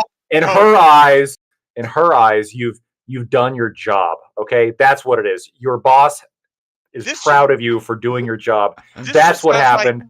That is not dominant behavior. You know what this sounds like to me? If that's the case, then this is also the case. The reason you're saying that is because you've not been able to ever base your self-esteem off that, because you've never accomplished that goal, is what I think. No, this is the more cope. Like, it's just because you can't do it. Sure, that's what it sounds like. If you could do it, then you would. I hate to break it to you, but people do like selfishly, for the sake of their own pleasure, making other people feeling good. Like, just it doesn't have to be this huge, like, Freudian thing. Well, no, I only want to make you good because you're in control of me and you boss me and you dominate me, right? Like, sometimes it is you just genuinely want to make another person feel good.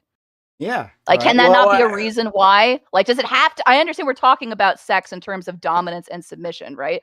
But is that really true? Is that actually only all what it is? I mean, look, I don't want to get Lactoid bites the bullet on this. I do bite the bullet. We've given him so many different hypotheticals, and he always goes for it. He'll bite the bullet, right? Well, and also like, I don't know how to say this without sounding like an asshole. If you go to dinner with somebody and you buy the dinner, then you're being submissive. It's true. He's done a million different scenarios on this. It's absolutely true. You should expect her to pay. And then on top of that, I don't know, like, I've never had to try, man. It just happens, and it's whatever, right? It's not like particularly important to me, but like. Okay, all right, hold on. I'm gonna accept. You should try not to. Like, you should be disappointed if she had a good time. I'm just pretty ambivalent. I don't know. It's not like. I'm gonna accept your words, right? I'm gonna take your words. I mean, I don't fucking know, right? But Lightwood's always been an honest actor, so I'm assuming he's an honest actor here. So what you're telling us is that, like, during the course of your normal activities, right? The women you have a good time multiple times or one time. In the past, it has happened multiple times. I'm from what's been relayed to me. Well, I'm not like proud. I'm not like Gibbs, where it's like, oh, this like justifies me as a man. I don't care what they do. Like, they want to have, they're fine, great. I'm glad you had fun. Now get out. Okay. All right. Well, I think we've done it. This is not where I want to go. FQ. I was going to ask you an honest question about about. Well, ask it. What is it? What's your question? No, ask it. What is it? I was gonna. All right. Kind of blank out what Lactoid's been saying. To be respectful, right? Do you think, like, in best practices between, like, relationships between like professional relationships between, like, men and women in an office space, right? That, like, a woman's women should expect to be lonely, basically, right? That, like, that story I told you previously, where that woman said she was lonely in there, right? Like, that is an acceptable casualty for the larger goal of one, making sure women feel comfortable, and two, making sure that men don't accidentally cross the line or for whatever reason, right? To have a safe working environment that women should be prepared to feel like ostracized. I mean, unfortunately, yes. Like, unfortunately, that is a casualty. But there are ways of mitigating it. Like, one of the ways, like as iCal mentioned, like you just like have your meetings in a place of work. Or like one thing that we do is we leave the door open. Like when my boss wants to talk to me, so anybody that like is walking down the hallway, they can see us like in our room, like together, like when we're talking. So it's not like we're walled off and it's secretive. Again, I hate to belabor the phone point, right? But again, if you're really, really concerned, just take your phone out and discreetly hit record and record the conversation that you're happening if you're worried. So, I mean, I guess that's what I would say as far as the mentorship question. All right. Let's leave it there before Lactoid admits anything else. Well, to be fair, he hasn't actually admitted much. I've like specifically called him out. And I just agreed. I mean, I don't really know what I mean.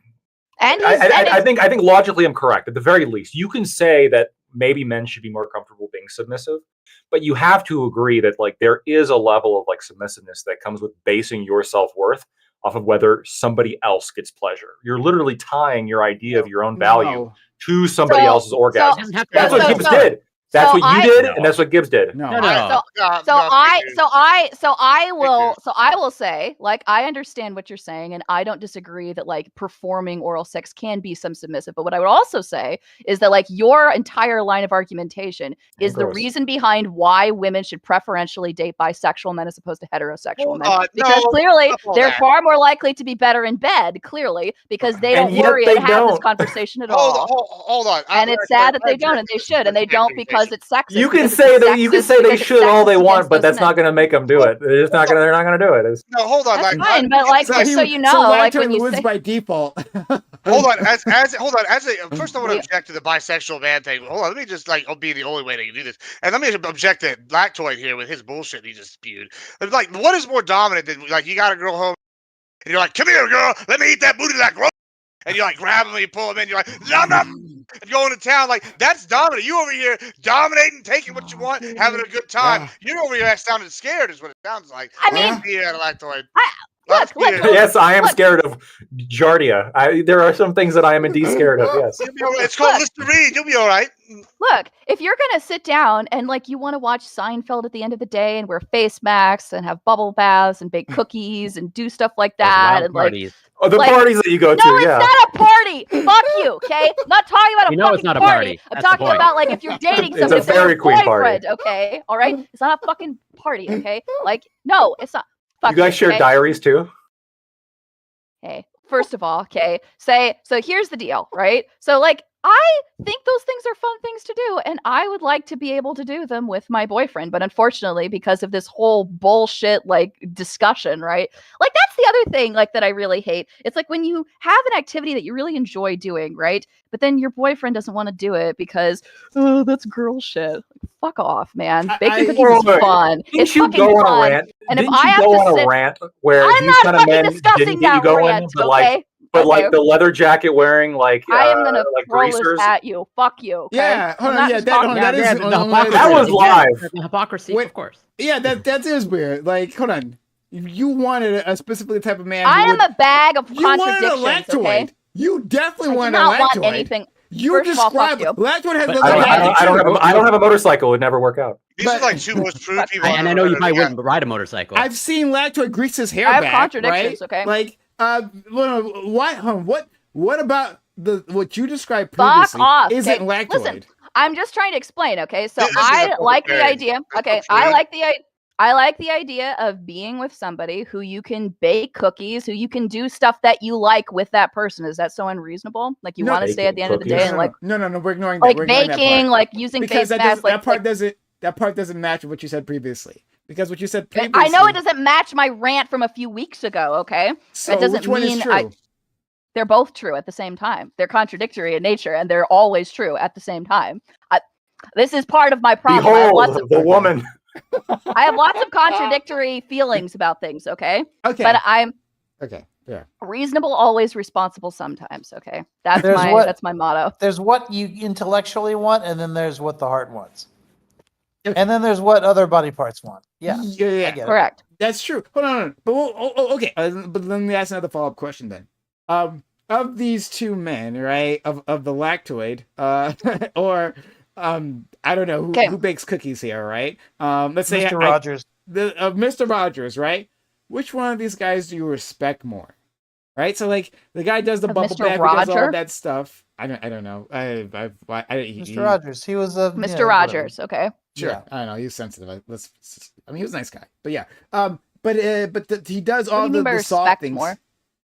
He does all the soft things. Yeah. But like, which one do you respect? Because this actually matters, right? Because this is the thing. Like, and many men have talked about this. Like how women say, "Well, yeah, I want a man not afraid to cry in front of me." But if he does cry in front of you, biggest lie ever. Never fall for that. Never I can fall explain for that. I can explain that. I know why that happens. Do you want to know why that happens? I can tell you why it happens, okay? This is what happens, okay? It's happened to me in dating, happens to a lot of women in dating, okay? So it's not uncommon where I will be talking to like some of my girlfriends and they will tell me some of the most horrible shit that I've heard in a very long time, okay? They will tell me some story about how somebody called them a horrible name on their way home from work, about somebody blowing up their phone with a bunch of nasty messages. I'll hear stories about them being like violently assaulted at some point in their life. Like they'll tell me like really like heavy shit, right? So they'll tell me this and they won't cry. Or the women will tell me this and it will cry, but it will be for something like that. And then there are occasions like where I will sit down in front of some of these men and they'll tell me some of their stories. And I just got finished listening to the war story of Sally, who was abused by her uncle and grew up in high school and nobody loved her. And now I'm sitting down in front of you and you're freaking the fuck out because somebody moved the television remote 5 inches away from it. Like I've had this happen so many times, like where I will find, I've seen this with men who I've known in my personal life who will get exorbitantly angry about really, really small things. Like the television remote was moved, the toothpaste is missing, the dog shit on the front yard. Remote?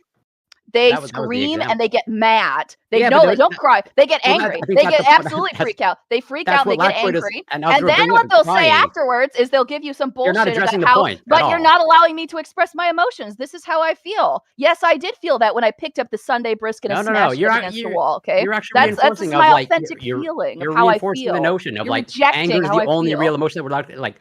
You're not. I am not saying it's the only real emotion we're allowed to feel. What I'm saying is that it is the one that they express, and it is the excuse that's used behind why they are allowed to express it in this way. Is because the society discriminates men's emotions. The example was crying. Oh my god. Yeah, and I'm telling you that, like, usually, like when men cry to me, they usually aren't. It normally, you like only when I gave examples of anger and the remote, so you gave examples of crying. Okay, I have had examples of. I've had a couple of examples of men who have cried in front of me. One of them was for a really good reason, and I sat with that person. I made that person feel better. Like I comforted. Like that's what you do, right? Like you don't. But there have been cases where I've met a man and he has had a violent, loud outburst upon something that displeased him in a local area, and I don't respect that display of emotion. I wouldn't respect that. I don't respect that. Talking about that. What if like my grandma just died? I'm like, oh no, mama died. No, of course and not. Like, no. Listen, I know women that would find that weak. I have held ex-boyfriends in my arms who have sobbed about like things that have happened to their families, to their friends, to ex-girlfriends, like people that they've really loved before. And of course, of course you're receptive to that, and of course you're kind and you're thoughtful and you're attentive to it. Of course you are. Like that's what your reaction. That's not the question. That's not the question. But do you find it unattractive? Yeah. No, I don't find it unattractive. Fake news. Okay. I don't. Don't believe that. Cope. I don't. Why don't you believe that? I don't find it unattractive. You should have said that originally. Actually, I'll tell you something else, okay? I will tell you something even more counterintuitive to, I suppose, what you're about to say. For a long time, the thing that I used to look for when I tried to date people was suffering. I looked for suffering. I deliberately wanted to sit down in front of somebody and hear them tell me some horrible, terrible thing that they went through, and then their and this is how I came out of it, and now I am better. Now we know why you brought up BDSM earlier. That is a deliberate thing that I used to look for, and I would hear some crazy shit, guys. I heard stories of like people being thrown out of a building and like being people like watching their friends commit suicide in front of them. Like I heard some big, deep shit, like a lot of shit. And it was weird because like my heuristic that I was using, I don't even know. Like, I guess I assumed that, like, if you went through something really horrible, that it would make you a kinder and more sensitive person to the people around you. But frequently, that wasn't actually what happened. What happened was this person, a couple of things happened. A, they either got stuck with the universe have screwed me kind of a story where nothing is my fault, everything has hurt me, and I am uniquely cursed to exist, to have this terrible existence, and that is why I suffer, right? And that was one type of story. But the other type of story that I would sometimes hear was they had zero empathy for anyone else, okay? These people would shit on everyone around them. They would talk about how everyone around them was terrible and horrible and gross and this, that, and the other thing. And I mean like all the time, okay? And they would never like take that about themselves. Like they would never like take what happened to them and use it as a way to be empathetic to other people, which I never liked or understood. So that was another thing that I ran into. I hoped that like, because the thing is like, Prime, you know what I'm talking about? So like men do this. Like, when they say that they want to date someone, they're deliberately looking for somebody without experience. Like that's, I think, part of like why people constantly talk and meme about pedophilia all the time in these spaces. Like I talked to Tuna about this, and he thinks that the possible reason might be because like men on the left are worried about the fact that they are attracted to women who are younger than they are. And so there's this constant worry and fear about who is a pedophile, because that's a unique concern that he thinks that like men on the left have more so in comparison to men on the right, which I thought was interesting, and I don't know what to make of it. What do you think? There is an aesthetic there, you have to admit. Like you see like the guy who says he's a socialist, he's got tons of plushies behind him. They always have like the weird glasses. Lefties are degenerate. Glasses. And they have like the you know what I'm talking about? Like the glasses. Typical Prime with your plushies and your glasses. They're really into anime. Yeah, I know. The glasses, they've got the plushies, they've got all the shit in the background, right? There's an adolescent like sort of like aesthetic to it, right? Like I feel like even though this person that I'm looking on the screen is actually like 40 or 30 or something years old, I feel like it feels like the aesthetic of like a teenage kid's room, like when you talk to them. Wait, like where's Gibbs? What's back? I'm sorry, Gibbs. You were thrown under the bus, okay? What did I get thrown under the bus? What happened? Not you, by the way, Gibbs. You are not included. At least go get your glasses, Gibbs. Listen, I gotta say, when we were talking about looking for damage, I think that people manifest that damage usually. I also seem to like damage people. Usually they're covered in tattoos. Tattoos have a drinking problem, maybe some daddy issues. All these are things. Maybe had like 6 bad exes that like did stuff that were just terrible. I'm a big fan, like about 25 age range. So yeah, I think this is a problem mainly the left has because they are. But Prime, the reason I'm going down this whole like rabbit hole and like I'm sort of this whole tangent, right, is because like I think that experience is something that you should look for, right? And if you're dating somebody that really has no experience, right, that really has not been through significant shit, right, why should you expect that person to be able to survive or to go through bad things in the future, right? You want somebody that's kind of like a tested product, right? Like this one is gonna get you through, right? Because it's been through some bad shit before. So you want to know that, so that you know that when bad shit happens in the future, that person will be able to get through the bad shit in the future. But hold on. I thought you were talking about two different things. And we're talking about lots of things right now, and I'm kind of all over the place. But the TDLR of it is you date. Like I looked for suffering because suffering indicates world weariness and I don't know, like the ability to survive. I suppose I don't know. Yeah. So I thought you were talking about sexual experience, like originally. Did you guys? I am talking about sexual experience, but I'm not just talking suffering there too. Yeah, both. That's what sex BDSM. Am I making you all suffer right now? No, this is fantastic. No, so in terms of, I thought at first you were talking about sexual experience, and in that case, I do look for women with sexual experience because I want.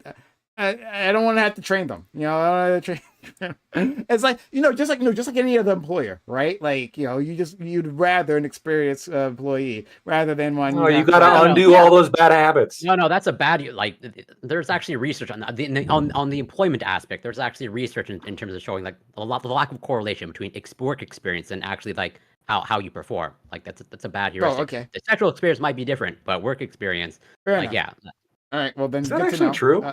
yeah. I'll send you the studies. Hit us with I'll take a look hit at us it. with the studies. Okay. So I thought that's what you were saying, but you're saying you're also including that. In terms of like experience, like world weirdness, I've never heard guys really talk about that. Like, have I you know. guys? No. But like, it's not like a thing that they look for one or the other. Like, I've never heard a guy say specifically, "I want a woman who hasn't experienced shit in their life." Right? Like, Yes, you have. that- Like that. Like some of them are surely Red in Pill this talks room, about right? that constantly. Wait, Yeah. who would have said that in this room? Yeah. I don't know. Could Yeah. you like give me like a like how they construct? I'm that? doing all the work anyway, so I don't really care what they do. How You can go how ahead. do they Yeah, I construct mean, that? Yeah, they construct it like that. If they have less experience, then who they will grow to become will depend upon how you train them, and you won't be dealing with the aftermath of somebody else having trained them. That's sort of the language that they Yeah. use when they're It's talking about Elvis why. Presley's excuse for how he groomed Priscilla. It was exactly the same sort of language, actually. Okay. It's the sort of thing that you'll hear Andrew Tate say. It's the sort of thing you'll hear from Fresh and Fit. Yeah. You'll hear it. I'm sorry. If That you're was new to listening me. for it, you'll hear it. Yeah, I've never heard that one particular. I've heard that like sexually, but I've never heard it in terms of world experience. So, all right, that's new. All right, Yeah, I mean, there's overlap. fair enough. But fuck, where's the thing I was gonna go with this? I was gonna ask you something. World weariness. I don't know. I've lost Oh, and it. also because if they have an experience that has something to do with other than you, then they're going to be more independent, and they'll eventually leave you. Yeah. So you wanted to like breed codependency on them, like Yeah, not codependency, dependency. dependency. Yeah. Codependency implies that you're also dependent on them, which I that feel would like be, for those men, that's kind of actually what's happening. well, Yeah. sure, in reality, maybe so, yeah, but Yeah. their theory is that the dependency should be one way. I think it's so to Fairy Queen, right? I'm skeptical of what women actually want in terms of these men, right? Like, I think intellectually maybe they might say like, yeah, bake cookies with me, but I think so many of them like fall. It's unfortunate.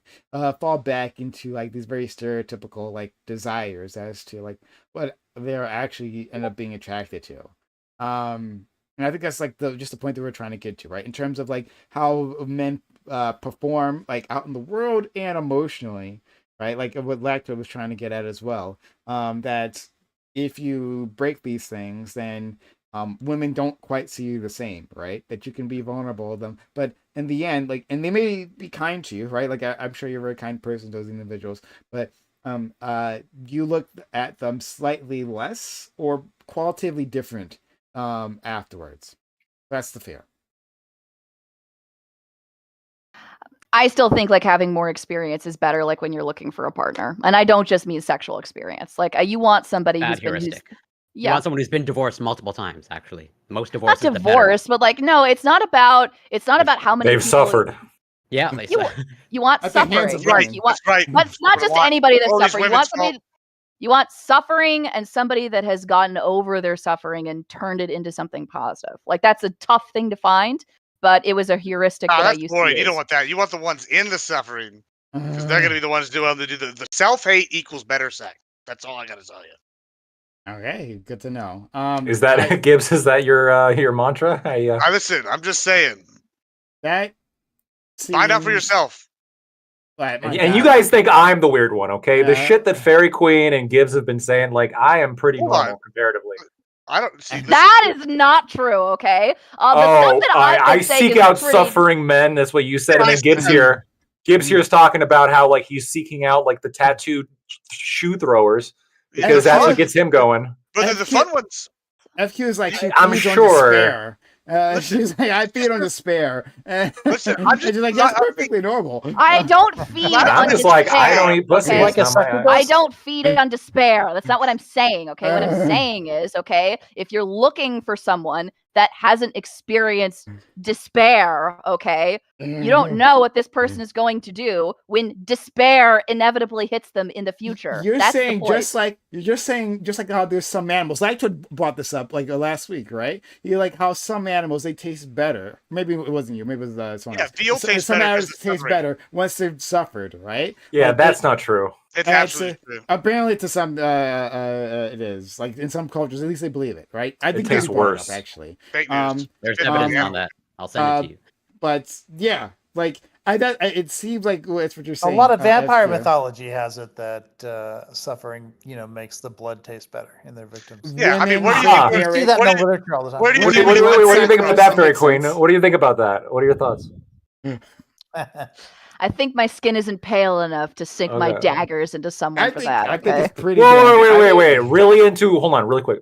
Let's recap. Really into prim and proper parties, okay? And feeds off suffering. Yeah. I'm starting to notice a little bit of a trend. Drinks wine. I am not prim and proper, and I Do do you not have feed any off mirrors in your house that I can display? Oh, what? This television behind you is this That's- mirror isn't. that's- Well, we that's don't see your fine. hand. I'm not seeing a reflection. I Yeah, just I don't didn't see a it. reflection. Yeah, I don't see it. Yeah, I don't see it. Could make some garlic bread if you really needed proof. Okay. Okay. That's just a Um, myth of the garlic thing. Back to Let's- baking. Let's wrap this up. Do you speak from experience, Gibbs? Hey, Have you fought don't vampire worry hunting? about it. All right, I've met some interesting He's women in the. he's the tossed world. garlic at Wait, women. what? And he's like, why don't you In the die? world. Do in the not world. meme about that unless you have a story. What do you mean? The kind of women that Gibbs dates, like, they would steal like his blood, but he would wake up like in the bathtub with like a kidney missing. That kind of. That's fake. No, maybe, but no. I mean, he's pretty It's close. all- He's pretty close to Juarez and Tijuana, so I don't know, man. They sound like they have cartel connections. I'm just saying. Well, who? Okay, this is never mind. That's not the point. The point is, listen, they would not steal your kidney. That's too much work. At least not from a white guy. That's too much paperwork. Like you're not worried about that, lactoid, or someone that looks white. You're not white. You're Hispanic. I know. I mean, well, this is where the white privilege comes in from the looking like it. We're gonna probably. You gotta keep your kidneys. He is We're gonna white. keep Hispanic. doing Hispanic. The Yeah. law to his white kidneys, his white privilege in his kidneys. That's what he does. Yeah, I'm gonna be sad. That's the white privilege I got. I don't got full. Those are overlapping categories. Yeah. That's There's like layers, like an onion. Like wow. you'd even be more safe, lactoid. They would probably feel bad. They'd probably like baby you. They'd be like, look, he can't handle it. I would definitely like. I'd be watching my drinks around some of the women that you've described. Hold on. Listen, none of them are drugging people. We don't have no Cardi B's. We don't have no cartels. They just might like be very impassioned about their love for you and act out on that passion. Now that is I don't know why you would think they take your kid. Yeah, because that's never scary. Yeah. That's much Just better. crimes of passion, Lactoid. Never goes Yeah. wrong. A woman obsessed with you, like there's nothing that ever went bad there. Okay, so I'm gonna ask that. Okay, so last thing, all right. So like, because I've kept you. Well, I haven't kept you guys. You guys have kept talking. But do you? And this to the fellas, right? And I'm curious what FQ's thoughts on this are. Like, would you want? Like, if you had a chance to like be with a 10, right? Like an absolute fucking smoke show, whatever your dream is, right? That's this woman. But she was like extremely passionate, overly passionate, to the point that it was problematic in some ways, right? Not life-threatening, right? Not she's not gonna stab you, right? But like this woman is like a large handful that you have to deal with on a regular. Does she talk a lot? You'll always have a headache. Is Lactoid armed in this scenario? Wait, does she talk a lot, Brian? That I feel like it's gonna be a deal breaker for you. I mean, she doesn't have to just talk a lot. It's whatever is, like she'll get set off by things. It's less that she talks a lot, right? But things will Gotcha. set her off. Yeah. Like underwear on the floor again, and then I got you. Yeah. So like you're like straight up dream girl in every other scenario, but she's like super passionate, and it becomes a problem sometimes. Like, is that okay? If we're talking about like absolute dream girl, like we're talking about like a career success that is going to be worth some level of like emotional let's say investment, right? like Yvette Garcia. Like you bring her to a dinner party, and like you're gonna kind of you could be promoted. Just like they're gonna see that person, they're gonna be like, wow, this guy is obviously He's someone we want to put into a position of leadership. But she might cook your dog. Like what? Like what are you talking about there? Like say it's Annette Garcia, Mexico with a great career, super famous, super hot, all the credentials, but you pissed her off. She's killed your dog. Are you still gonna give her a second chance? Yeah, like she might like key your car, because like you guys have had a fight. Definitely no for me. Cost benefit analysis. I did measure like, am I going to make more money or am I going to make less money? You got to factor it all in. Interesting. That's your dream girl. I know Aiko's stance on this. He's already been through it. He'll deal with it. But the manic pixie variety of dream girl, yeah. Yeah. And so Corey says no. Admiral Gibbs says yes. FQ. I'm not sure. I think it might be different for women and men, because passion might come out in more threatening ways. I don't know. But let's say you didn't feel threatened, but he was extremely passionate and would get unnecessarily emotional about things, and you guys would have like these arguments, and it would just. Maybe you've already answered this question. Yeah, like what are your thoughts? Okay, so I have Dream Guy, but Dream Guy fights with me all the time. That's the problem. Oh yeah, we already know your answer here. But he's problematic, right? Like I know you like the debate. I get you, right? I hear you, right? I know you're Italian. ready for the smoke. He's Italian, yeah, right? And it's super passionate, but like, he'll I don't know. What do He'll make fun of all your hobbies, all your baking, all your TV show watching. Yeah, what do passionate guys do? Like no, he rolls up on a Harley, right? He's got a okay, I've had unfiltered. He's got an unfiltered Lucky Strike hanging out of his mouth. Okay, yeah, Lucky Strike. There you go. I've had enough of this. All right, so let's just answer the question. So Prime, the question is Dream Guy with a bad attitude. That's the question. Yeah, sure. What do you mean? Yeah, sure. Is that the question? Not the question? He's Jesse from Full House, like that guy kind of guy. What a reference. Yeah, I know, right? Like I show my age sometimes. Yeah. Yeah.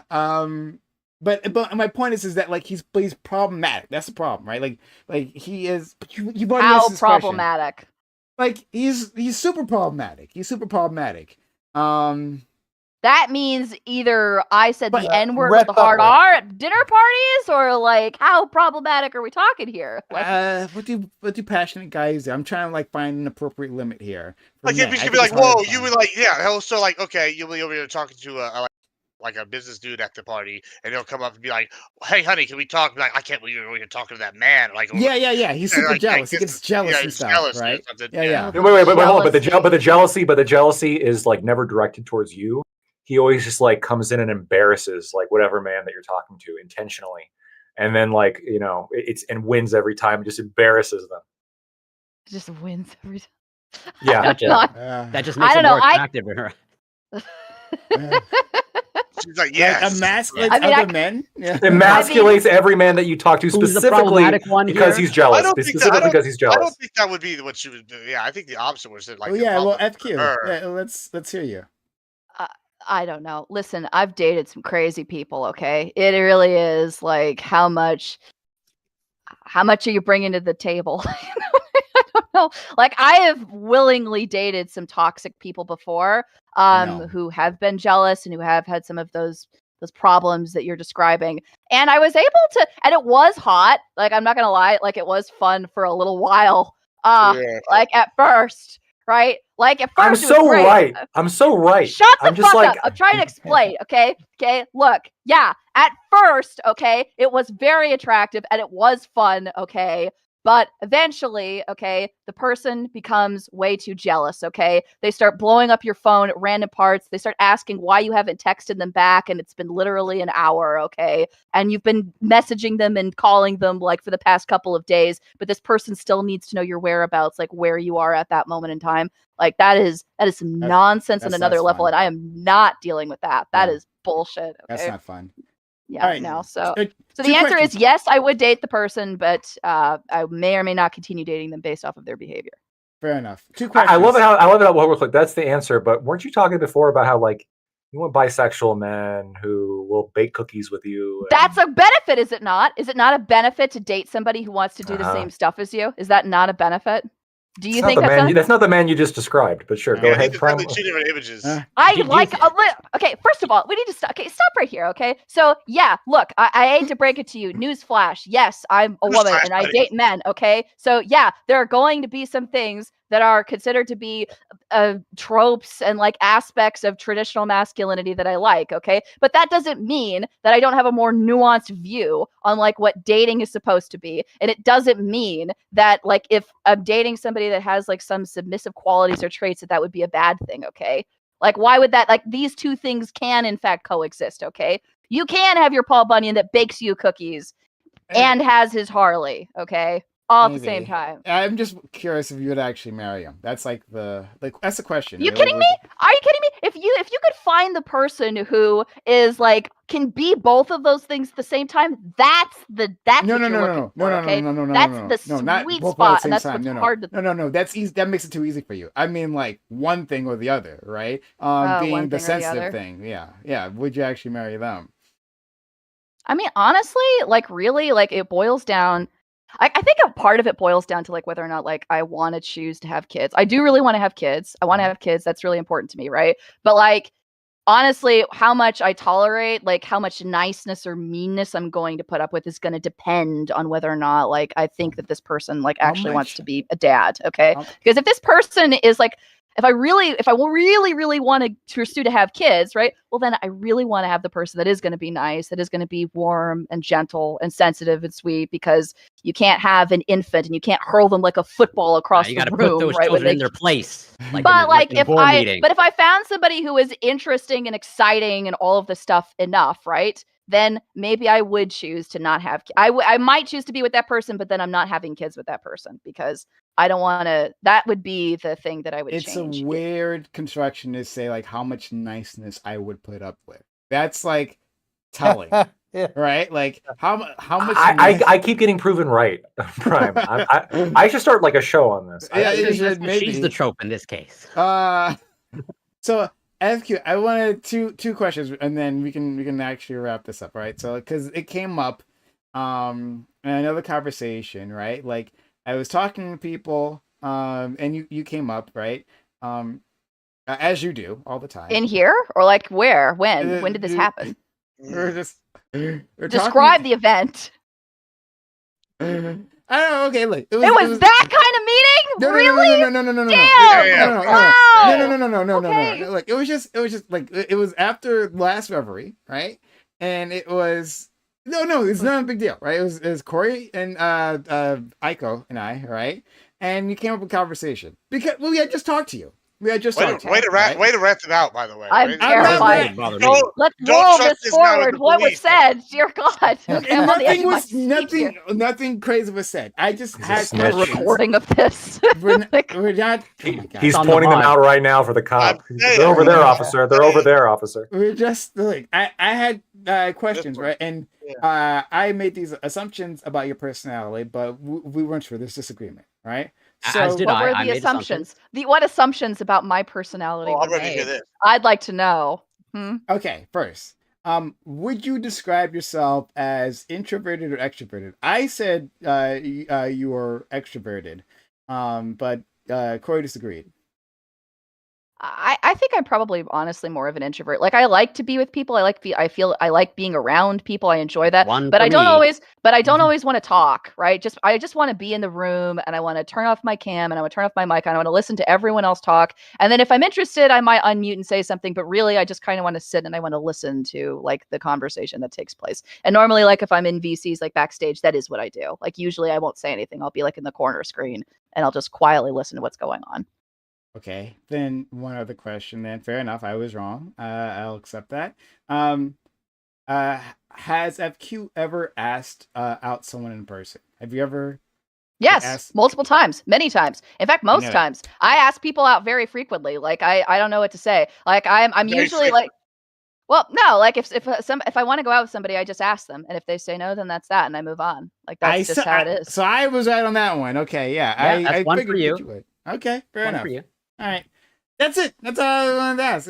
We need a tiebreaker now. You miss Yeah, 100% of the shots you don't take. I don't know what to say. Okay. Exactly. See, you got this, which makes me feel like you're more of an extrovert, right? That's. I mean, I'm not like, I mean, I don't think that well, there are some times where I get scared, but I like to think I'm a fairly brave person, and I will go up and I will assert myself when necessary. I just don't always like You to. Like, and travel- I would prefer to be asked, but I will ask if I don't know if that's going to happen. You're So, the type that travels alone, right? Like we talked about this before. You like, and you're a woman who I go all will sorts go of out and internationally travel alone, and that's amazing. A lot of women wouldn't be able to do that. It seems like an extrovert doesn't just mean brave. I understand that, right? I know there's not synonymous, but like, it seems like that level of outgoingness would be like what you would more expect from an extrovert. That's like what my thinking was. I don't know.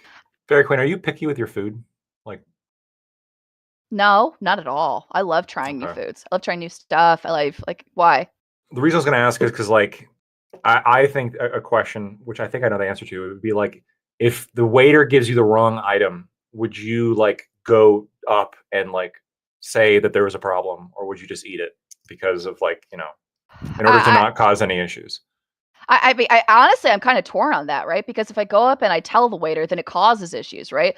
But then and then it causes them, and then they have to take my plate, and then they have to. But if I don't say something, right, then someone else has ordered their food, and now I'm ruining their dining experience by like not sending the food back because now they paid for a meal that they are not getting, right? So I would feel kind of torn about it, and I would probably like think about it for like 10 or 15 minutes, but then eventually I would probably just eat it because the food is getting cold, and clearly no one's complained at this point. So that's honestly what I would probably do, but there would be a lot of gut wrenching beforehand. But why do you ask? I just more, I guess, That's a very introverted answer. It's a very introverted answer, exactly, as opposed to an extroverted answer, right? Introverts tend to would want to avoid any kind of potential conflict, and so they would be more likely just, you know, to eat the food. Do you like making phone calls to restaurants? No. Yeah, I hate it. I hate that. I don't like I think doing it. Corey's right. A Probably phone lost call that to a one. restaurant? Like what? A phone call to a restaurant? What's Yeah, check their I don't understand. availability or make a reservation, or, you know, something. You know, do you Why would call that be places? Hold on, possible? who doesn't use Open Table? First of all, like, Yeah, what?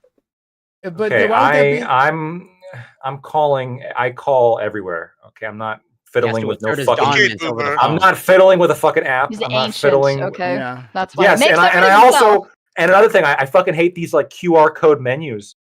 This Yeah, is I hate complete that shit. bullshit. Actually, I hate that shit. That is fair. That is I fair. hate that. Nobody- Yes, I nobody want likes an that. actual menu. Okay, Yeah. this is part of what going to a restaurant is about. If I wanted to order a fucking DoorDash, I would do that on my phone. Thank you. Yeah, I mean, I agree with that. I don't agree with the apps on the table. Like, Open Table is great. You can start getting rewards for these things. Like, I went you're out to a restaurant with a friend, and they're like, "Oh, this is a good restaurant. We should go there, right?" And so we walk in, and there's these like waitresses, and they're like chatting it up with each other. And I asked like, "Oh, can I have a menu?" "Oh, just scan the QR code." And then we went back to chatting. Like, what the fuck? Like, no, hand me a menu.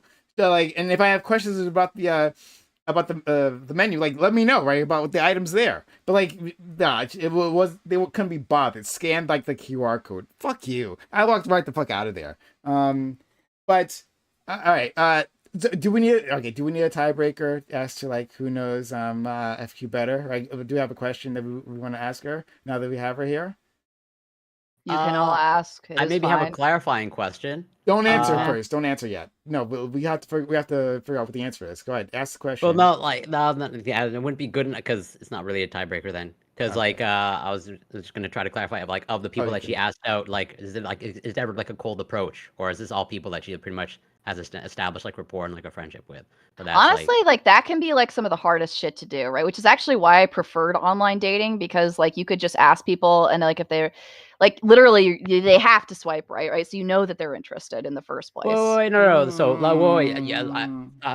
so I guess to further clarify the question, like, so you've asked, like, we weren't talking about like swiping, like you've asked like face to face people out in person. Yes, I have done that. Okay. Yes, multiple times, many times. Just because the guy swipes right on you doesn't mean that they're interested. They like, there's a numbers game, so some guys just like swipe right on. well, yeah, there's a numbers game here. Yeah. I want to know, like, what do you mean by many times? Define the word many.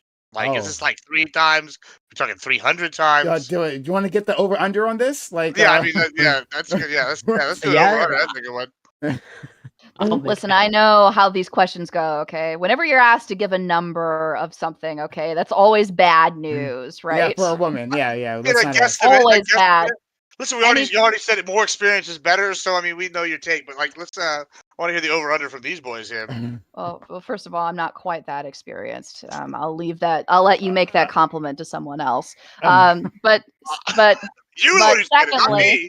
But secondly, okay. Okay. Like I don't know, like 5 times or something like that. Like I don't know. Like that's about how many times? 5 times is a lot for a woman. I think it's a lot for a woman. Yeah, honestly. I agree. It's a lot for a woman, but compared to like a male, like No. Listen, Yeah, I have no absolutely. reservations against like very bluntly and directly asking somebody out. Okay.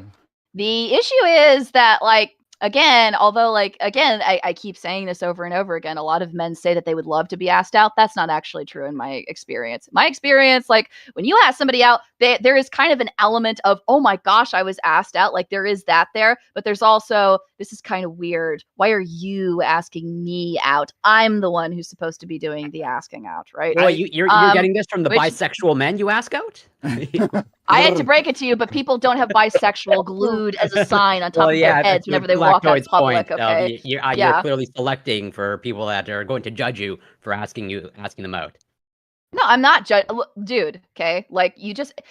I'm just being honest with you, okay? When you go out and you try to do things that should be equitable towards like what the man would prefer. He gets asked out, you offer to pay, you do pay, you come up with ideas of shit to do. Do you know how many times I've planned interesting, cool shit to do and then we don't do it because of some fucking bullshit cool, like he doesn't interesting stuff. I think well, what do you call cool? Are these Sex in the City parties and Seinfeld?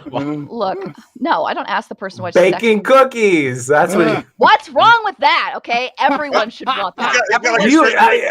Here's the question. Hey, there might be a mimosa involved, cookies, right? okay? Yeah, there for sure is a mimosa involved. Here's the question: have you ever dressed up your cat?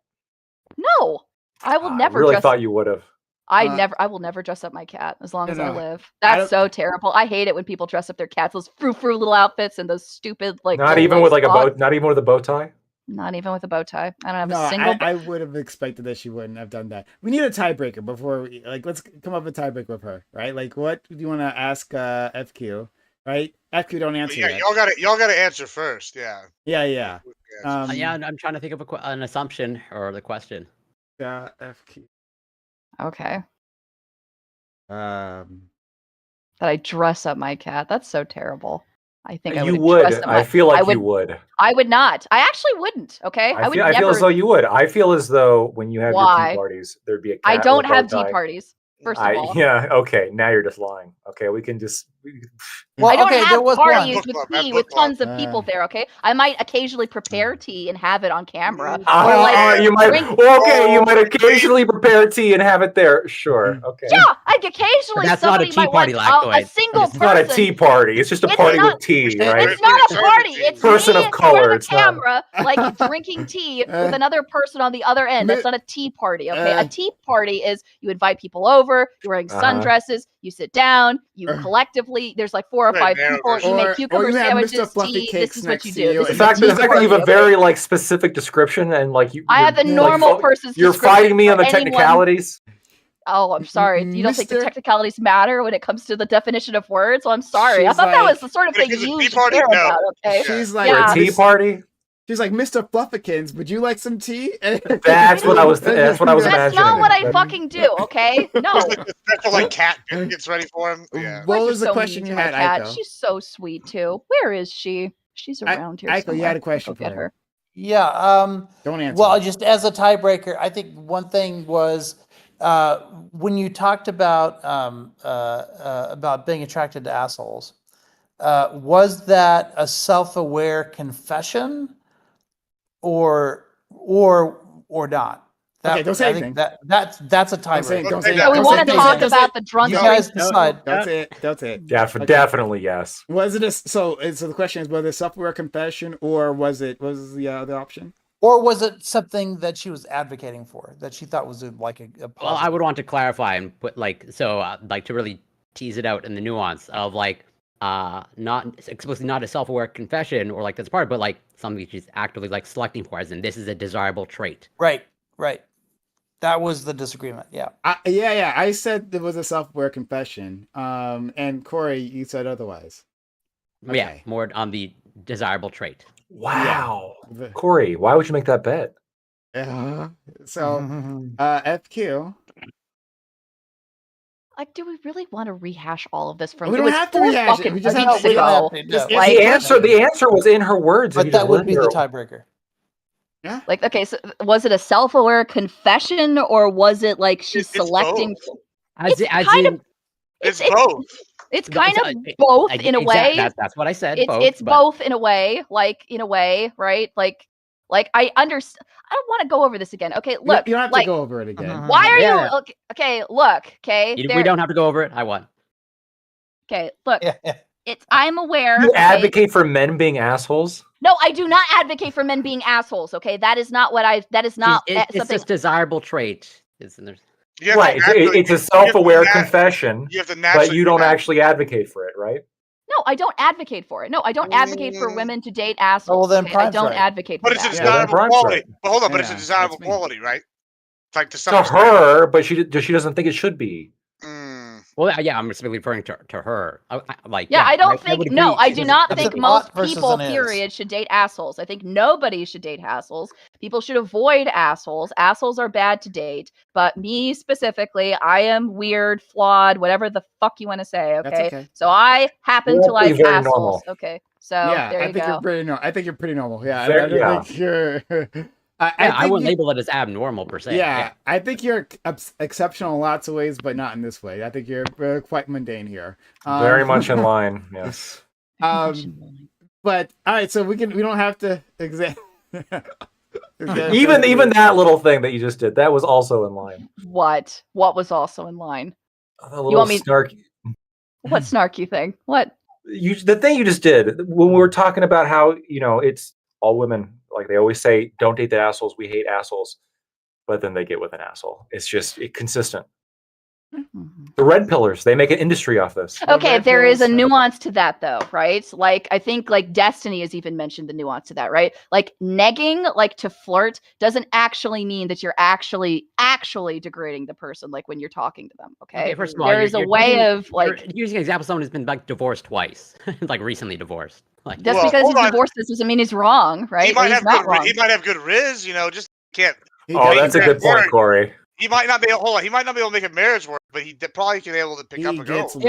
Women. Well, yeah, he does. So like that's the exact point of like, do you want is it a short-term strategy or a long-term strategy? Like I'm as far as I know for the family, okay, I'm pretty sure FQ wants to prioritize a long-term strategy. And like, yeah, no surprise, if you have short-term desirable traits that you're selecting for, you're not going to get the long-term outcome. And yeah, no surprise that Destiny, who prioritizes short-term traits and qualities, has short-term relationships and multiple marriages that end in divorce. Yes, that is the outcome. It is 1:00 in the morning, and we're all philosophizing about my future family. Brilliant.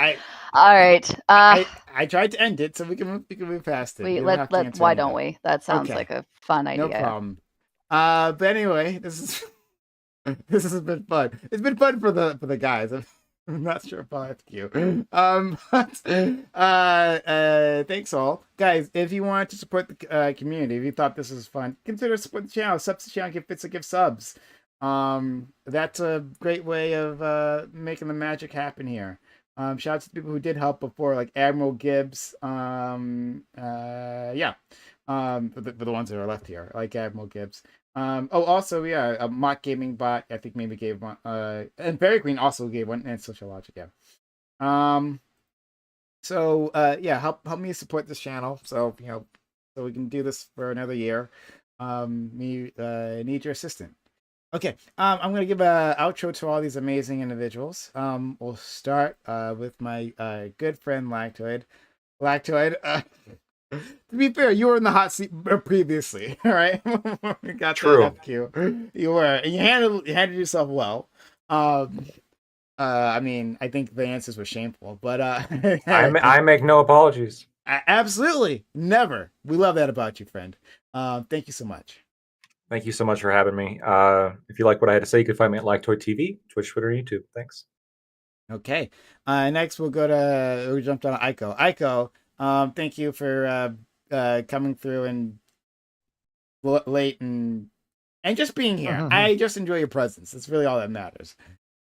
Yeah, sure, anytime. Yeah, it was a lot of fun. Yeah, I worked a little bit late tonight, so I couldn't get here right at the beginning. But yeah, it's good. It's fun. Through, friend. Next, and talk about your channel. You like your videos and stuff you've been out. Well, I haven't really done anything yet, but I've just been posting like I like to make espresso drinks or whatever, and I got a new lever machine, so I've been posting some of that. That's about it. Do you have any ones? Nothing exciting like baking. Okay, it's just no baking cookies. I was asking. I was gonna ask. Okay, fair enough. Next we have our friend Corey. Corey, thank you for dropping by. This is a lot of fun, my man. Yeah, it's always fun, and I'm always grateful to be here and to get into it with these familiar and fine faces and all the other ones that were here previously. But you can find me on Twitch, twitch.tv, Corey Campbell 84, Twitter, X, Instagram, YouTube. It's Corey Campbell. Gibbs, iCow, Fairy Queen, Lactoid. Always a pleasure. Love you, Brian. Love you too, friend. Gibbs, you're a barrel of fun. Like honestly, dude. Like I'm so happy you're around. You are a true party animal. And I'd like to one day chill with you. Like honestly, I think that'd be good times. That's always fun. Yeah. With the urinal troughs. Yeah, the urinal troughs and the piss nets. Yeah, it's good stuff. I promise we won't go anywhere with any of that. I'll try not to. But yeah, I'm Admiral Gibbs. Politics and DGen. That's kind of what I do. It's good stuff. All right. And last but truly one of the best, thank you, FQ, for coming and being such a good sport. Your perspective is really valuable here. Gives us another side of things. Not a bunch of dudes speaking nonsense and assuming they know what women think. So it's really helpful there. But also just because you're so vulnerable with us, and it's really nice, right, to hear your thoughts. And yeah. Hi, everyone. Thank you so much for putting up with me and my rambling. You can see here, you can find me at Fairy Queen's Cottage down here below on YouTube and at Fairy4x_Queen on Twitter. Please follow me there. If you liked what I had to say, please give me a follow. I would really appreciate it. Thank you so much. And thank you, Prime, for having me on. It's always fun to be on here with you guys. Yeah, you're fantastic. And you keep putting up with us, right? I think you're really putting up a fuss? No, you no. That too. No. That too. Well, that I'm proud to do. Okay, but you keep putting up with us, and we're really happy that you do. You keep coming back, despite us really razzing you all the time. But you're a really good sport, so thanks so much, friend. That's okay. No, thank you for putting up with me. I know I talk a lot, so I appreciate you guys handling my rambling. So thank you. It's helpful in a talk show. So let's rate out. As always, I am unprepared to actually do this. But we're going to rate out to our friend. I guess Admiral Gibbs. He's right there. Yeah, I'm just going to rate out to my friend Admiral Gibbs. And let's start talking about OJ so we can rile up everyone. OJ. Go into chat and talk about OJ. The juice is loose. Spam that in the chat. Spam that in the chat. The juice is loose. That's all I need you to do. All right, and he will love it. Gibbs will love you for it. The juice is loose. Keep spamming that. Okay, I'm gonna send you over. Chat. Do that. Absolutely. Based. The juice is loose. In hell. Yeah, but yeah, so we're out. At least I'm out.